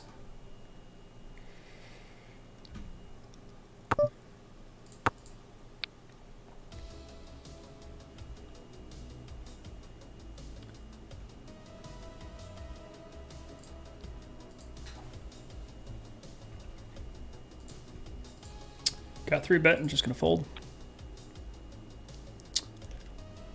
So yep, this is the high roller, $1,000 8 max. Looks like we got about 30 entries.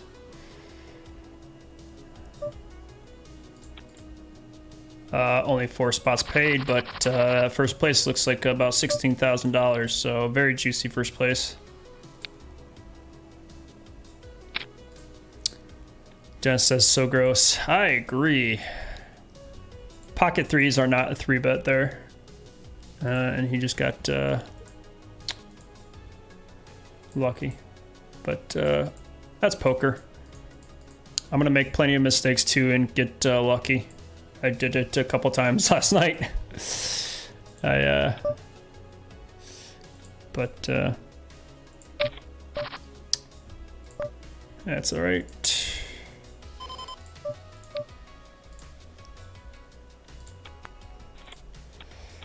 High roller here. I got 24 big blinds. You're still raising these suited aces. This is pretty much bottom of my range, but just hopefully it goes through.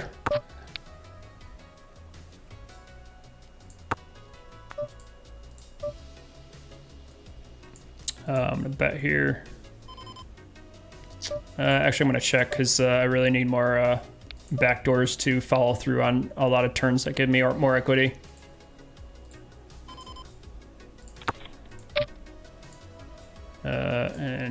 Unfortunately, I just completely whiffed on that board. I'm going to c-bet a lot of boards, but I do expect the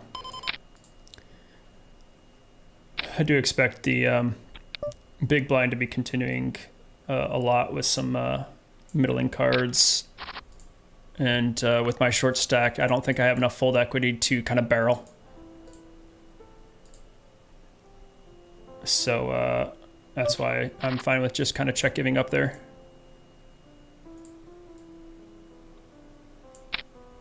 Going big here because I raised under the gun, and this board's gonna nail my range. Although the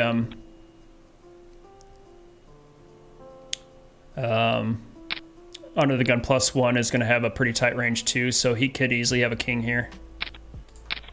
But being that short stacked, if he raises, I'm gonna call. I have a backdoor royal flush draw just in case he did get lucky and spike that king.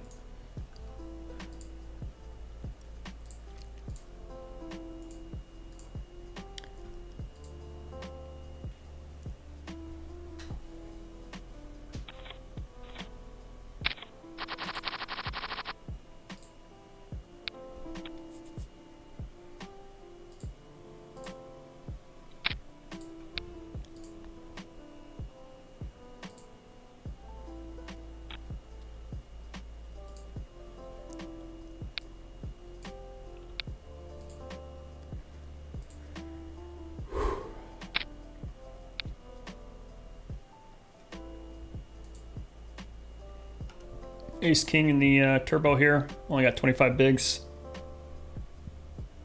Gonna be ripping it in if Toothless here decides to raise.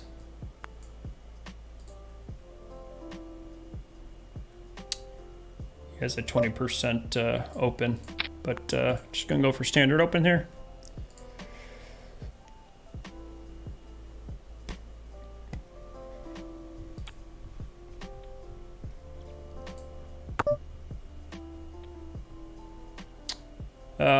With somebody on the button here, I'm just going to check back. This isn't going to hit my range that often.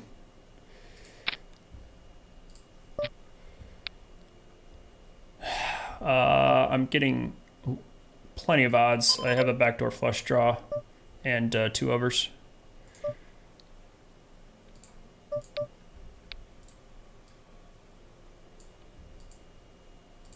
going to be raising this up to try to get this in. Actually, no. Actually, I'm just going to call here, I think.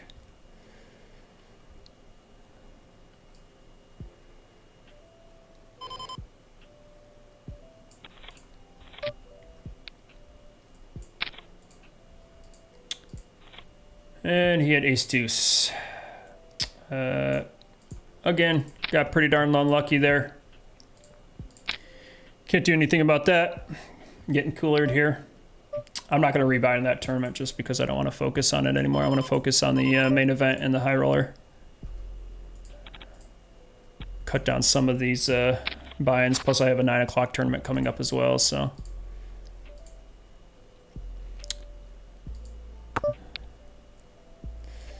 again, I'm going to check back most of these flops. I do need some protection, but this is a pretty good check raise board for big blinds range.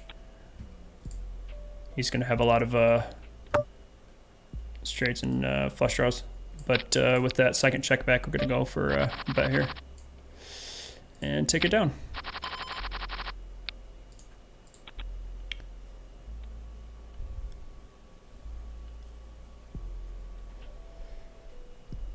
Daniel says this will hurt a while, I guess. Yeah, I'm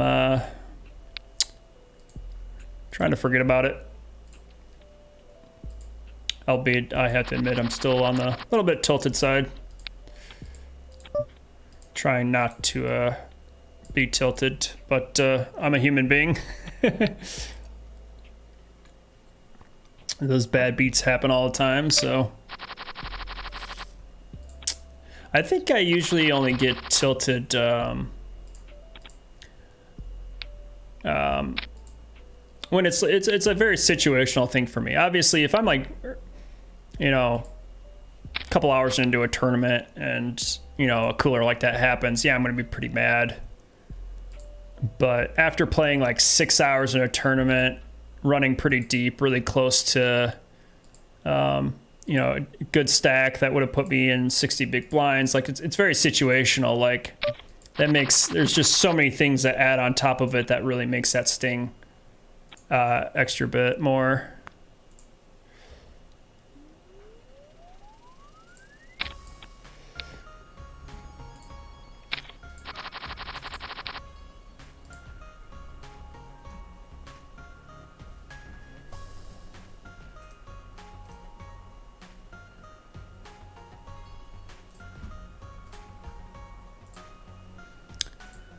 But we got 2 other important tournaments here to focus on, and that's what we need to focus on then.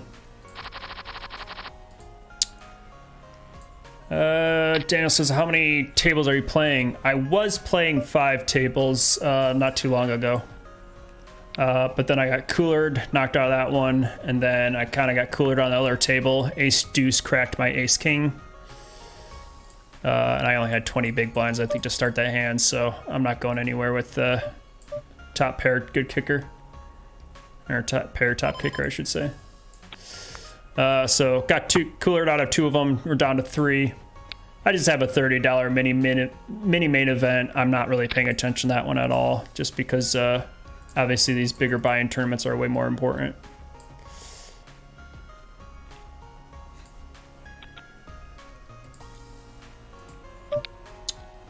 For that sizing, any suited cards I'm going to be calling from the big blind.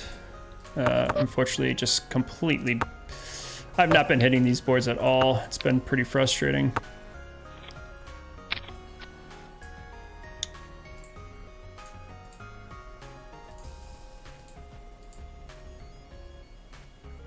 But yeah, so right now I'm just down to... at least the tables I'm going to show is the main event and the high roller, which are the important ones anyways, that people want to watch and focus on. So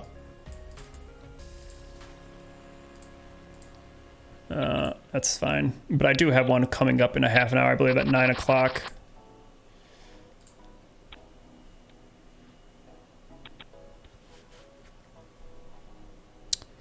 Ace queen in the high roller. Going to be jamming if there's an open.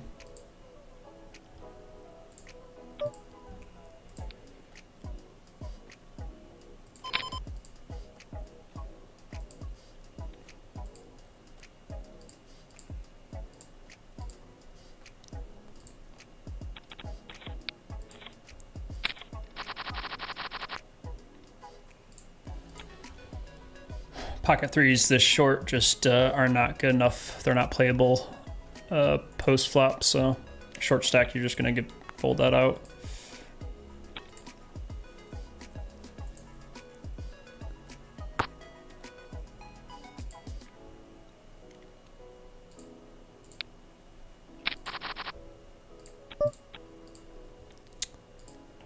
I'm still grinding the starting stack here in the main event.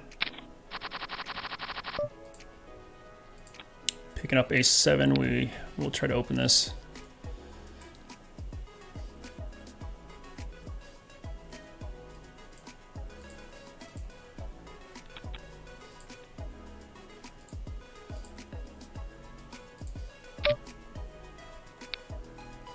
I think the weaker aces, suited aces, and the better suited aces work maybe a little better for the 3-bet. This is probably like on the bottom end of calling, to be honest. And of course, we've got a pretty aggressive 3-better in the small blind going at it. This guy's got a crazy 3-bet percentage.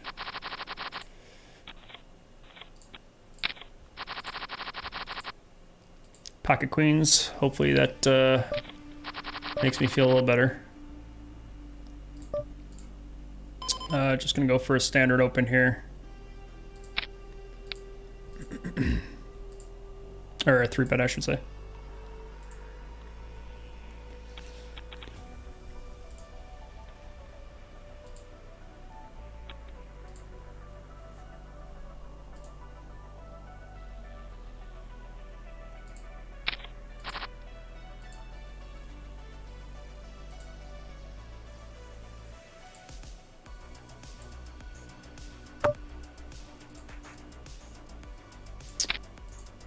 Kind of a standard third pot bet there, and thankfully he didn't have a king there.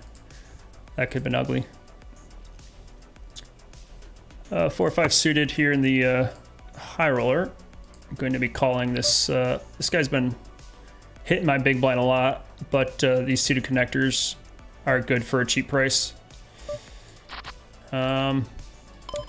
Unfortunately, just been completely bricking the boards. Completely bricking, and I'm not gonna bluff into this guy.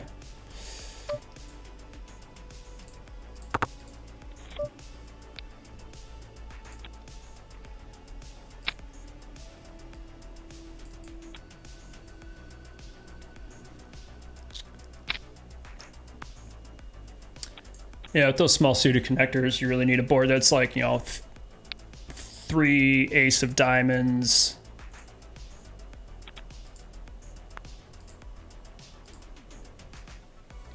four clubs or something, you know, something that you have backdoor straight flush draws and a pair to be able to check raise. But I was talking earlier in the stream about I'm trying to get a little bit better at check raising, trying to find which hands are really good for check raises. and hands that have a lot of multiple combination type of equity where they have backdoor straight flush draws, pairs, or like 2 overs. Ace queen suited here.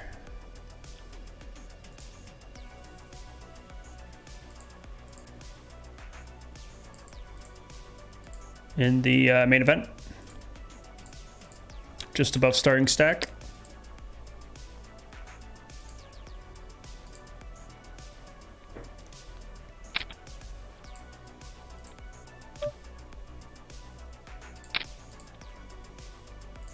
And I get a walk.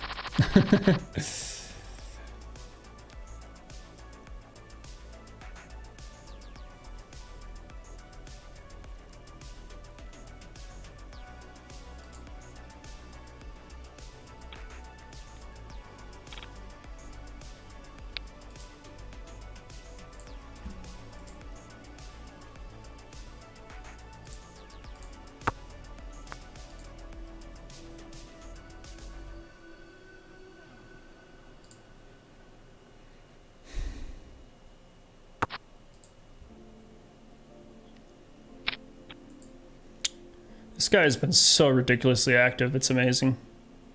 But he's got a big chip stack, so it's kind of hard to play it back at him, especially when he's super aggressive. Deuces probably for 40 big blinds is fine to call on the button. It's probably not the greatest, but and we whiffed.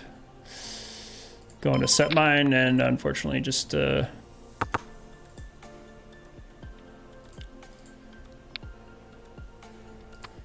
missed. Got ace queen suited, offsuit I should say, in the high roller here. Standard open. I only had about 20 big blinds, so and just get blinds and antes.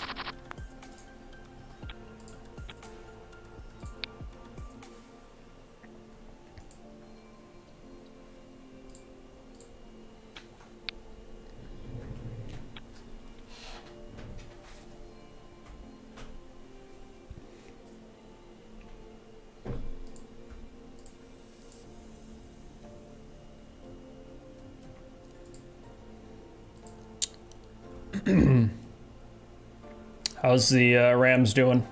Looks like it's getting close to the end of the third quarter. They're down 10-7.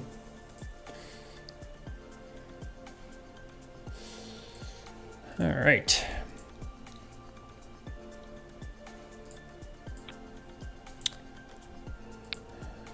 Pocket fives in the main event here.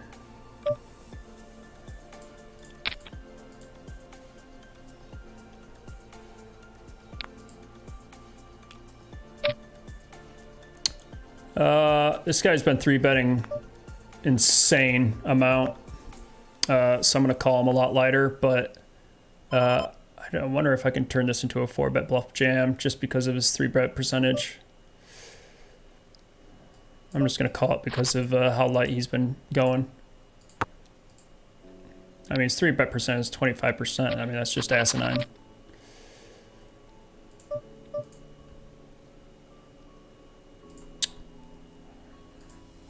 I'm going for it here, and just hopefully that he doesn't actually have a pair this time.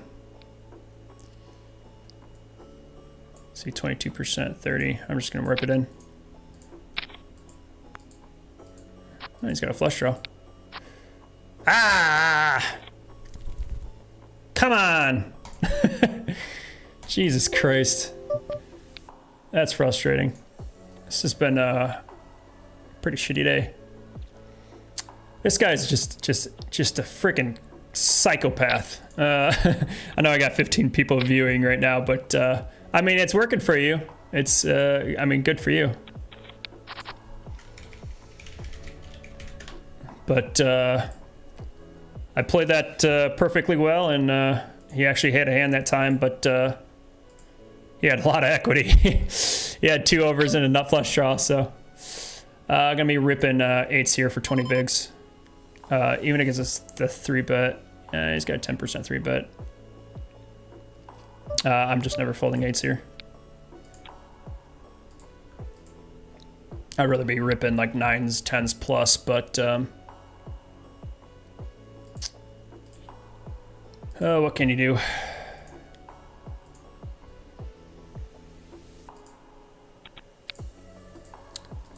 That's what rebuys are for. You want your left and your main. Good luck, dude. Hey, 4-bet jam goes through. Sweet. Picked up 10 bigs. Definitely needed that shit. As the blinds just raise again.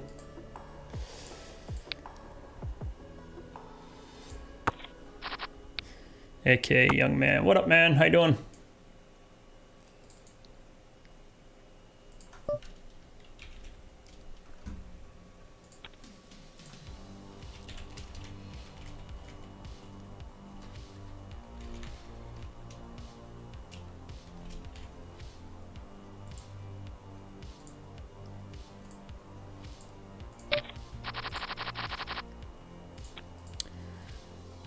Oh, man.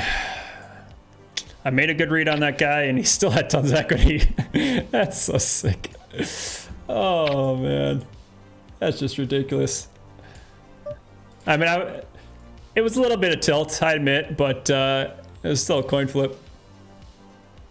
I was like, this guy's 3-betting every single hand. He's raising every single hand. Like, there's no way he can have it every single hand. Let me show that again.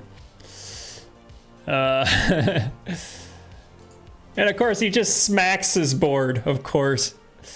I mean, I was right. I was right, he didn't really have much, but, well, ace-king isn't much. It's still coin flipping, but, of course, he just happens to have a nut flush draw, too, but... lost another coin flip. Have to win coin flips to win tournaments, and I don't think I've won a single coin flip this stream. I'm sure I did earlier on, a couple hours ago. We are almost 7 hours into the stream, so I'm sure I won a coin flip or two in there, but he was actually he was actually a favorite there, I'm pretty sure. Ace, king, or club. 22 big blinds. This is pretty close to the bottom of the range opening, but still gonna go for it. Oops, guess I gotta switch my screen over in the high roller here. When someone just 3-bets you all day, you kind of just get fed up and you're like, all right, F this guy, I'm going for it. Like this guy. This guy's been 3-betting like crazy. I don't think this is quite strong enough for a 4-bet jam. 6-4. I could probably just float here. I am in position after all. This is probably on the looser side, but versus somebody that's been 3-betting like crazy. Very similar to the main event spot. That guy that's been 3-betting and opening every hand. I mean, this guy's not nuts. I'm not going to compare him to him, but... I mean, he does have a 12% 3-bet percentage. I'm going to raise this, though, and... I could probably jam it. I do, obviously I could be crushed right now by an overpair, but I have backdoor nut flush draw.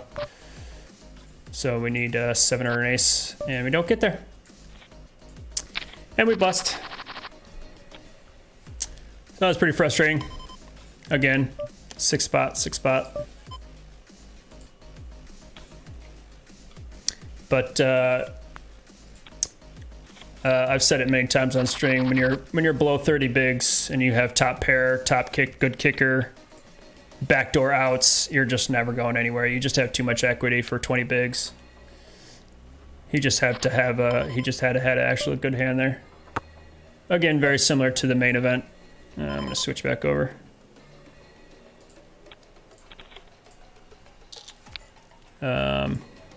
Like that one time he 3-bet and then I 4-bet jammed 8s. Like, clearly he doesn't have jacks